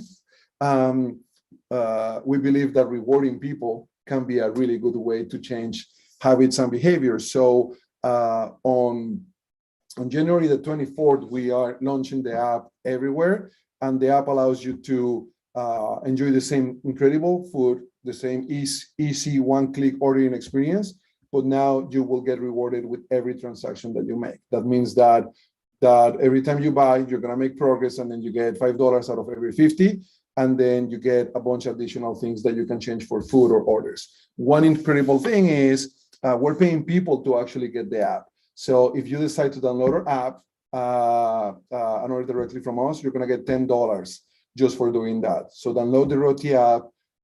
This will be the last part of this ad. Download the Roti app, go to the App Store, whatever you use, download it, register, and then you'll get $10 for your first Roti purchase. That's great. Looks like I've jumped the gun there a little bit on the app, but at least I teed up the public service announcement on it. Absolutely. I always appreciate a good opportunity to put my promotional hat on. So I know one of the things that came up organically, though it's quite close to Yelp's near and dear to our heart, was we were talking about how in this new normal, accurate business information and customer reviews are super, super important, maybe even more important than ever. And Yelp works really hard to feature content that reflects real experiences. So some things people may or may not know, businesses aren't permitted to solicit for reviews on Yelp. We have automated recommendation software that recommends the most reliable content. And we also have a bunch of teams and policies in place to protect our community of consumers, as well as our community of businesses from misinformation. And I know a little bit in our conversation, we were talking about how Roti and you, based on some of your previous experience, respond to consumer reviews. So do you want to give us your POV on that? Yeah. Maybe some takeaways? So this is another, shift of mindset for us. People tend to see review platforms and customer reputation honestly as a pain point of their organizations, like they're afraid of customers review. And we decided to embrace that and create a system, an organization that craves feedback and that craves review. So after every transaction, we ask people, tell us how we did, rate us, send us the feedback, go into these platforms and then spread the word if you had a good experience, but also if you didn't, because we're not perfect, please let us know, because that's the only way that we can get better. So Yelp is one of our great, tools that we use to do that. We manage our reputation across different platforms, and we're very jealous of keeping those scores as high as we can keep it. Our GMs in the restaurants, every team member is also measured about their customers' interactions, and they're looking at their ratings all the time.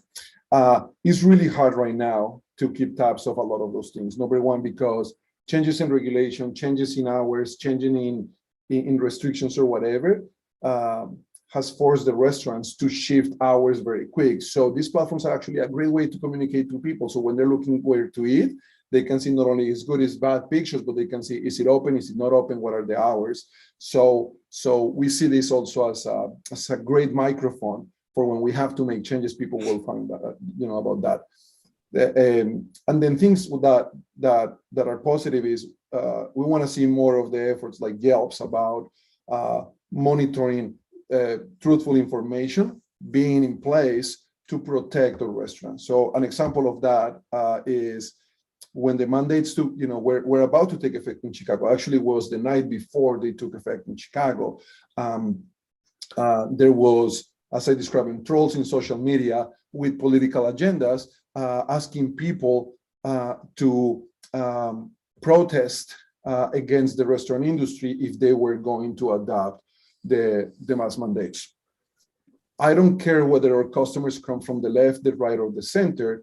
We care about following the law and doing what we can to protect our teams and customers. However, this person in social media asked his followers to create false reviews specifically about Roti. And, of course, we reported all of this.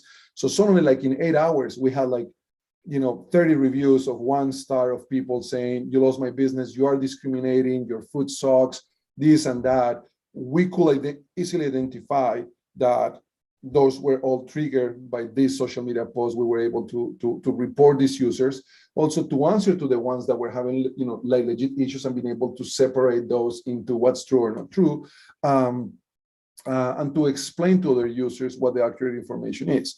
I think without partners like Yelp and many others out there, Jax, or and even the social media platforms like Facebook and Instagram, and the ability for you to report this is false information, or this is harassment, or this is inaccurate, it will be a lot harder to manage. It's still a complicated landscape, but I will say if we when we shifted our mindset to make sure that we use the tools for what they are, which is actually, as I was saying, a microphone, a megaphone for you to communicate what's great about you, and to actually turn your customers into advocates. Our ratings were from like 3.8 or 3.9 or 4 to like average 4.5, 4.7, across platforms, which is definitely, for me, is one of the filters that I use when I'm going to eat somewhere. I go to Yelp, or I go to any of the other platforms, and I filter by ratings, because if a lot of people are telling me that this place is good, it's probably really good. So it's just kind of a different way to do it. And then, just like the internet, it has beautiful things and it has complicated things, and then we just need to be really smart about how do we navigate that landscape. Yeah, thank you for sharing that experience. And I think I appreciate the fact that Roti looks at the reviews, takes maybe some of it under consideration, but also recognizes when something might be a troll or someone just out for their own good. And what I had mentioned to you, and completely church and state at Yelp between sales and the consumer review piece, but on our website you can see information about what we do when we do notice people heavily hitting a page with reviews, and how we put up a consumer alert for things like that. So all more information you can find on Yelp. Yeah, I think really important for everybody as you're dealing with trolls or whatever, make sure that you report them and they use the tools that the platforms have for you to do that. You're not only going to do that for the benefit of your own business, doesn't matter what industry you're on, but you're also cleaning up that database and flagging those trolls and users so they cannot do the same thing to other businesses. So I think if we're all kind of doing that, I think we make these platforms better, and then we protect our businesses and the industries from these types of agendas that have nothing to do with the work that we try to do every day. Yeah, nothing to do with good Mediterranean food. Absolutely nothing to do.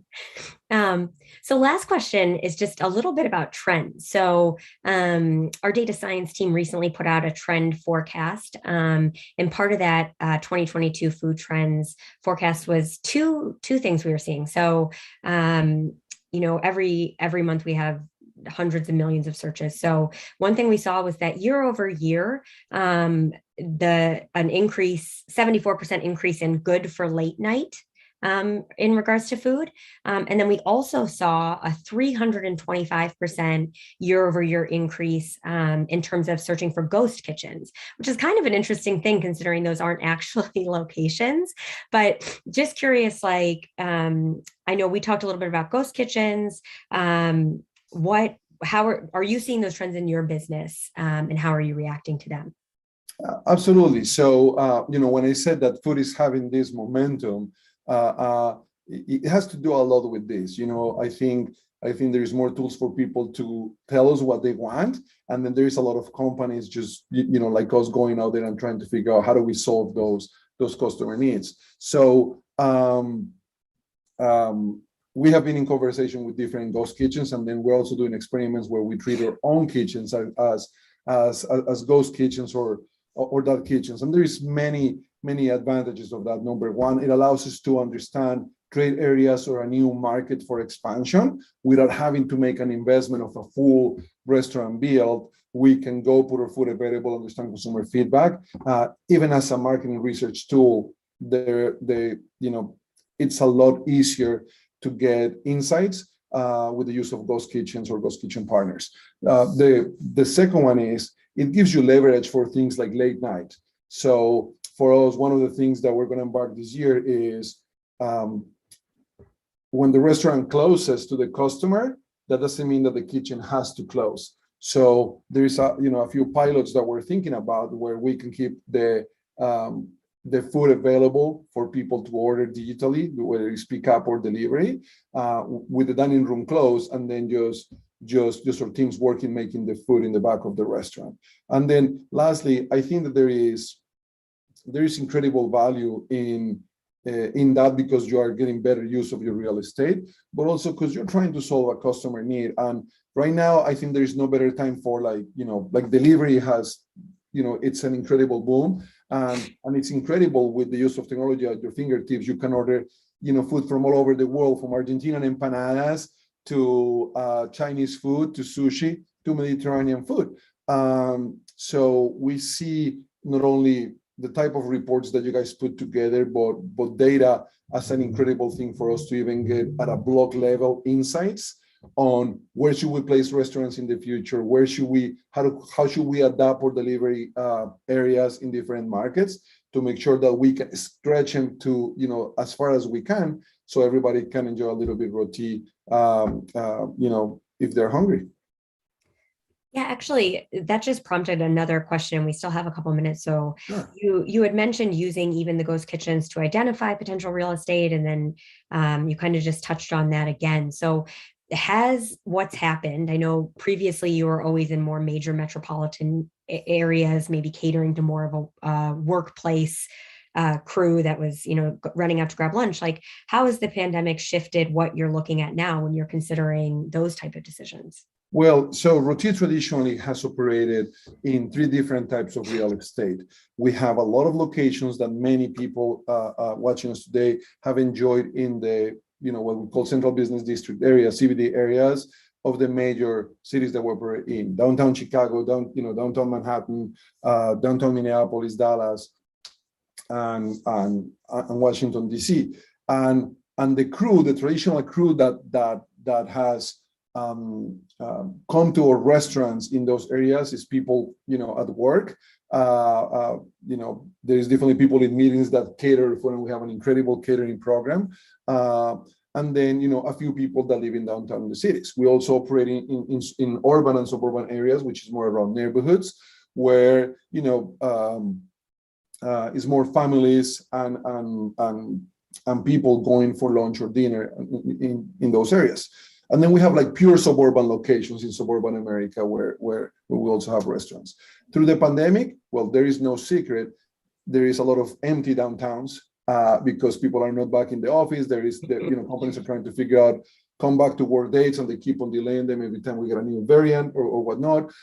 Certain companies have decided to jump into a hybrid model. So that's changing a little bit of the composition of what we do. And what we've seen is so far a little bit of a shift between the downtown crowd into the urban and suburban crowd.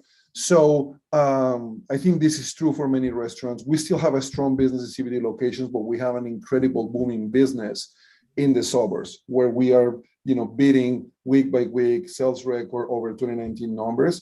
So as this year progresses, hopefully peaks of Omicron and other things starts to decline, and then we go back to what the new normal is going to be. We definitely see residential and suburban locations as an incredible opportunity for expansion for us. And then, we have plans to open a few additional locations this year and next year. So excited to bring more Mediterranean food that is incredible for you to every corner of America. Yeah, hopefully, I'm hoping for one in some of the northern Chicago neighborhoods soon. Absolutely. Just last question, and I think I've learned a ton from our conversation. So if you were to go back, to February 2020, and you had kind of a month notice that this was going to happen, is there anything you would have done differently, like based on what you've learned over the last 2 years? That is a great question. I think that I mean, I don't know, maybe many things. I'll tell you one thing that I will change and one thing that I wouldn't. The thing that I will change is, if I knew that it was going to happen and I had a picture of the future, maybe we would have made other decisions that I think all of us thought, okay, this is going to be 6 months or this is going to be 8 months. And then no one ever imagined, because humans, we work in calendars, that this was going to go December 31st and above, and then a whole other year. So I think we would have made different decisions if we knew that this was going to be a long race versus a sprint. Something that I would have never changed is, because I think it was the right approach. We made really hard decisions when the pandemic hit, where we had to furlough a bunch of people. And then from that day where we had to furlough people and close, the majority of our restaurants, to hunker down to 9 restaurants, our purpose and our mission and part of the Roti evolution was always about getting people back to work and reopen the doors of our restaurants to feed customers, but most importantly, or at the same time, to bring our employees back to work, because we know that they needed the jobs. We know that they wanted to work. They love our brand, and they did nothing that caused for them to lose their jobs. And that was an incredible motivation for all of us to show up every day and navigate the situation. So maybe a different spin on your question, but something that I would have done exactly the same was keep each one of the positions for employees in mind to try to open the doors to our customers. We'll try to get them back in the restaurants. Yeah, I think that's great. I think that's motivating, and also liked what you said about when we went into this. I remember thinking as we left the office in March 2020 that we would be back in like 2 weeks. And now, our company's gone completely remote. So I think looking at this more as a marathon than a sprint, definitely probably would have been some good foresight for all of us. Well, thank you so much, Nico. I've really enjoyed getting to know you through this process, and hopefully everyone was able to learn from some of your experiences over the last couple of years. Yeah, I don't know about that, but this was super fun. And then, as we continue to navigate through this, let's make sure that we stay positive, and that if people take anything, try to give a different spin on reality. Thank you so much for Brand Innovators for bringing us together. And then Sydney, you're a trooper for managing this whole group of people throughout the day. I'm loving it. Sydney. Learning a ton. Thank you both so much. Have an awesome rest of your day. Bye. Bye. All right. That was awesome. Next, we have Casey DePalma, the Senior Director and Head of Public Relations, Influencer Marketing, and Digital Engagement, North America from Unilever. And that conversation is going to be moderated by Smita Reddy, the U.S. Brand Chair, Global Client Leader from Edelman.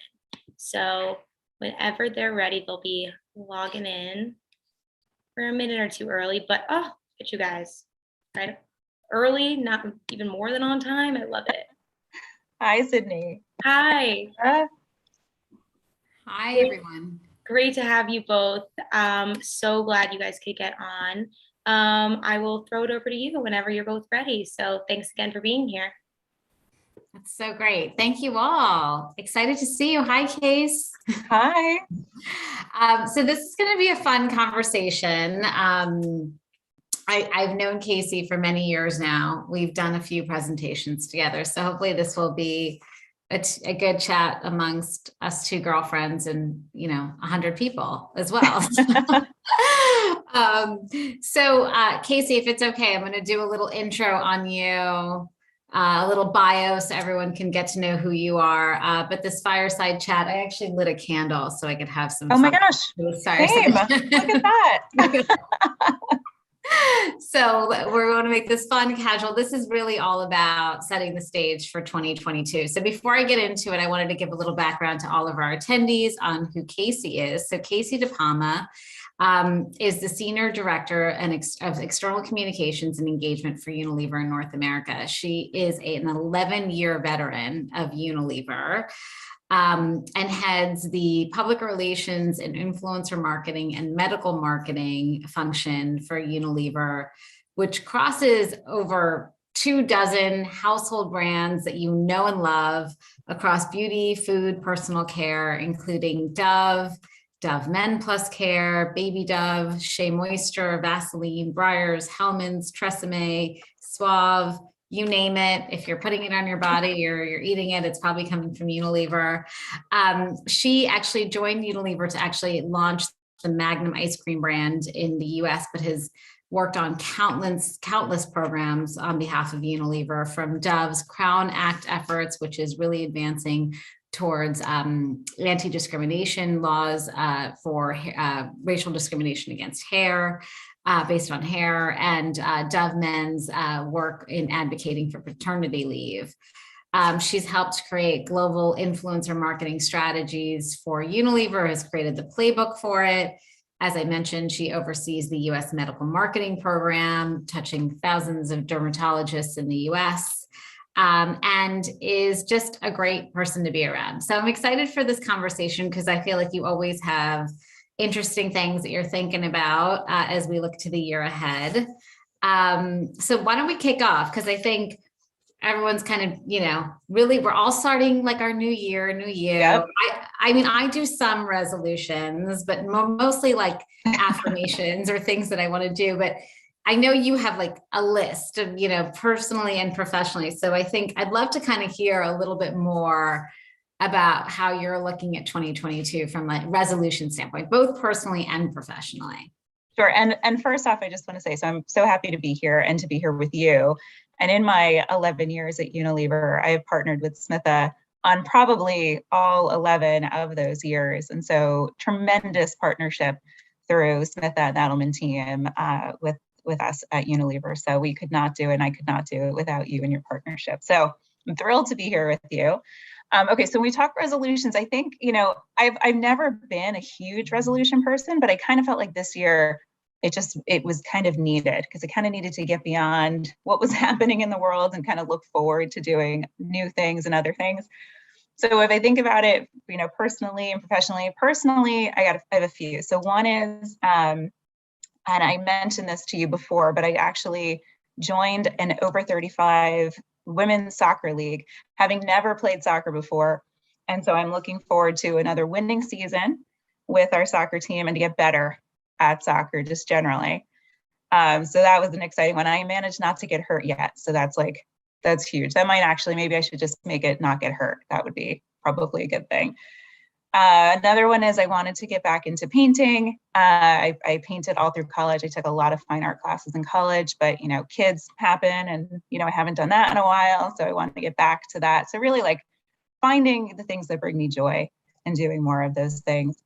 And the last one on the personal front is one that I've been talking to my colleague, Aaron Sobel, about, and he is full on encouraging me to buy an NFT. So I want to go head first personally into this space, not just professionally, and get that first NFT. I have not done it yet, but I promise, Aaron, if you're watching, I will be doing it soon.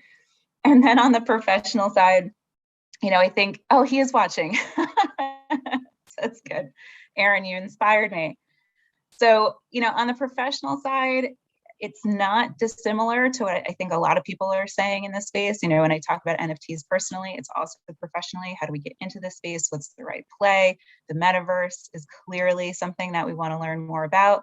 And I really think about it as like learning and experimenting. I want that to be a huge part of what we do professionally this year. We might not crack most of these areas, but at least, we can start to move through them and understand more and learn more about what's happening in them. So I think that's really big. And then I think about, in areas where we started, how do we even dive deeper and move the needle further? When we think about influencer marketing, I really want to push that industry forward and help mature it as a channel. So what does that look like this year? I think we'll see some things in the area of measurement and standards and some work in that space. And when we think about quantifying our impact as communicators, you and I are passionate about that. How do we show value of communications? What is the value of communications? I think we'll see more of that. And I think you would agree, not to put words in your mouth, but just from the role of communications has evolved so much. And so I think we'll just see more impact, and then more of a push for what can we quantify as our impact as communicators and in communications.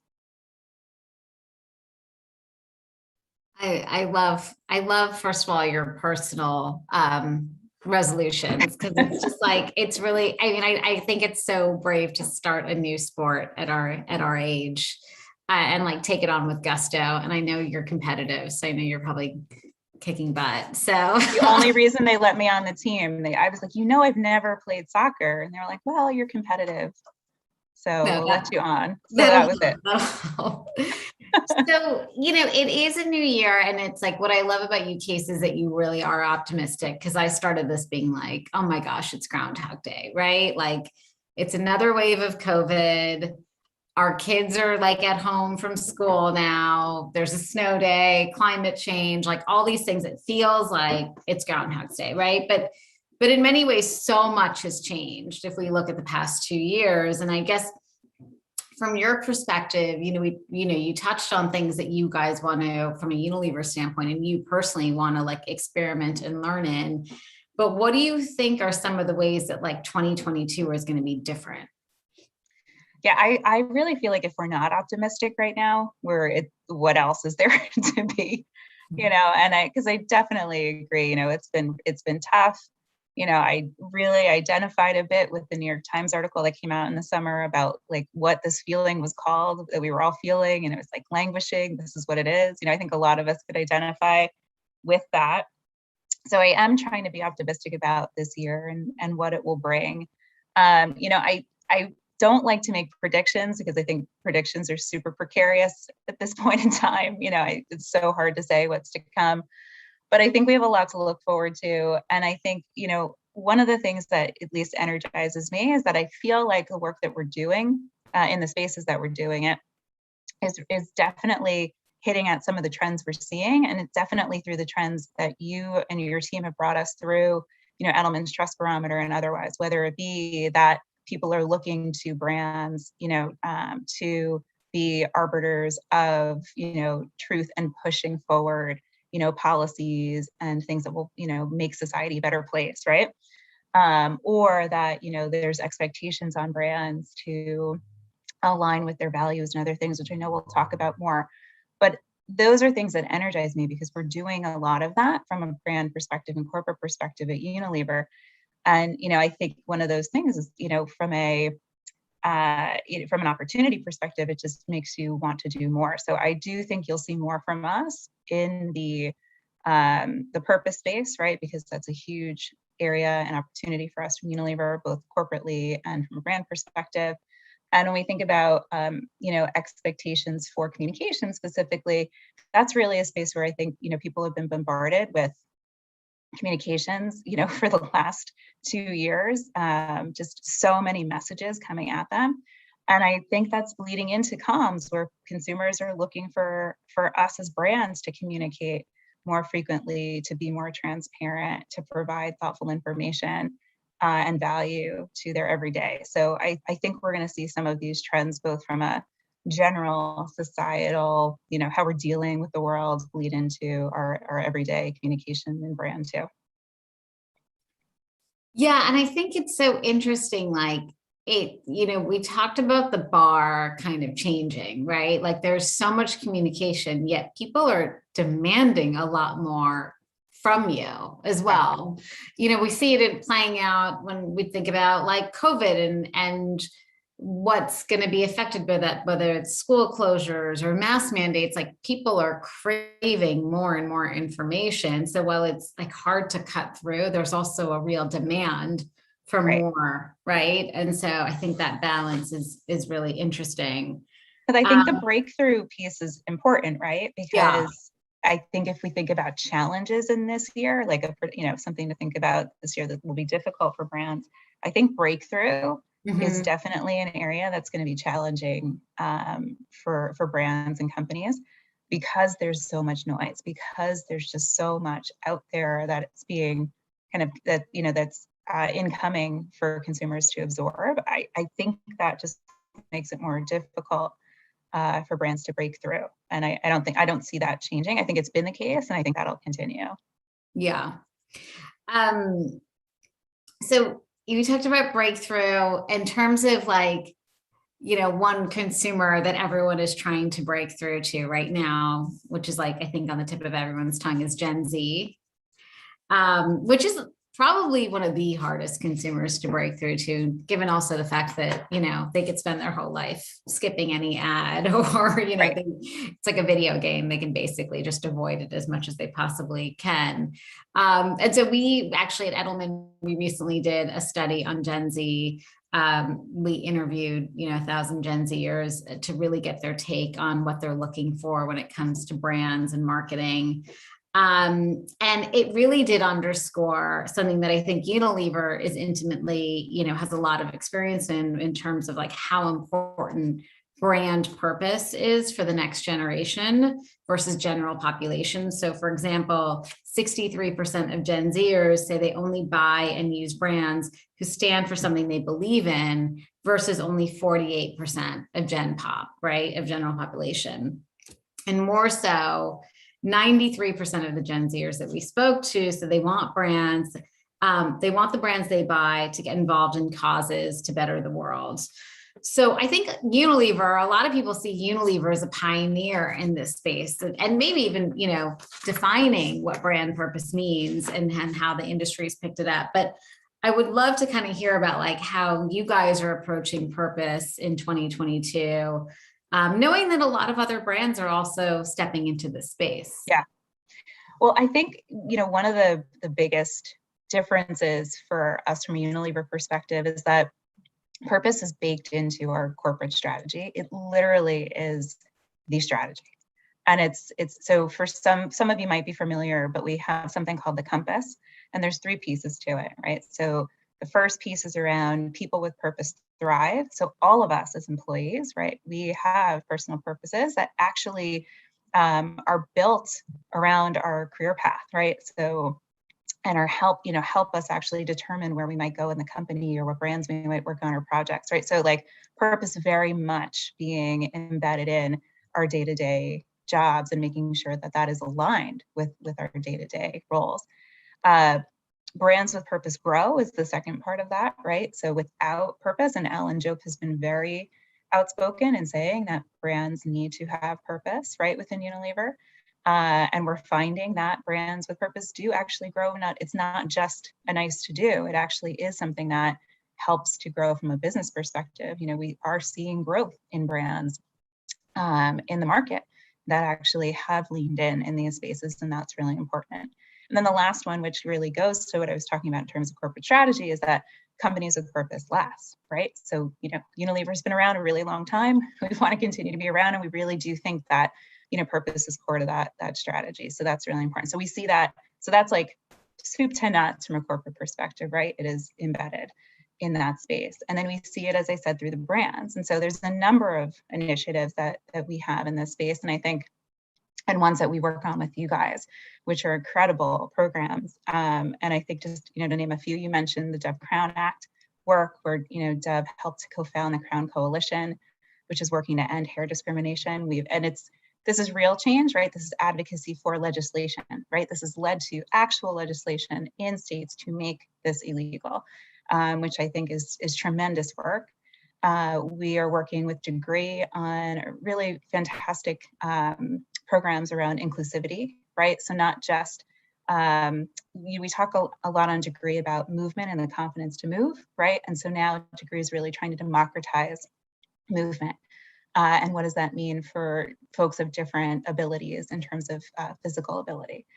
And that's everything from, highlighting stories of college athletes who, broke limits throughout their lives and what they've gone through, but all the way through to product innovation and work that's being done to bring inclusive product design to the market. So really, really interesting programs and campaigns and stuff that's happening that you'll see more of, I'm sure, this year.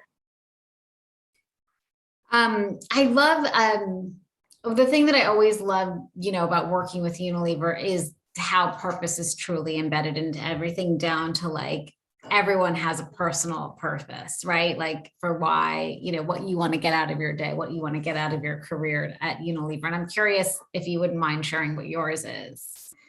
So some people have really, catchy phrases for theirs. And as a communicator, I probably should have some catchy phrase. But mine is really around creating and connecting people through stories, right? And typically stories that have yet to be told, right? Where can we, do something new, create something that has never been created before, do new things, break boundaries, and do it in a meaningful way. And so, you and I have joked before about kind of like, what are we, if we said, okay, our name's what it is, but like, what are we known as? I joke I'm a connector, right? Not only, do I like connecting people, I also really think it's about, connecting through stories and narratives and compelling, narratives around brands and other things. So that's where I sit. And I think that's true based on the work that I'm trying to do day to day. I love that. I love that. So, okay, let me see. I think there are some questions coming through. And I have a few more questions as well, obviously. So, okay. So, one question I'm seeing in the chat is, what marketing opportunities do you see for your brands in 2022 through traditional channels and the new / crossover?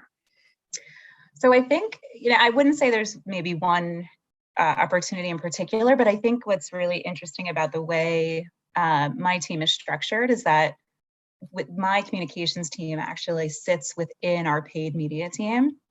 And so at the heart of everything we do, we're really looking at how can paid and earned media work together, right? And so, we're thinking about this not only as opportunities for amplification of earned media, for amplification of our paid programs, but how do we actually start planning from a true integrated position? And then what does that offer, and how, what are the opportunities that come as a result of that? We've been part of the team for a few years, and I really think that that's, really interesting, positioning and proposition to have, because, we're not sitting in a silo, we're not just amplifying what's coming from the brands, but we're really embedded within that planning and communications process, where we can have real conversations about where the level of integration can be, what are the opportunities, whether that's related to talent or, a media partner or whatever it is. We're working so closely together that really we can get the best out of whatever these partnerships and programs are. So I think it's more around just making sure that there is true integration, and then what are the opportunities within that planning process to work together to make those programs as robust as possible. That's great. I love that. I think that's like a unique part too, to that function. Not that many companies are so closely linked when it comes to paid and earned. Yeah. And I think that also helps when you think of like cutting through and breaking through. Yeah, absolutely. So what do you think are some of the like biggest like individual challenges that you might have in this coming year, or a big brand challenge that you have coming up this year that you're just starting to see play out even January? We're only 13 days in. I know.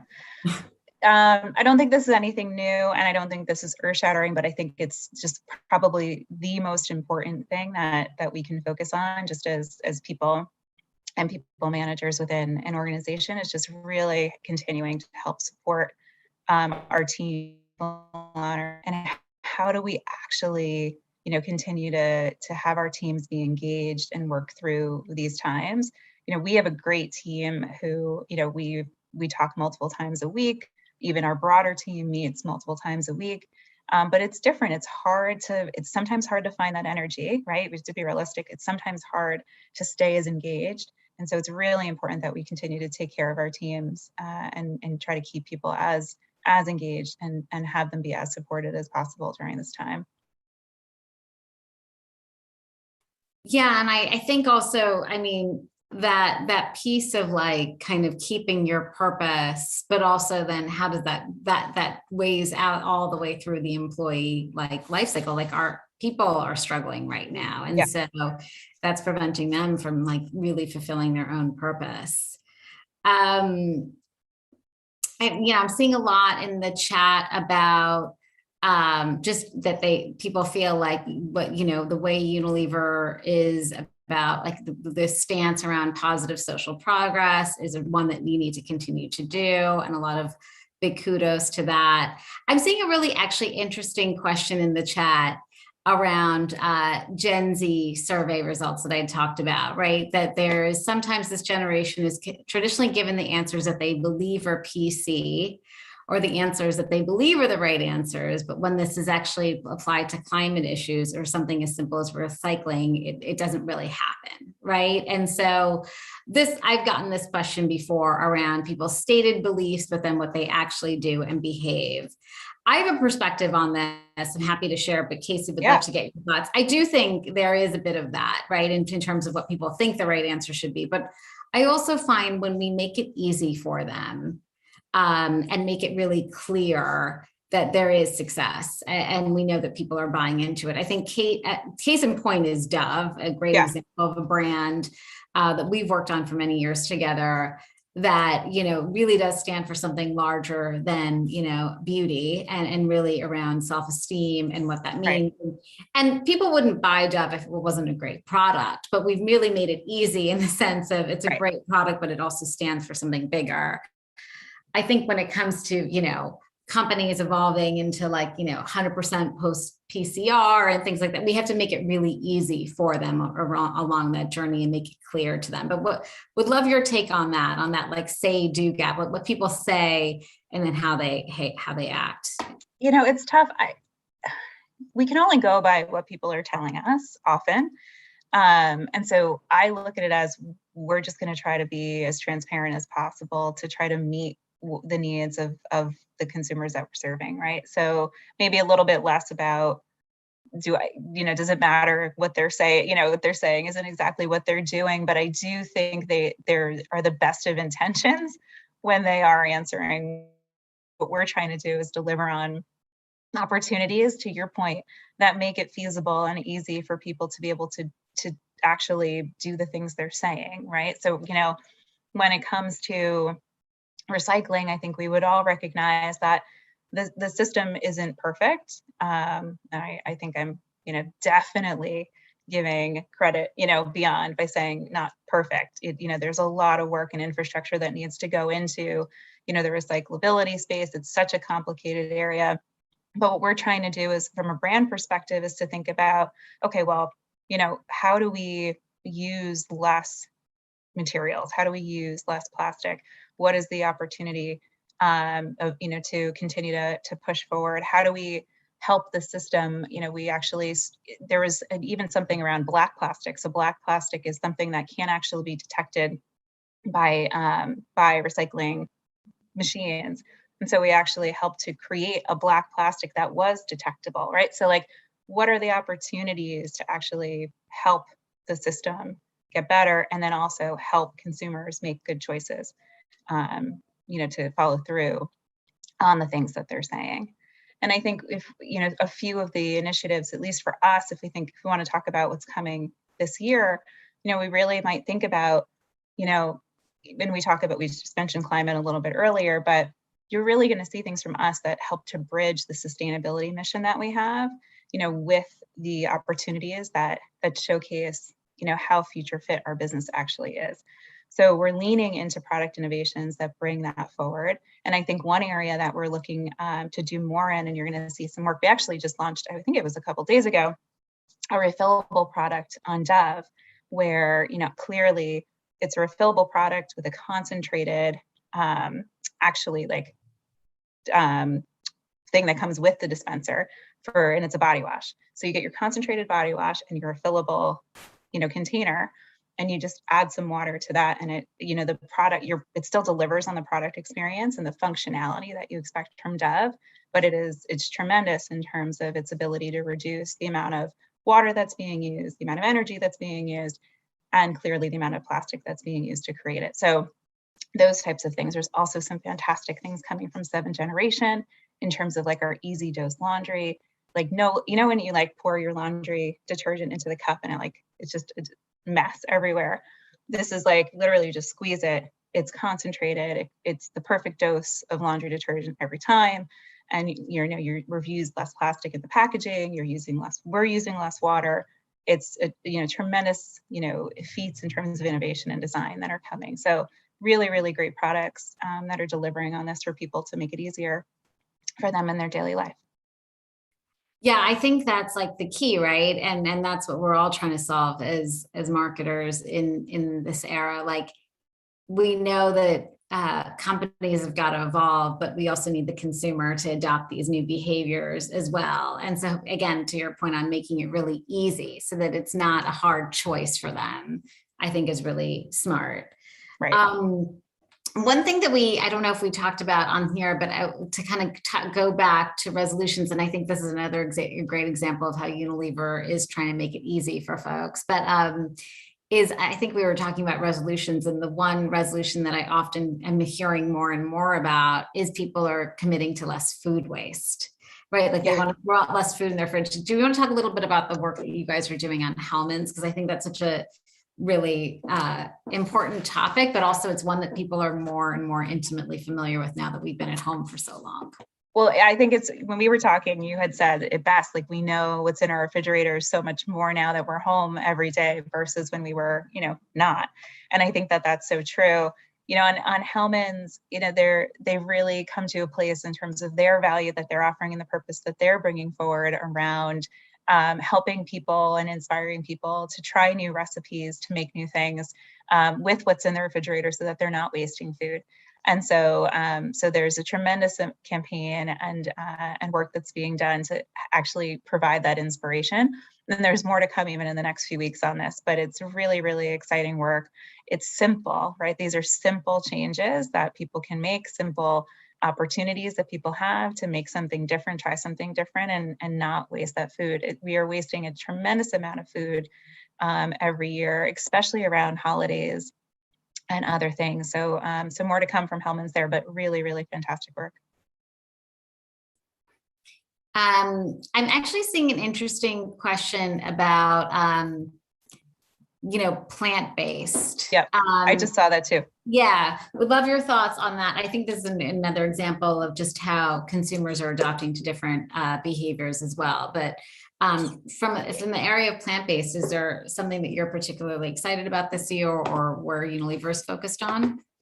It's ongoing. And so definitely, as we see people moving to more plant-based diets and clearly, from an environmental perspective, thinking about that angle as well, we've seen, great adoption of our vegan mayonnaise, which is really exciting, as well as our plant-based, dairy-free ice creams. So, and I know we didn't talk about ice cream, but for those of you who don't know Unilever, we probably make every ice cream brand you could almost think of. We're the largest ice cream producer in the US. So it's really an exciting space to be in, and there's a lot of opportunity there. And so we're seeing some interesting work coming from our brands in terms of dairy-free, which is really great.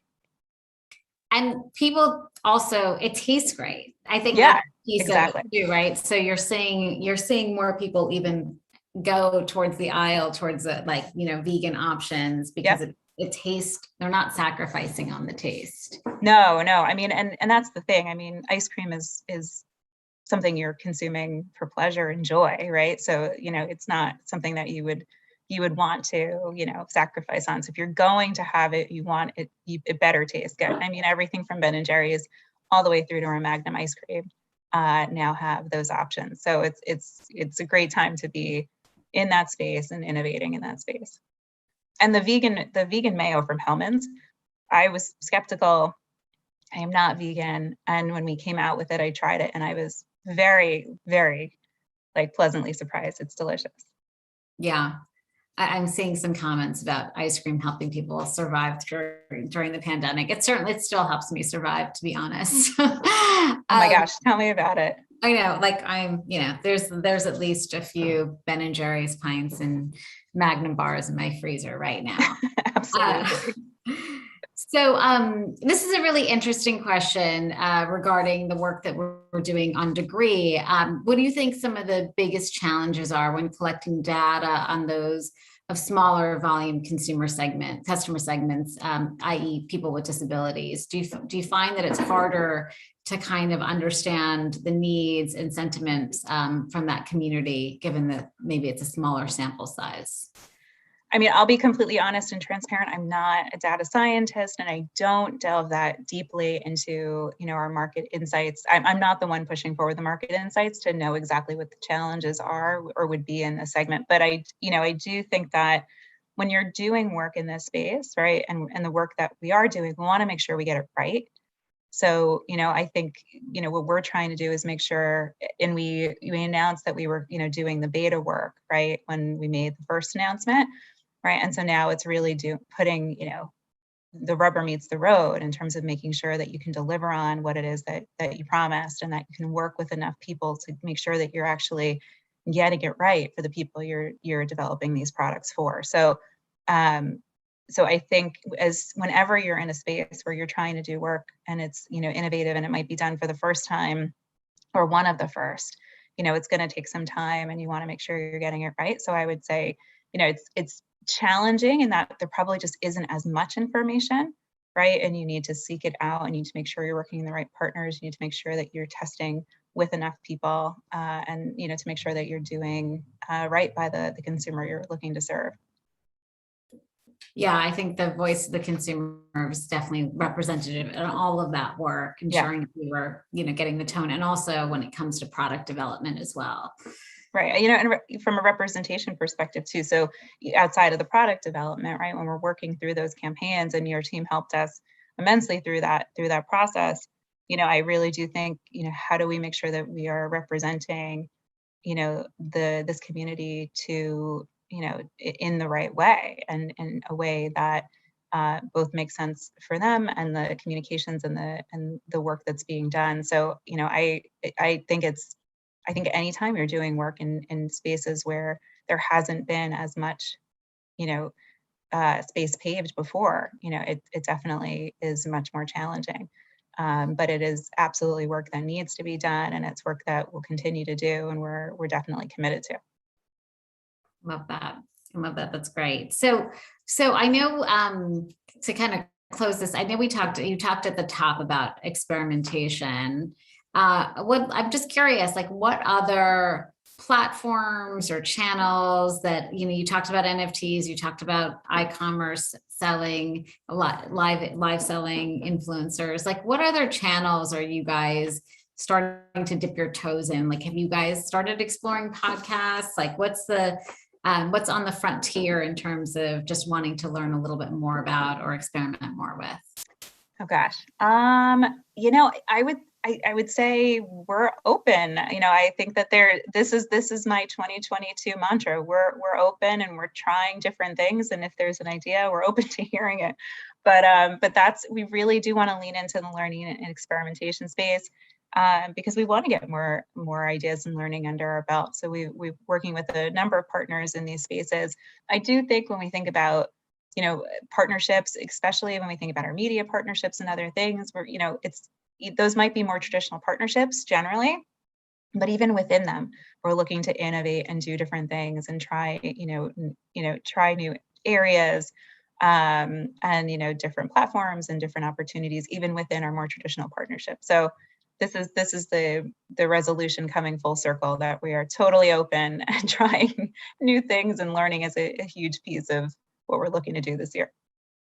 That's great. There's actually one question that came in about acquisitions that I'd love to chat with you about too, because it's this is someone who's looking at Unilever, acquiring a lot of like natural brands or in the natural segment, and the question is like, how do you weigh keeping the integrity of the smaller company while trying to scale the brand? I think Unilever's actually done a really great job at this. Would love to kind of hear from you, Casey, on that balance.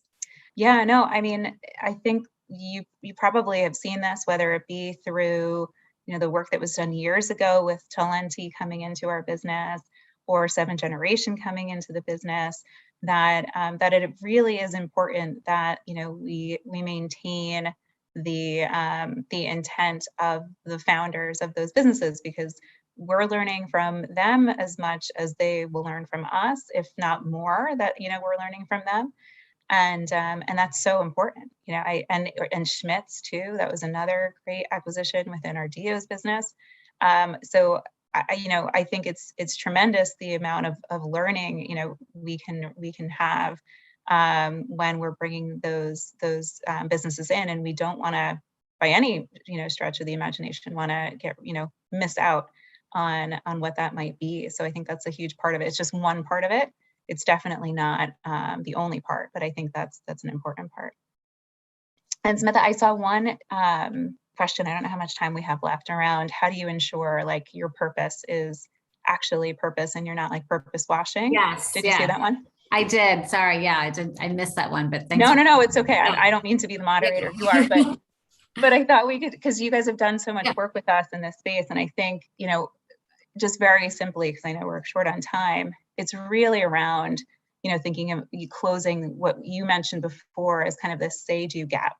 So what we look at when we're thinking about our brands, and specifically our brand activation and brand comms, as we think about purpose, is that we really don't let our brands start talking about what it is that their purpose might be until they actually have stuff to back it up, activity to back it up, receipts to back it up, and have started to build credibility in a certain space so they can like credibly, talk about something that they're working on. It's not just about, doing one action and then, saying you've done that and walking away. That really is not core to purpose. We actually would say that's not purpose. That might be, you might be doing you might make a donation, you might do some advocacy work, that's fine, but that's probably not purpose. You might have values that you're doing actions against, but that might not be exactly your purpose. So purpose really has to come forward in a way where you've got the actual actions to prove that you are, moving your purpose forward in a meaningful way. Right. And an example of that I always talk about is Dove. Yes, it does stand for something larger than beauty, but they've also done the work behind the scenes in educating young girls on self-esteem. They're the world's largest provider of self-esteem education on the planet. That is real action, and as we call it, brand do work. So I think that's a great example of just, not just talking about it or showing like a really pretty film about it, but more so that the work is there and the research and the data backs that up.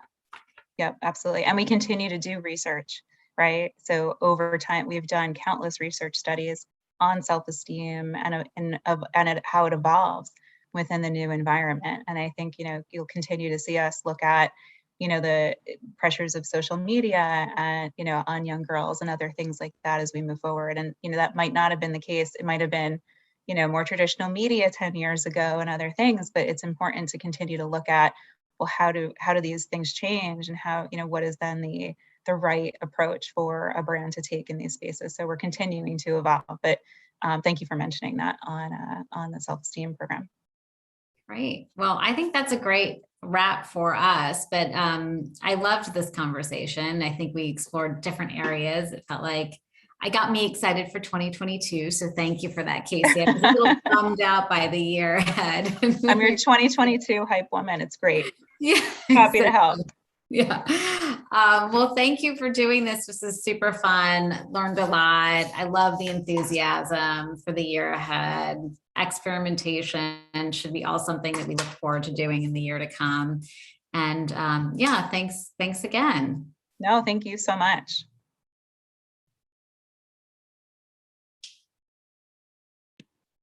Thank you both so much for today. Absolutely loved listening to your conversation, and have an awesome rest of your night. Thanks, Sydney. Thanks team. Guys. Bye, Smitha. Bye. Bye, Casey. Bye, Sydney.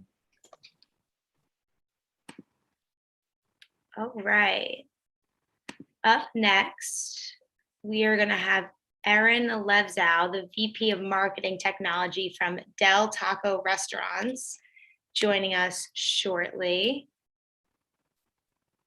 Awesome. And then we have Del Diocampo. Was that right? Yeah. Awesome. Thank you so much for joining us. Very excited to see.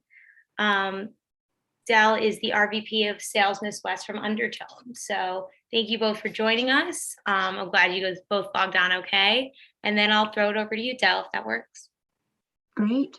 Thank you. Hi, Erin. Nice to see you, your face, not just the voice from this afternoon.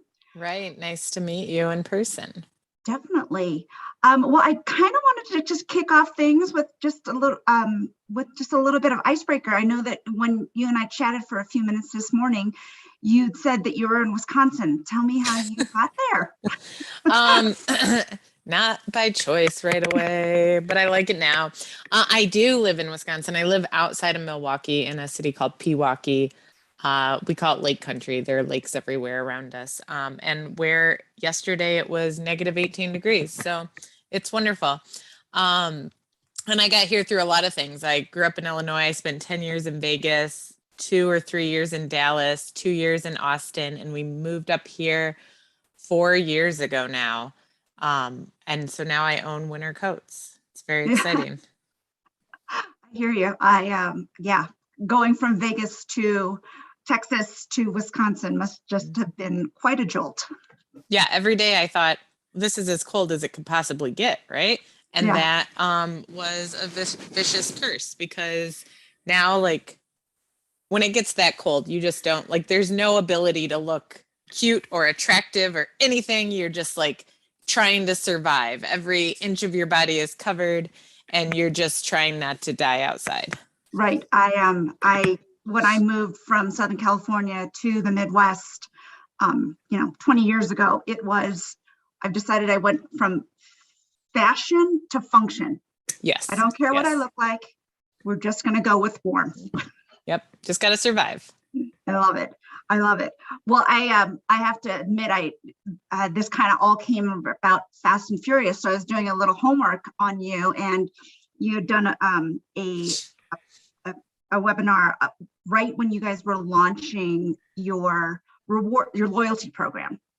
Mm-hmm. And so I went online and I looked, and they'd said that the rewards program is called Del Yeah. Del Yeah. Yeah. I was like, I think this is going to be perfect for us.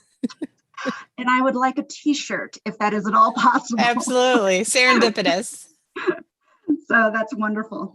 Well, I know that going into this, the whole theme of the Brand Innovators platform is setting the stage for 2022. So I would love to learn a little bit more about what Del Taco's kind of priorities are going into 2022. Lots of things happening.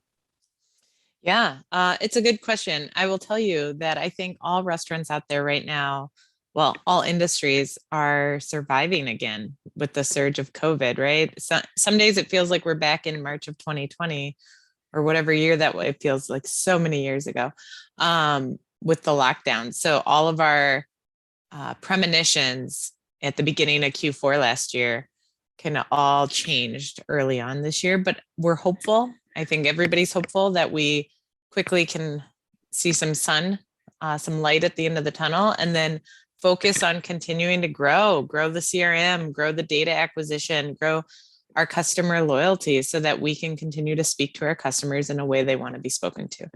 That's wonderful. And I know that when you guys launched your loyalty program, that you had mentioned something about kind of going top to bottom in terms of addressing the funnel.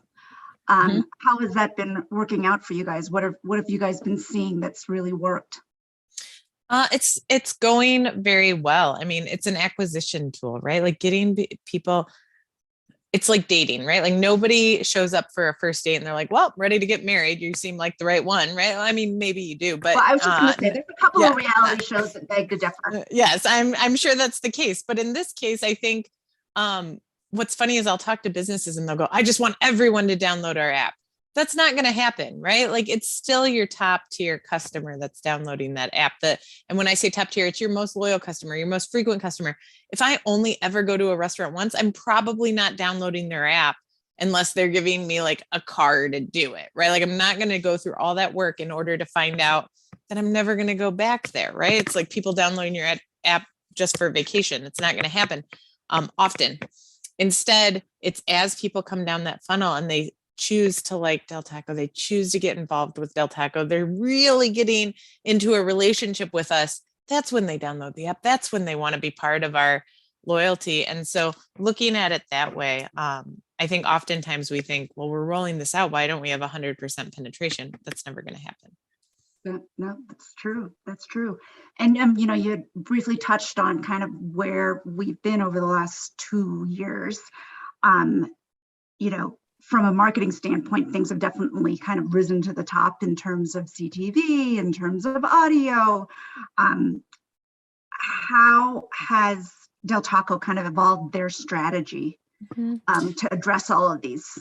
Yeah. And I would say that it's not just us. Everybody I talk to has the same idea, which is like when we saw wherever the eyeballs are, wherever the ears are, that's where we want to be, right? It's not just like, I wouldn't say that you're always thinking about it as this is CTV and this is regular TV and this is this and this is that.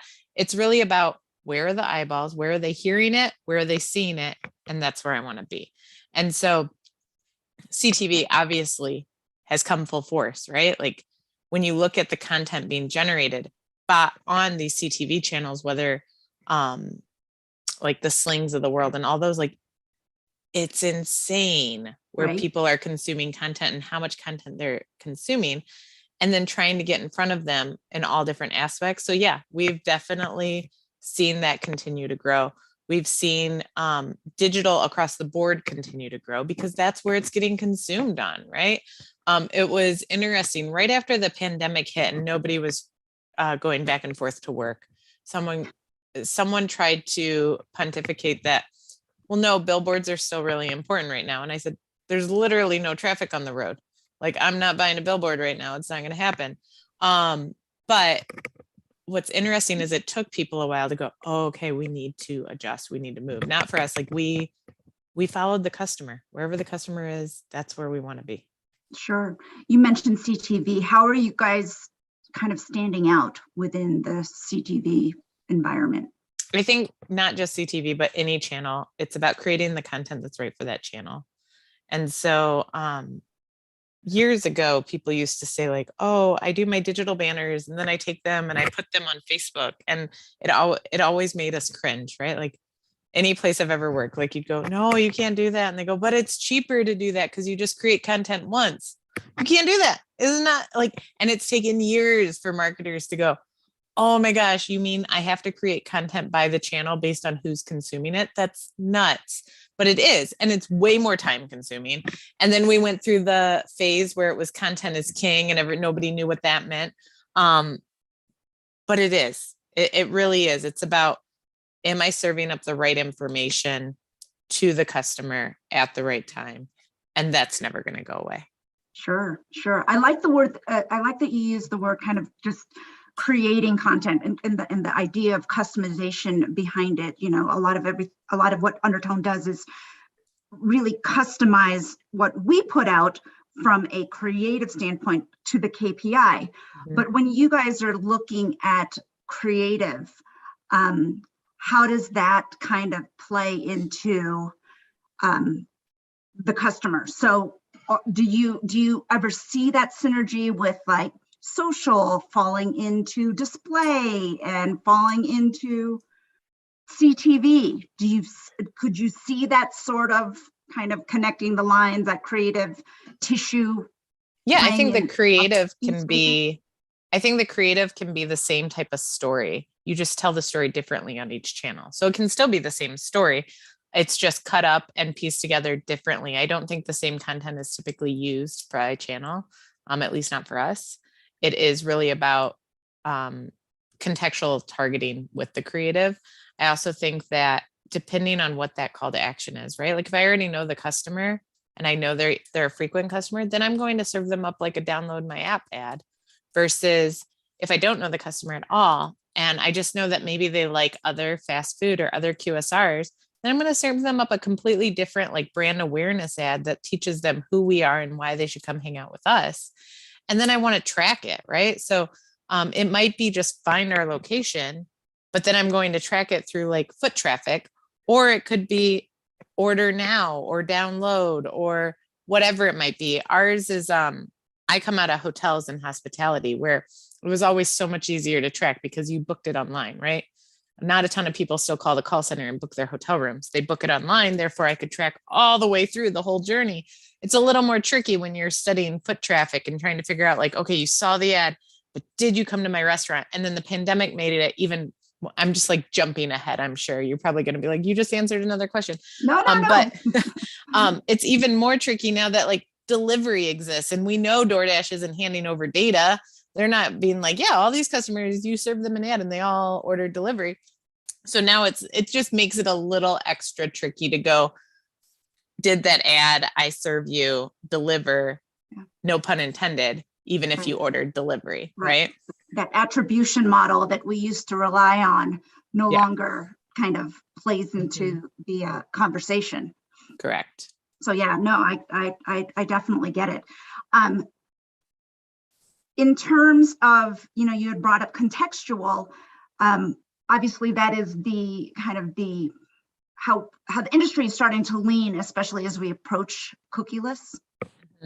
How is Del Taco, what steps are you guys kind of taking, you know, whenever Google's ready to flip that switch?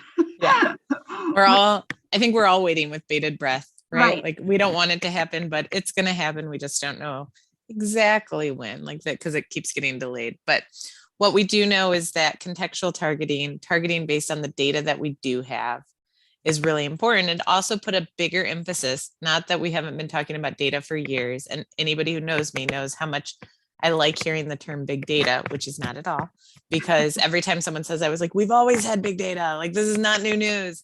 But it put a bigger emphasis on like, oh guys, we got to get our stuff together and figure out how to make sure that data for us is very important. And what do we have? And what does the customer gain by us having their data?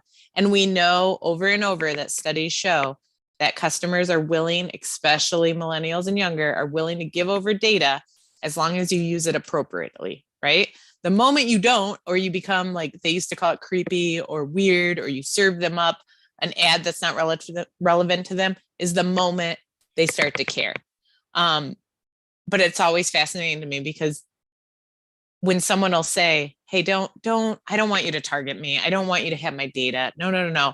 And then they'll come back and they'll go, all these offers you send me are so not relevant to me.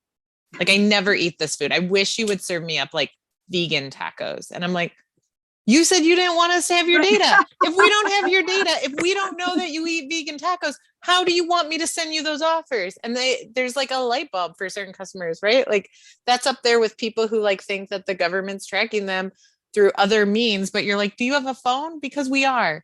I mean, we're not the government, but like, it's just completely crazy to me that every now and then you get someone who goes, no, I don't want you to track me. And then they go, well, I'm not getting any relevant mail or offers, even direct mail anymore. Like, what do I do? Well, you asked everybody not to track you. So that's like your penance now.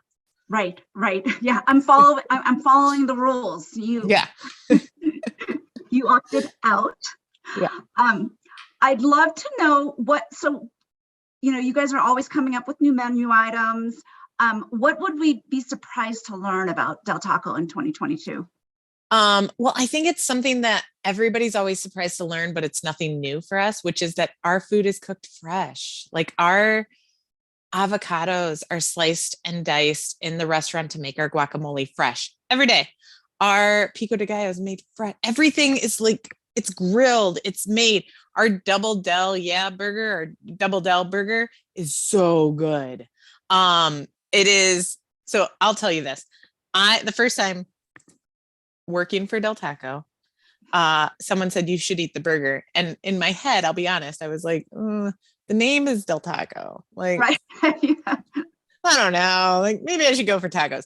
But I ate it and I was blown away, and I don't even like, it was so like, I ate the whole thing, and anyone who knows me knows that is weird for me. And then afterwards I felt like I had to do my own test. So I went to a very big competitor that also serves a burger similar. And I ordered it because I was like, you know what, maybe I just forgot what these burgers taste like. Maybe they're all really good.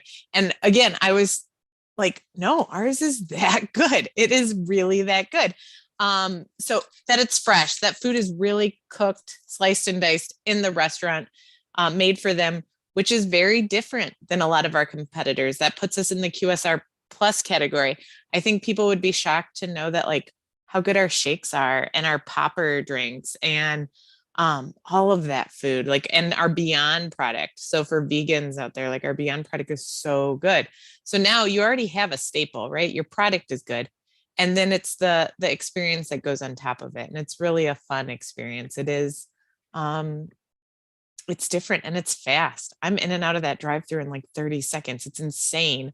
And so when I first started, I was like, oh, it's great. We're going to do like line busters and there's never going to be a wait. And they're like, there isn't a wait. Like we're that fast. Completely blew my mind, which makes my job harder, right? So I can't be like online order. We're so fast. Why would you online order? You can drive through the drive-through. It's ridiculously fast. So it's interesting because I think when people experience it, those are the people that experience it. And then they call me and they go, oh my gosh, you weren't lying. This is really good. This is really fast. This is like all the things you said. And it's continuing an education of that. And so as we grow, which we are growing, and it's very exciting, and all the news has shown that it's going to hopefully impact the customer even more so that they understand what they are truly getting and the value. We just rolled out a 20 under $2 menu. I saw that. Find me a value menu anywhere else that you can get that much value. It's insane. So 20 under 2, like you can't go many places and get that. You can't go to, well, anywhere else. I can't think of anywhere else you can get that kind of value. So we're really excited about that and seeing what that's going to do. That's wonderful. Yeah. Like I said, you were talking about the just menu items. When I was growing up, Del Taco was about a mile from my high school. So it was definitely a staple. And when you mentioned about, you're a Mexican, your tacos, but I always order the crinkle fries. I was like, there's nowhere better here. That's what, yeah, everybody raves about those. And like, again, it was one of those things where I was like, okay, great. And I tried them and they're not wrong. They're really good.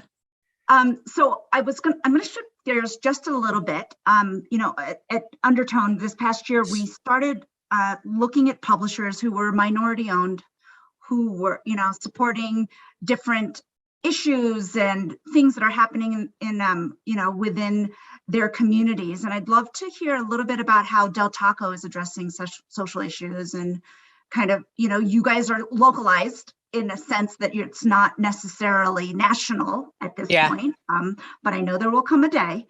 But how are you guys kind of addressing social issues, things that are happening more on a local level? Yeah, so I think obviously each of our restaurants involved on their local level, and we encourage them to be involved in their community and address it. I think that is definitely one of those things that is a constant internal conversation. It's something that we're always, and when I say always, definitely most recently at the forefront of the conversation. And it will be something you will hopefully for all of us see a big difference in 2022, not just from us, but other brands as well. That's where I'll leave it because it is something that's a constant conversation of how we cultivate this and grow this through 2022. Absolutely. Absolutely. I mean, it's kind of just growing. Everything kind of happened all at once at the end of 2019 and at the beginning of 2020 that just all, I don't know if there's ever kind of the right move, you kind of ebb and flow, right? It's definitely made, I think, everyone, me personally, more conscious, right? And conscious and conscientious in how I approach things. And I personally had a lot of learning to do throughout this process, and it was very eye-opening. And joining group chats and talking to people about like their feelings about everything that was happening. And I'm nowhere near I feel like there's so much more education I need to do for myself around it. So it is something that, like you said, it all kind of built up right then. I think it's been an undertone, no pun, an undertone for a very long time. Yeah, go ahead. For a very long time, but it just kind of, it all surfaced right around the same time. And I think more needs to be surfaced. The more we can call attention to it, the more we can call focus to the real issues and then attack them appropriately is very, very important. That's wonderful.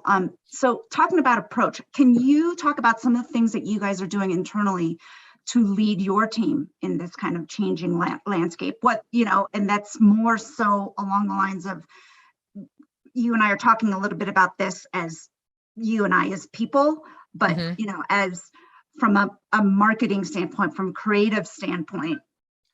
Again, I think it goes back to being conscious and like, who are you casting? What does that look like? What, how are we speaking, right? The vernacular in which we're using in the ads, all has to be looked at through a different lens or a new and educated lens. And I think that is very, very important. I once listened to the chief diversity officer at AT&T, I think it was AT&T speak. And she said, first and foremost, you look around your table, right? Look at who's at the table.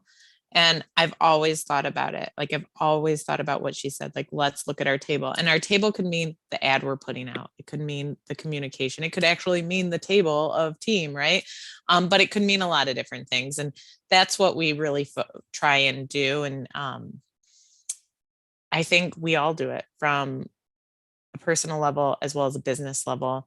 And then I think from an internal team and my personal team, you lead with empathy. And you lead with emotional intelligence and you figure out what that means. It doesn't mean always calling attention to every little thing, but it's you lead with what the right feelings are and you're going to do a great job, right? The only time I don't see that working is when people lead with projects or tactics. You have to lead with empathy. And when you do that, the world changes around you because you're focused on the team and you're not focused on the actual item. I love that. I love that. I also try to live by that mantra. With all of the things that you guys are kind of putting out there in terms of getting your messaging across, I'm curious, how are you measuring success? You had mentioned that it's not all about the app downloads. So where is success coming for you guys? It's across the board. So we measure engagement on certain things. We measure foot traffic on certain things. We measure orders if we can. Which again is very hard. Like if we were a fast casual, has that a little bit easier, right? Because people will order ahead. And so whenever I hear a fast casual restaurant go, oh, our digital orders are through the roof. And I'm like, well, you're fast. Like, of course you take longer. It's like in your name, casual. So like, I can't compete with that. And then, of course, the downloads, right? And engagement on the website, what we're seeing now, it's going to be super painful because nobody likes when I tell them this. Every analytic makes you ask another question, right? So there's never a report that you can look at and go, wow, this was great. All done. We're done.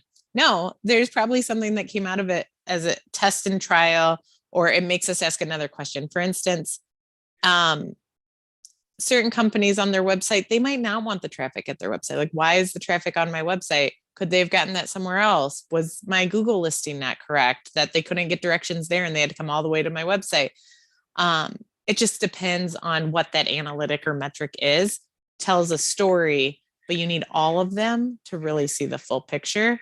And so for me, anytime I look at numbers, it usually makes me ask another question, which everybody really loves when I'm like, well, what about this? And they're like, oh, we thought we were done. We're not. We have another question. It's never done. I was just off a conference call earlier today and they're like, wouldn't it be great if we woke up and we just said, I'm getting ready for fun today. I'm getting dressed for fun. I'm taking a shower for fun. Just doesn't seem to end. So with that said, what are you guys looking for in terms, as you're measuring success in all these different ways, what's important when you're looking for new partners that might not have proven their success quite yet?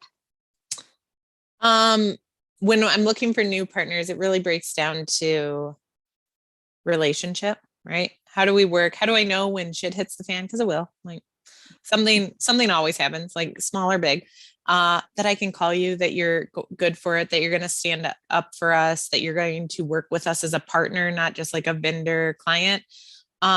Budget, right? Like we have to be able to work within certain parameters. So it's funny, like when the $1 million man comes through the door, I'm always like, I don't have $1 million to give you right now. Like, I'm sorry. And what's interesting is the ones that really want to work with you and end up being the $1 million man are ones that come in and go, yeah, we can test this together and we can make this work and let's prove success together. And then finally it has to work, right? Like, sounds so simple, but like your product actually has to work. We have to be clear on expectations. And I always explain that as like going in, what are expectations, and make sure that you understand the same way I do. For instance, if I ask my kids to go clean their room and they come back and they're like, I cleaned it. And I'm like, well, the stuff's off the floor, but it's not put away. And they're like, you just said you wanted it clean. And I'm like, I don't think you understand what clean means. And so we have to go through all the expectations of what the word clean means in order to make sure that we're both clear on what they're going to go do, so that at the end of it, mommy doesn't lose her mind. Right. Right. No, I am with you. I guess it was a couple of nights ago, I was like, can you go brush your teeth? And he goes, so when you say brush your teeth, I was like, all of them, not just the front ones, all of them. Every single question. Yeah. Yeah. That happens a lot. And especially as they, that like 6 to 8 year old age is when they get really smart. And you're like, sometimes you're just like, touche. You got me there. Like, did not clarify that. Do you guys have any plans for audio? I know we kind of touched on it for a second. So like audio as in? Digital audio. Oh, absolutely. Like it's already space. Always already something, a space we're playing in. We really see a lot of positive results from it. Again, it's where people's ears are. So of course we're going to be there. That's wonderful. And what role does innovation kind of play in your strategy? Luckily, because my job's in MarTech and there aren't a lot of restaurants out there that have a job title like head of marketing technology. It just doesn't exist. My boss was extremely smart in creating this role to say, hey, we want someone who kind of straddles that line, right, with innovation. And I get to work with our VP of Ops Innovation very closely to figure out like what's new and cool. Now, some things are so new and cool and so far away, right? Like you go to CES and you're like, that's amazing. Also 10 years down the road. But I get to work on the cool new things. So innovation, whether it's like things like digital menu boards, which you might think like, well, doesn't everybody have them? No, go to a restaurant. They don't. Not everybody has those.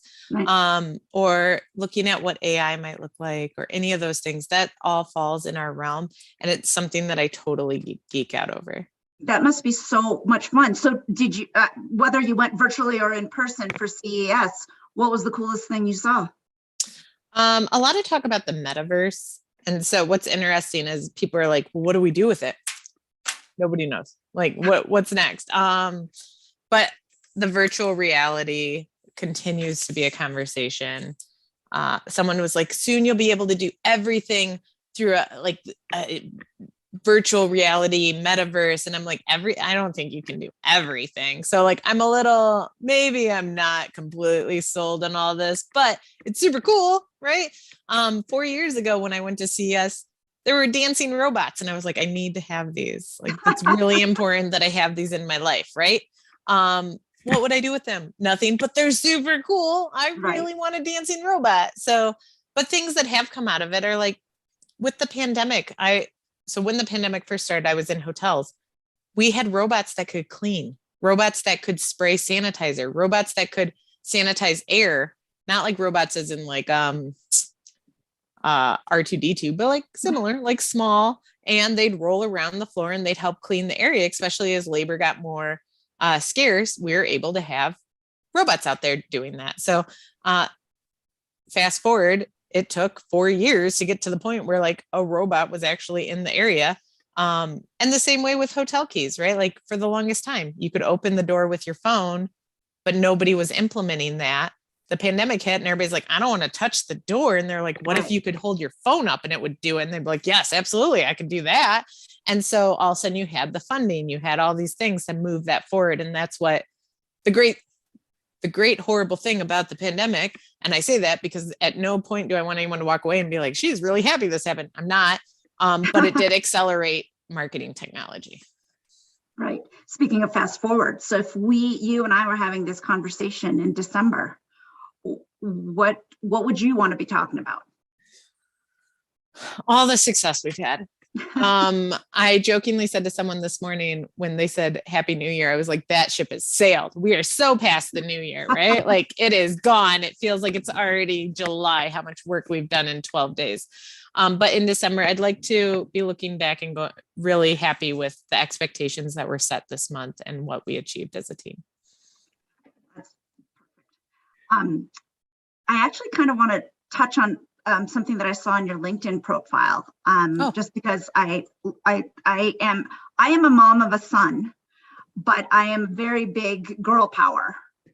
And I saw your support and your initiative for Built for Girls. You want to talk a little bit about that? Sure. So Built for Girls is all about promoting girls in the STEM field in one form or another, right? They don't all do what I do, but I became an advisor to them. So they pair me or mentor with a female who has something going on that they want support, either high school or college, and they're trying to figure it out. And I have met some of the brightest young women doing this. That one of the young ladies graduating high school, figuring out what college she wants to go to, started her own business because she found out that bilingual books didn't really exist. There were books in Spanish, there were books in English, but a true bilingual book didn't exist. And her little brother was having trouble reading because he couldn't read all in Spanish, couldn't really read all in English because he was learning English in school, but would come home and mom and dad would speak Spanish. And she's like, we need truly bilingual books and audio tapes. And she started this book, which ended up being like a subscription service or a business, and started going out reading the bilingual book that she first wrote to, and she found an illustrator to do it, like super scrappy, to libraries, to kids. And people loved it and they wanted to buy these books, and just so smart. And she was meeting with me because she was like, where do I go from here? Are there grants? And I was like, yeah, there's grants. Like, absolutely, there's grants. And we started connecting her with all the right dots so that she could figure out, like, all right, what does a business plan look like? Where do you go? Like, you have the great idea. Where do you go from here? And so smart. I spoke to another young lady who she was just trying to figure out, like in college, she felt like she was kind of forced into one major. And she's like, I want to experience what all these other majors are, but I don't know how to do it. And they ask so much of you now in college. And so we talked through it, and I just became truly like someone they can bounce ideas off of. And they want to hear, like, how did I get to where I'm at? Which my story is insane and crazy, and no one has a story just like mine. But it's been a wonderful experience, and actually seeing the change in these women and their connection with me. I think the organization does a lot of really, really good things. I suggest anyone who wants to get involved to check it out and get involved. Yeah, no, I saw that on your profile and I was like, ooh, I like her already. Thank you. Yeah, it's a very cool program, and I'd love to actually dig in a little bit more and learn about it. So as we're kind of closing in, I wanted to just congratulations you on that CMO of the year in 2020. Thank you. What a huge accomplishment. It was like, of all the years to get it, right? They said you managed through the pandemic. Like, okay. But better than others. Yeah, apparently you won the you got us through the pandemic award. Yeah. I love it. So we were talking a little bit about books and that bilingual book. If you were going to write a book, what do you think that tagline, that title would look like? Oh God, I don't know. That is a really good question. So if I wrote a book, what would like the cover say? It would probably be like the roller coaster ride of how she never gave up, right? Like, because that seems to be my life, right? Like, there are highs, there are lows. There have been times where I've been without a job. There have been times where I've been at the very bottom of the rock, right? Or getting someone coffee, and like the first ever intern. And I think that it makes me much more grateful for what I have today. It makes me much more understanding of others because I know how I've been treated. And so I think it would be about that. And I think that it really is that meme that people show where it's like the guy chiseling away in a tunnel, and then he gives up and is walking back, and it says like success is at the right, just on the other side of this tunnel. But he never knows because he turned around. And my feeling is like, don't turn around. Like, who cares? Just like cover your eyes and like plow forward. And I think that that's really important. And there's nothing, the only person that can stop you is yourself, right? If life gets you, like pushes you down, which it has many, many times, you're the only person that can decide to stay down. Right, right. I'm feeling energized, Erin. I feel like I just gave like a full motivational speech. I'm sorry. Yeah, I was just gonna say, like, I love it. I love it. On the topic of books, do you have any good ones to share or any favorites? I'm a big fan of Radical Candor, that book. It teaches about how to be direct without being an asshole. And I'm a big believer in, if you care about someone, I'm going to tell you the truth. And I'm going to tell you how I feel. And because you know I care so much, you will accept it and make changes from it.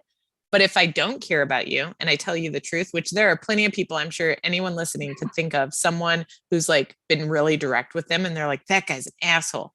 Well, if you want to know if they truly are, you have to decide if they truly care about you. If they truly care about you, they're not an asshole. They care about you. That's why they're being so direct. If they don't care about you, or you realize they're not someone who's going to stay in your life, think about where that feedback's coming from. Throw it out the window. So big believer in that. I love, there are a lot of women's empowerment books that I love too. I think they've gotten me a long way. So the lean-ins of the world and things like that, big believer in. Absolutely. I like that. I'm going to write down Radical Candor right now. When I've been looking for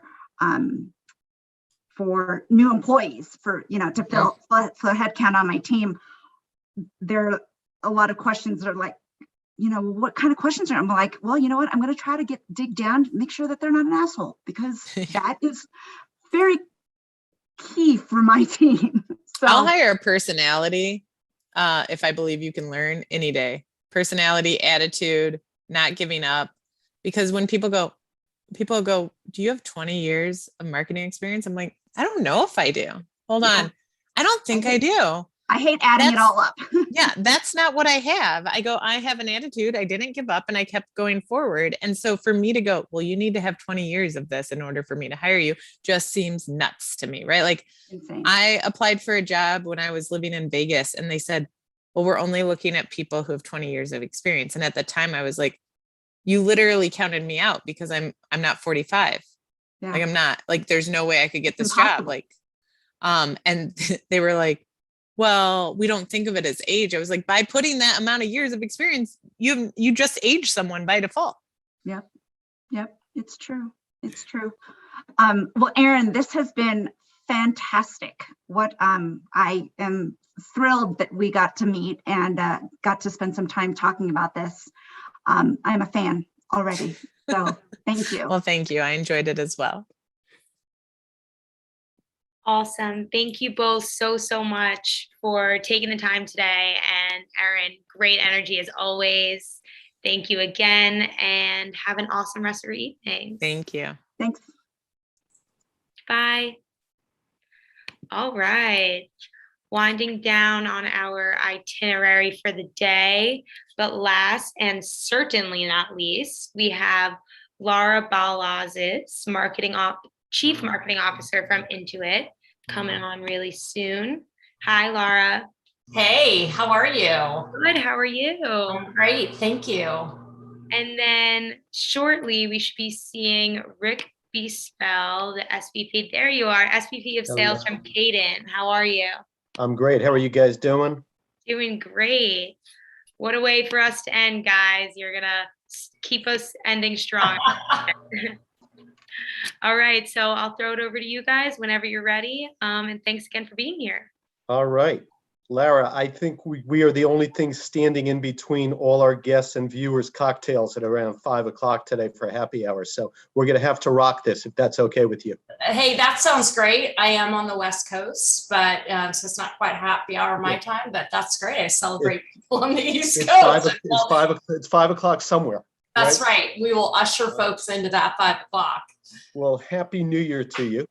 I have been looking forward to this session and a great 2022 kickoff. So welcome. I hope you had a great break. You had some fun, I hope. Definitely did some skiing Nice. and Very nice.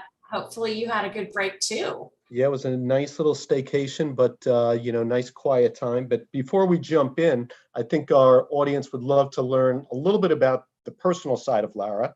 I understand you live in the Bay Area, right? You're I do. UW grad, and as you told me, it is the Huskies, which I did know, but I didn't really know that they were referred to as the Dogs also, so that was my bad.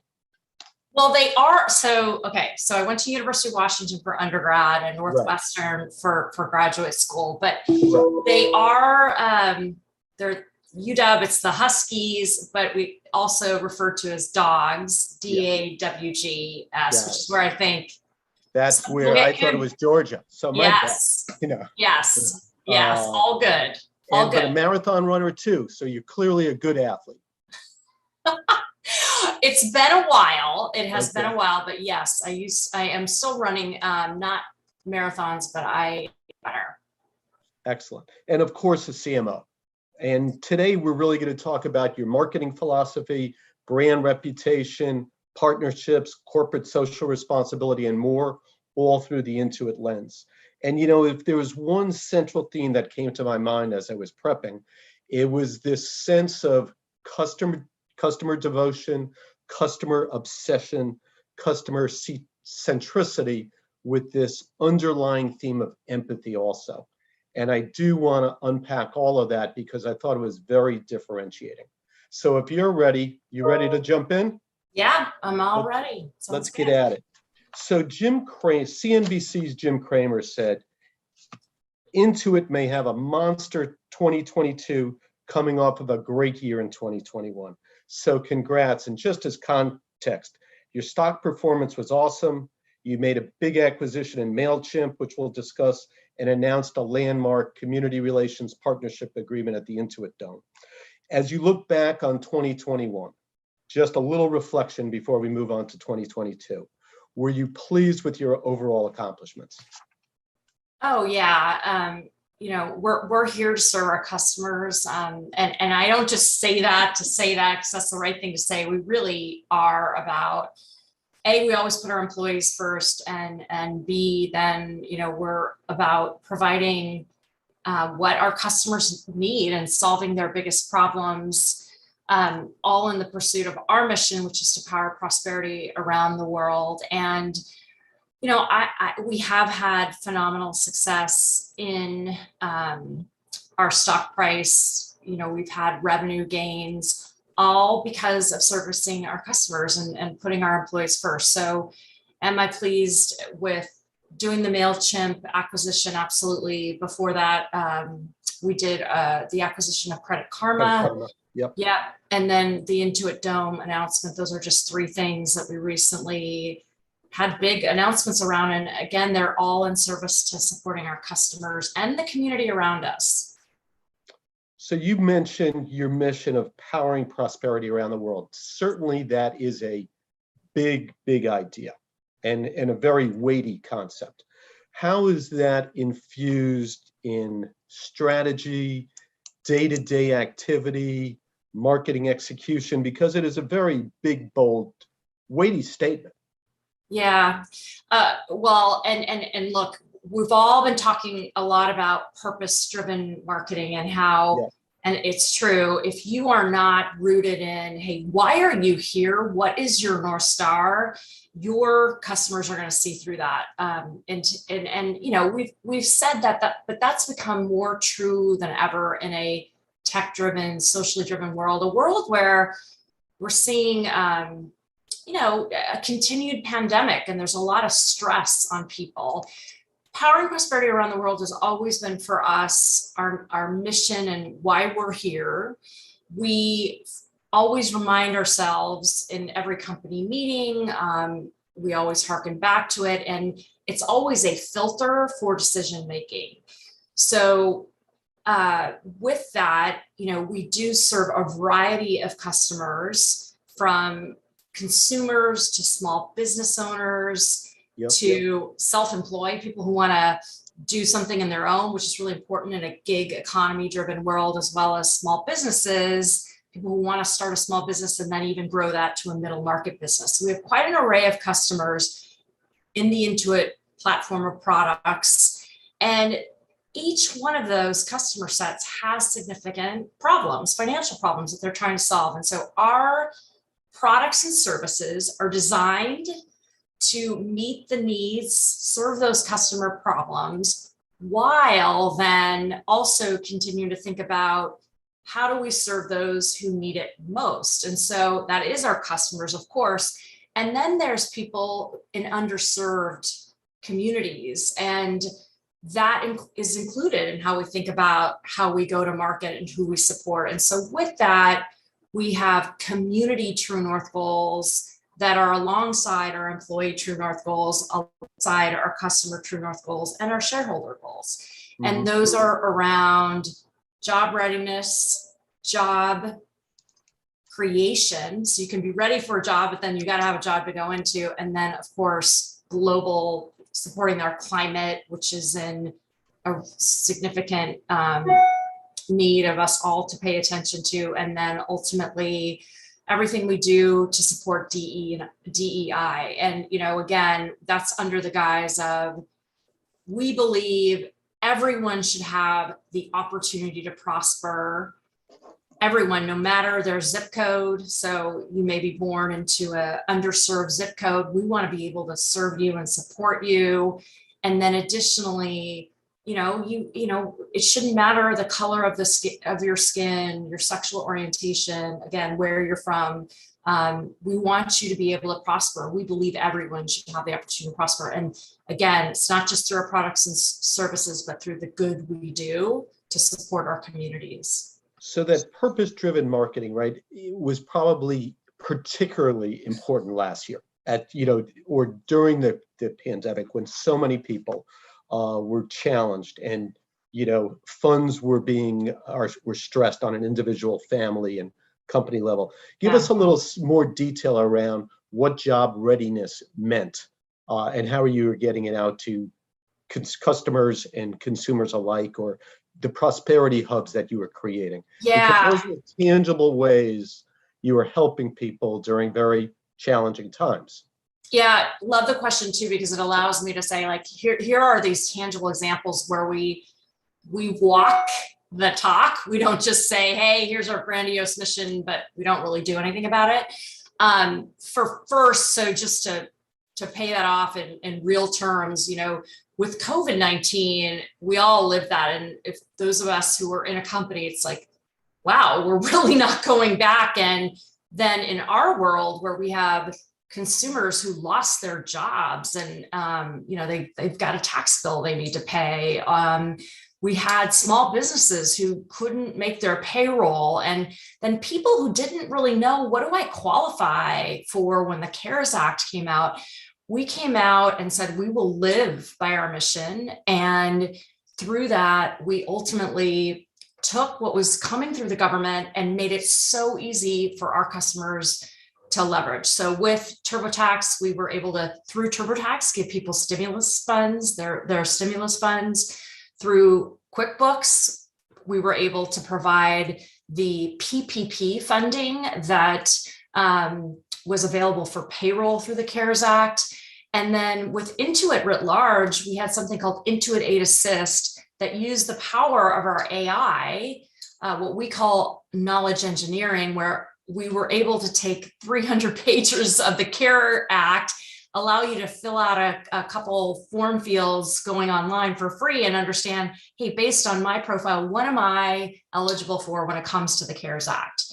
Fast forward then to today, what's so interesting about this pandemic is there are tailwinds and there are headwinds to it, right? So with this pandemic, we've seen some tailwinds for those of us who have always been living in a digital space, because now you have to be able to succeed in a virtual digital space. And so in the regard of just thinking about people who now are thinking, okay, I'm going to bring my business online, or I'm going to start a small business, having this ability to do all of your business in one place, from stand up a business to ultimately, market it and know how to do your books. That's all now available, today. And for people who are starting small businesses. In fact, with the pandemic, this year we expect there will be more than 17 million small businesses starting in 2022 alone. So I say that just to give context on the pandemic being something that affected how we ultimately supported our mission and how we're continuing to keep supporting certain customer bases. Fast forward though, that continues, but we've always said, in the regard of job readiness, to answer your question, empowering prosperity around the world, one thing that is very unique for us is we do have a platform of multiple products: QuickBooks, TurboTax, Mint, Credit Karma, now MailChimp. Right. And we can serve an array of your needs. Job readiness includes being versed in today's skills. You think about when you and I went to school, you got lessons in class on how do you do your finances? How do you do your taxes? That doesn't happen anymore. And so through our products, we can go into underserved schools and teach them very, very important skills that they don't get now, that we used to get. And then additionally, on top of that, teach them things like our proprietary Design for Delight thinking, which is using design thinking, and energize these underserved, what we call prosperity hubs. And we have prosperity hub school districts across the country where we help kids get educated and inspire them to go off and get great jobs. Then with that, through the Prosperity Hub program, we also have what we call Prosperity Hub Success Center job opportunities. So you can go into a job where you can be a customer success agent and service our customers. And you can do that from an underserved zip code. And so that is our Prosperity Hub program. That existed before the pandemic and then continues. So you can see where it's also helpful if your mission has been true, your purpose has been true, and you can use that as an anchor as you deal with crises. And so having that has been a terrific bonus for us in terms of, always being core to our DNA. And you mentioned, your various brands and your portfolio companies, but you do define them around as a platform company. What does that mean, a platform company? Yeah. So, a platform, you can Google it right now. Yeah. For those of you watching, usually a platform, there's a network effect. It's a two-sided network. The more people you add, the more benefits you get, and there's a flywheel effect. So, great examples of platform companies, Amazon would be one. Yep. We do have that. We have, again, an array of customers. Over 100 million customers live on our platform, use our products, our product portfolio, if you will. And by us having their information, and holding that very securely, very, very securely with consent, we can better serve their needs using AI and ML. So we say we are an AI-driven expert platform, and it allows us to have you go in, and if you're going to do your taxes, it's quick, it's easy, there's less friction, right? If you're going to start a small business, now taking your purchase data from, taking your end-to-end data from QuickBooks, where we have, your books, and then MailChimp, where you can actually start online, you can create a website, you can start to sell, you can market. All of that is this platform, this network effect that we can serve you end to end, right? Credit Karma, when we looked at our consumer business, we realized, so with TurboTax, we're serving their tax needs, making sure they get as much of that refund as they deserve, to Mint, where we're helping you understand, how are you looking from a financial standpoint, and can you see all your banking relationships in one place? That's what Mint allows you to do, is a wonderful personal finance app. And now Credit Karma, where you can see your credit score and you can ultimately get the best loans possible for whatever you need to support, invest in for your life and to better serve your financial needs. That's really what a platform allows you to do. And frankly, again, to allow us to power prosperity around the world. It always goes back to that. No, it's a great illustration. And, to further illustrate it, because clearly you're providing a role where you're helping people's most important financial decisions, whether in business or in personal. But right. the year has started off strong already for you with launching 2 new campaigns, one for QuickBooks and one for TurboTax. And the QuickBooks really focuses on those 17 million small businesses that hopefully will emerge this year, and hopefully it's more than 17 million and the economy continues to grow, which would be fantastic. So tell us a little bit about those 2 campaigns. I think one will also be in the big game coming up in February. So give us a little context about the creative, measurement behind it, your expectations. Yeah. So, so we do have, we're in peak season. When you think about where we are doing your taxes and how people mentally think about it, and you always want to be linking to consumer behavior. As marketers, we know that.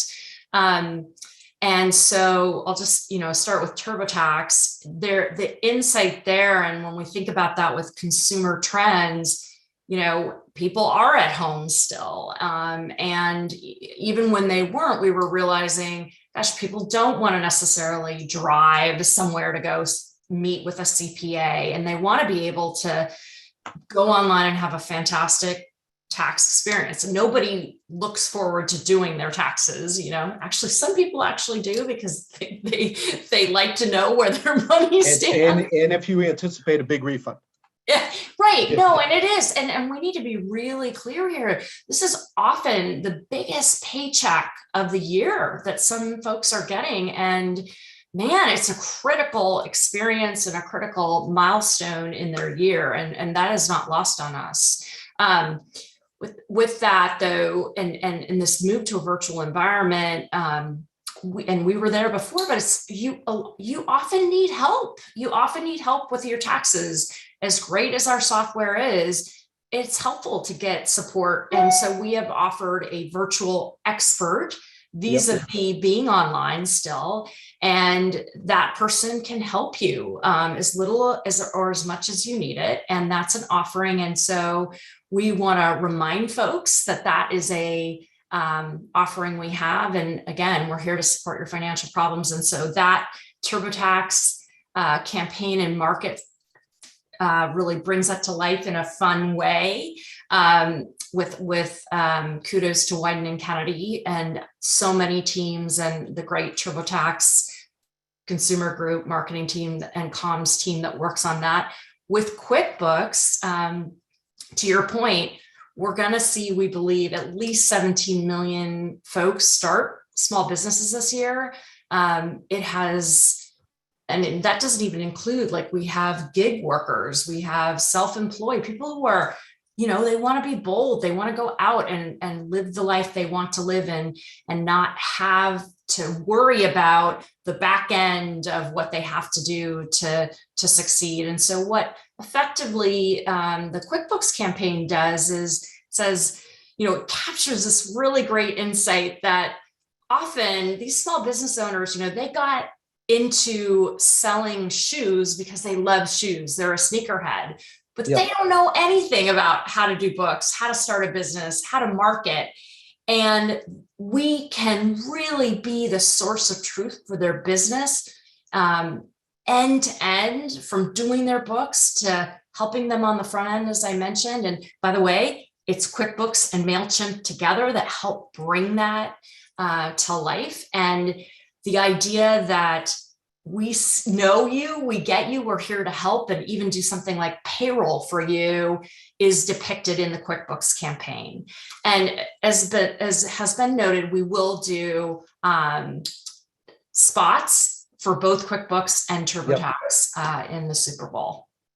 Awesome. So how is, we've had the pleasure with working some of your brands on the advertising side.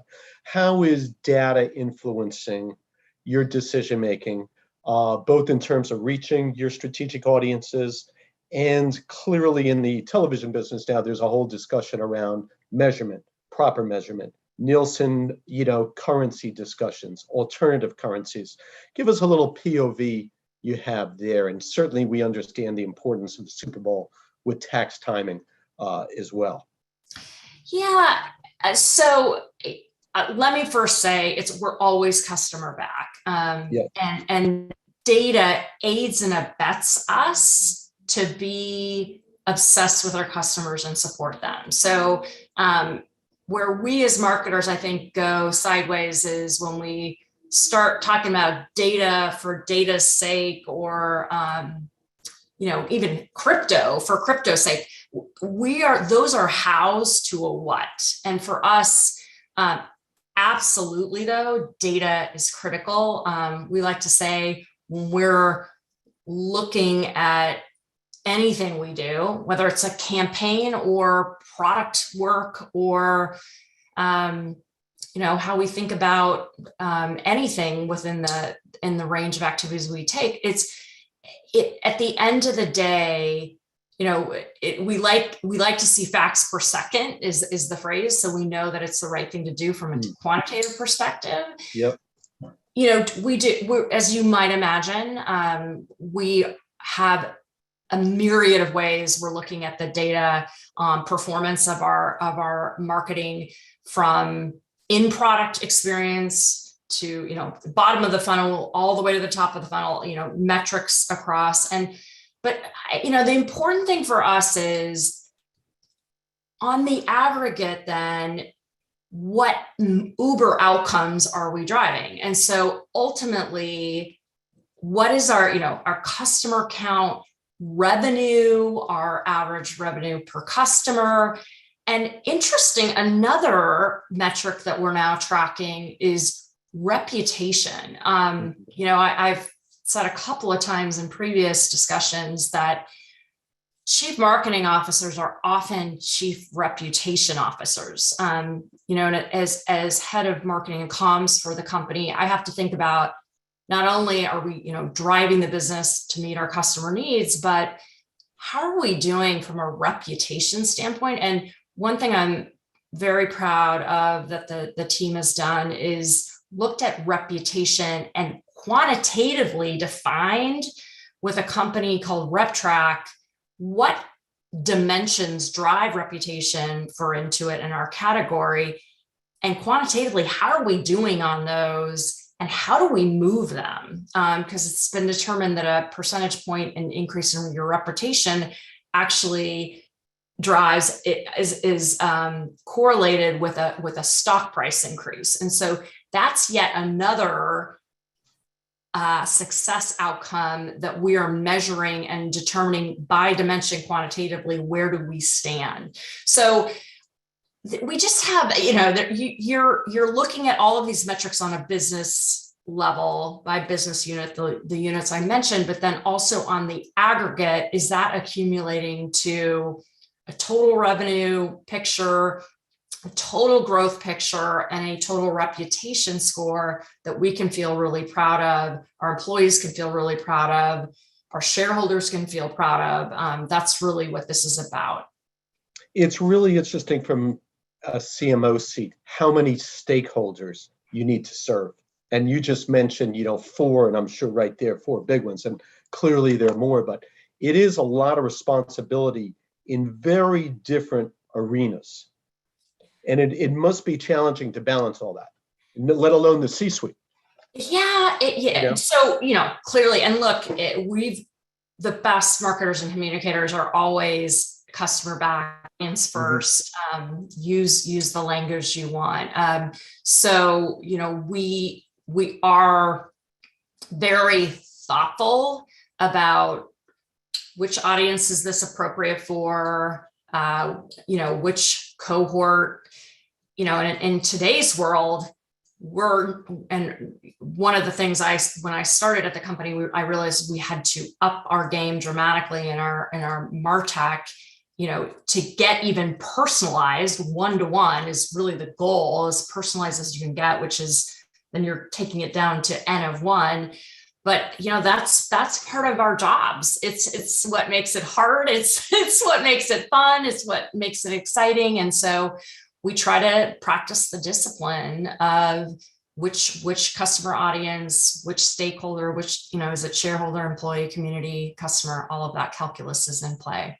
And, do you make an interesting parallel? Because we compete in the ad tech space and media space to some degree. Yeah. And you talked about the MarTech space. Is there one or two platforms that are central to your marketing technology solutions and stack? We have a best in breed approach. And the big headline for us has been, one of the things of the power of a platform is to have a single platform, and where appropriate, have the same approach using the same vendors. But then where you need to be flexible, you need to be flexible, and you might stand up a vendor for a certain area of the business that needs something specific to, and making it up, alerts, what have you. So I'm not going to name any companies and single them out there. They know who they are. They're very important and critical to us, but we've tried to standardize where it makes sense and to drive synergy, scale, efficiencies, and then leave some flexibility when we have a part of the business, again, that I mentioned that needs that.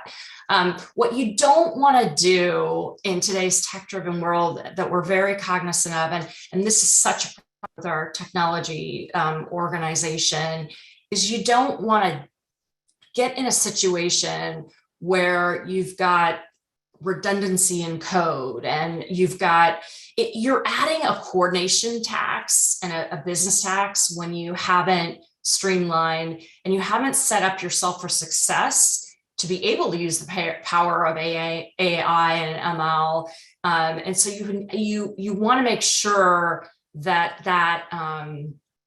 infrastructure set up. By the way, it's some of the least sexy stuff, but it is some of the most important to be able to harness the power of the data, like we talked about earlier, and not lose velocity and speed, which you need to have as a company today.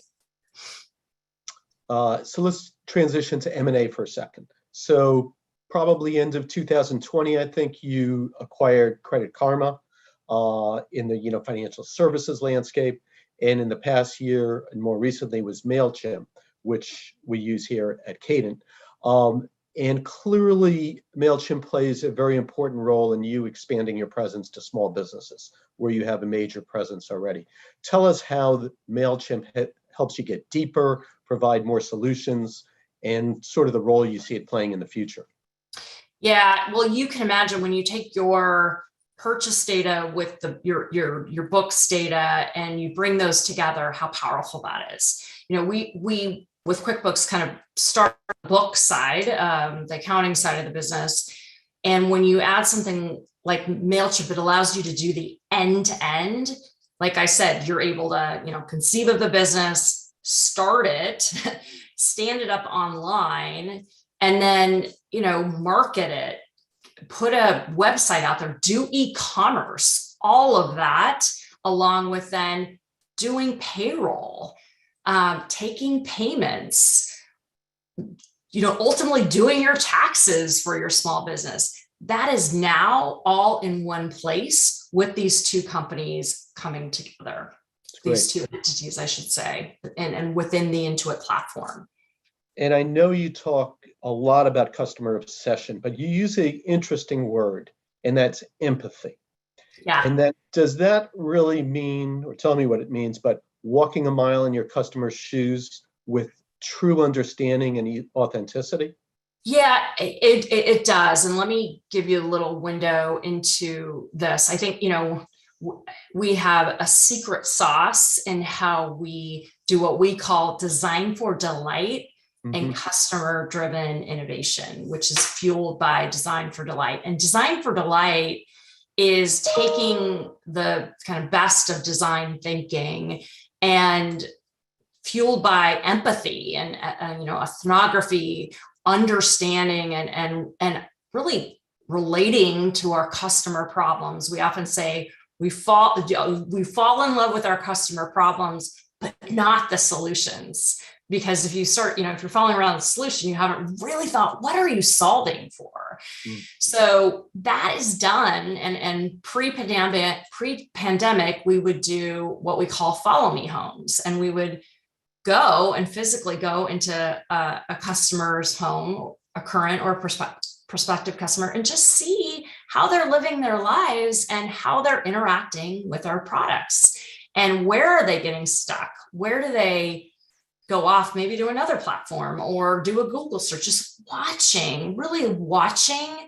And then from there, we ideate, we go broad to go back narrow again, and then build the solution. And so design for delight thinking and the empathy to the customer, the human, the person on the other side is what our products are rooted in, the design of our products, and our advertising and our go-to-market approach, because it is through that work we often get our best insights on what our customers are struggling with that often become, what is the insight that then ultimately ends up in a creative brief and a go-to-market approach. And would you give that part of the inspiration or the credit for the emotional connections that you do make through your advertising and marketing communication? Absolutely. I mean, because the other thing that you're doing when you have that as a significant underpinning to all the work you do, you're just building in an empathy. No matter what you're doing, I apply it into our employees. I want, and we put our employees first. We're so maniacal about it, but if I'm doing an employee touch base, or anybody in our company, we would try to say, hey, how are you doing today? Start every touch like that, knowing we want people to bring their authentic selves to work. I have to start doing that more. Well, it's just, and it's, by the way, it's super easy to forget to do it. You're trying to move quickly. You're on Zoom now all day, but asking, how are you? And not just, hearing that, but truly listening and understanding that empathy, that, hey, I'm not making assumptions on what happened before we got on this call or what's going on in your personal life. It's really important. I'm a sports fan, basketball fan, really took an interest in what you're doing with the LA Clippers and the Intuit Dome. Tell me what it means to the team, Intuit, and probably equally or even more importantly, in the area and the community in Inglewood. Yeah, well, and you're just bringing up right now part of the main reason, one of the many, but a key reason we did this partnership. So we stepped back and said, we have such, good we can do that is rooted in what we're doing. And we were looking at partnerships, and the Los Angeles Clippers, we started discussing this with them, and what that presented was a unique opportunity to get with a like partner who was they're fan obsessed, we're customer obsessed. They're very tech forward. Their innovation drives their fan experience, and the Intuit Dome is going to be incredible. What the plans are there. Steve Ballmer is the owner, as most folks know, and his Microsoft background just fuels that tech innovation for the sake of supporting fans. We are very innovative and a tech forward company in that way. And then the just desire to support the community. Inglewood has been historically an underserved community around in Los Angeles and Southern California, and our hope to bring, and we already are, our Prosperity Hub program that I mentioned earlier into Inglewood, support that community, give them jobs, support them starting small businesses. That is all part of Intuit Dome.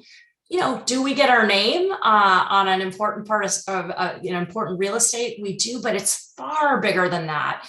The cool opportunity with this partnership too is we get to showcase all of our brands. All the brands I mentioned will be highlighted 365 days a year.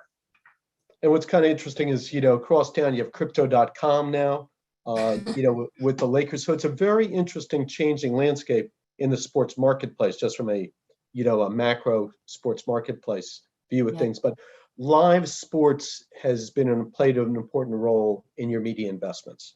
And live seems to be increasingly important to you. Love to get a little thoughts just on that and how you extend that to CTV as well. Yeah, well, full stop. I mean, there's a reason you see brands showing up in sports. Live viewing is part of what we crave, especially I would argue today when we're looking for connection, and there's no better place to get that in a live sports venue. To your point, and NBA, huge fan base worldwide, so that's incredibly compelling. To your point, we have a partnership with the NFL, so we have our playoffs partnership. So we're heading into that period now, and you'll see our brands, all of our brands stood up during that time. Yep. You bet. Some exciting matchups for sure. And that is part of our thinking when we think about where are the eyeballs, where are people ingesting and consuming. Take that to same thing, NBA, we have partnership now with Intuit Dome, of course. But we have a business in Canada, so we have a Raptors partnership, and we also have Credit Karma having a Houston Rockets partnership. So, sports, entertainment, which entertainment will also be at Intuit Dome, anything where you get that connection. The magic for me is rational and emotional coming together. That's for me where marketers and communicators just do their best work, is when those two things come together, and sports does that. So we're probably coming into the last round of questions here as we get to our finale here, but I thought maybe giving it some advice to the young marketers out there. You talk a lot about find your superpower or your unique differentiation. What does that mean to somebody, coming into the business? How should they approach that? Yeah. Well, look, self-awareness is key to your life in general. I would argue if you've had great bosses or mentors, you want to ask them, what do you think I'm really good at, and where do I need to work? So just self-awareness is always going to be a good thing. But I tell people, and I believe this, like, I don't care if your superpower is you're the smartest person in the room from an IQ standpoint. What I truly believe is that, grit, resilience, tenacity is what separates the wheat from the chaff. It's that, and then the hard work that often comes with that. My history of graduating from University of Washington, and then graduating from Kellogg Business School in both times I graduated into a recession, and, school's not cheap. You're thinking, oh my gosh, I just spent this money. What is this? And you gotta take it in your own hands and be smart about how do you get that experience. And for me, coming out of undergrad, I volunteered my time at Pike Place Market in Seattle, where they didn't have any tourists coming in anymore. And I started marketing, and I did this free of charge to the local resident base to get them in. And that's how I really got into marketing. And so grit, resilience, standing up when you fall down, all of those things are going to differentiate you and make you somebody people want to hire and work with. So it's great. You've worked at iconic brands, Visa, Nike, Gap, obviously Intuit now, but it all started at Pike Place, which is a good sort of, success story that you got to start out and make a name for yourself and make things happen, right? So, I think what you showed us today, which was, very enlightening, is Intuit and your activities as a company that clearly performs and does very well from a business standpoint. But you're contributing, in a huge way to giving something back and doing well for the greater good. And I'd say for that, you should be commended and congratulated through your unique brand of awareness, corporate responsibility, reputation, DEI. There's a magic sauce there that seems to be really working. And, I congratulate you for a job well done. Thank you. Well, Rick, it's been a pleasure. I really appreciate it. And Sydney, thanks to Brand Innovators. Really enjoyed it. Yeah, very much appreciate. Thank you both for taking the time. This was awesome. Absolutely. Really Lara, great to meet you. Great to see you too. Take care, guys. Bye. Thank you, Sydney, for having us. Of course. All righty. You take care. All right. So with that, that was our final speaker of the day. So thank you all so much to everyone who had participated, and to all of our audience members who tuned in throughout the day. Everyone was amazing. The questions were amazing, but I hope you enjoyed diving into all this content as much as I did. Again, if you tweet or post on social media, we use the hashtag BILivecast. But with that, we officially wrap up our day 2 of our 2022 kickoff, and I hope to see you all tomorrow for day 3. Thanks, everyone. Have a great night.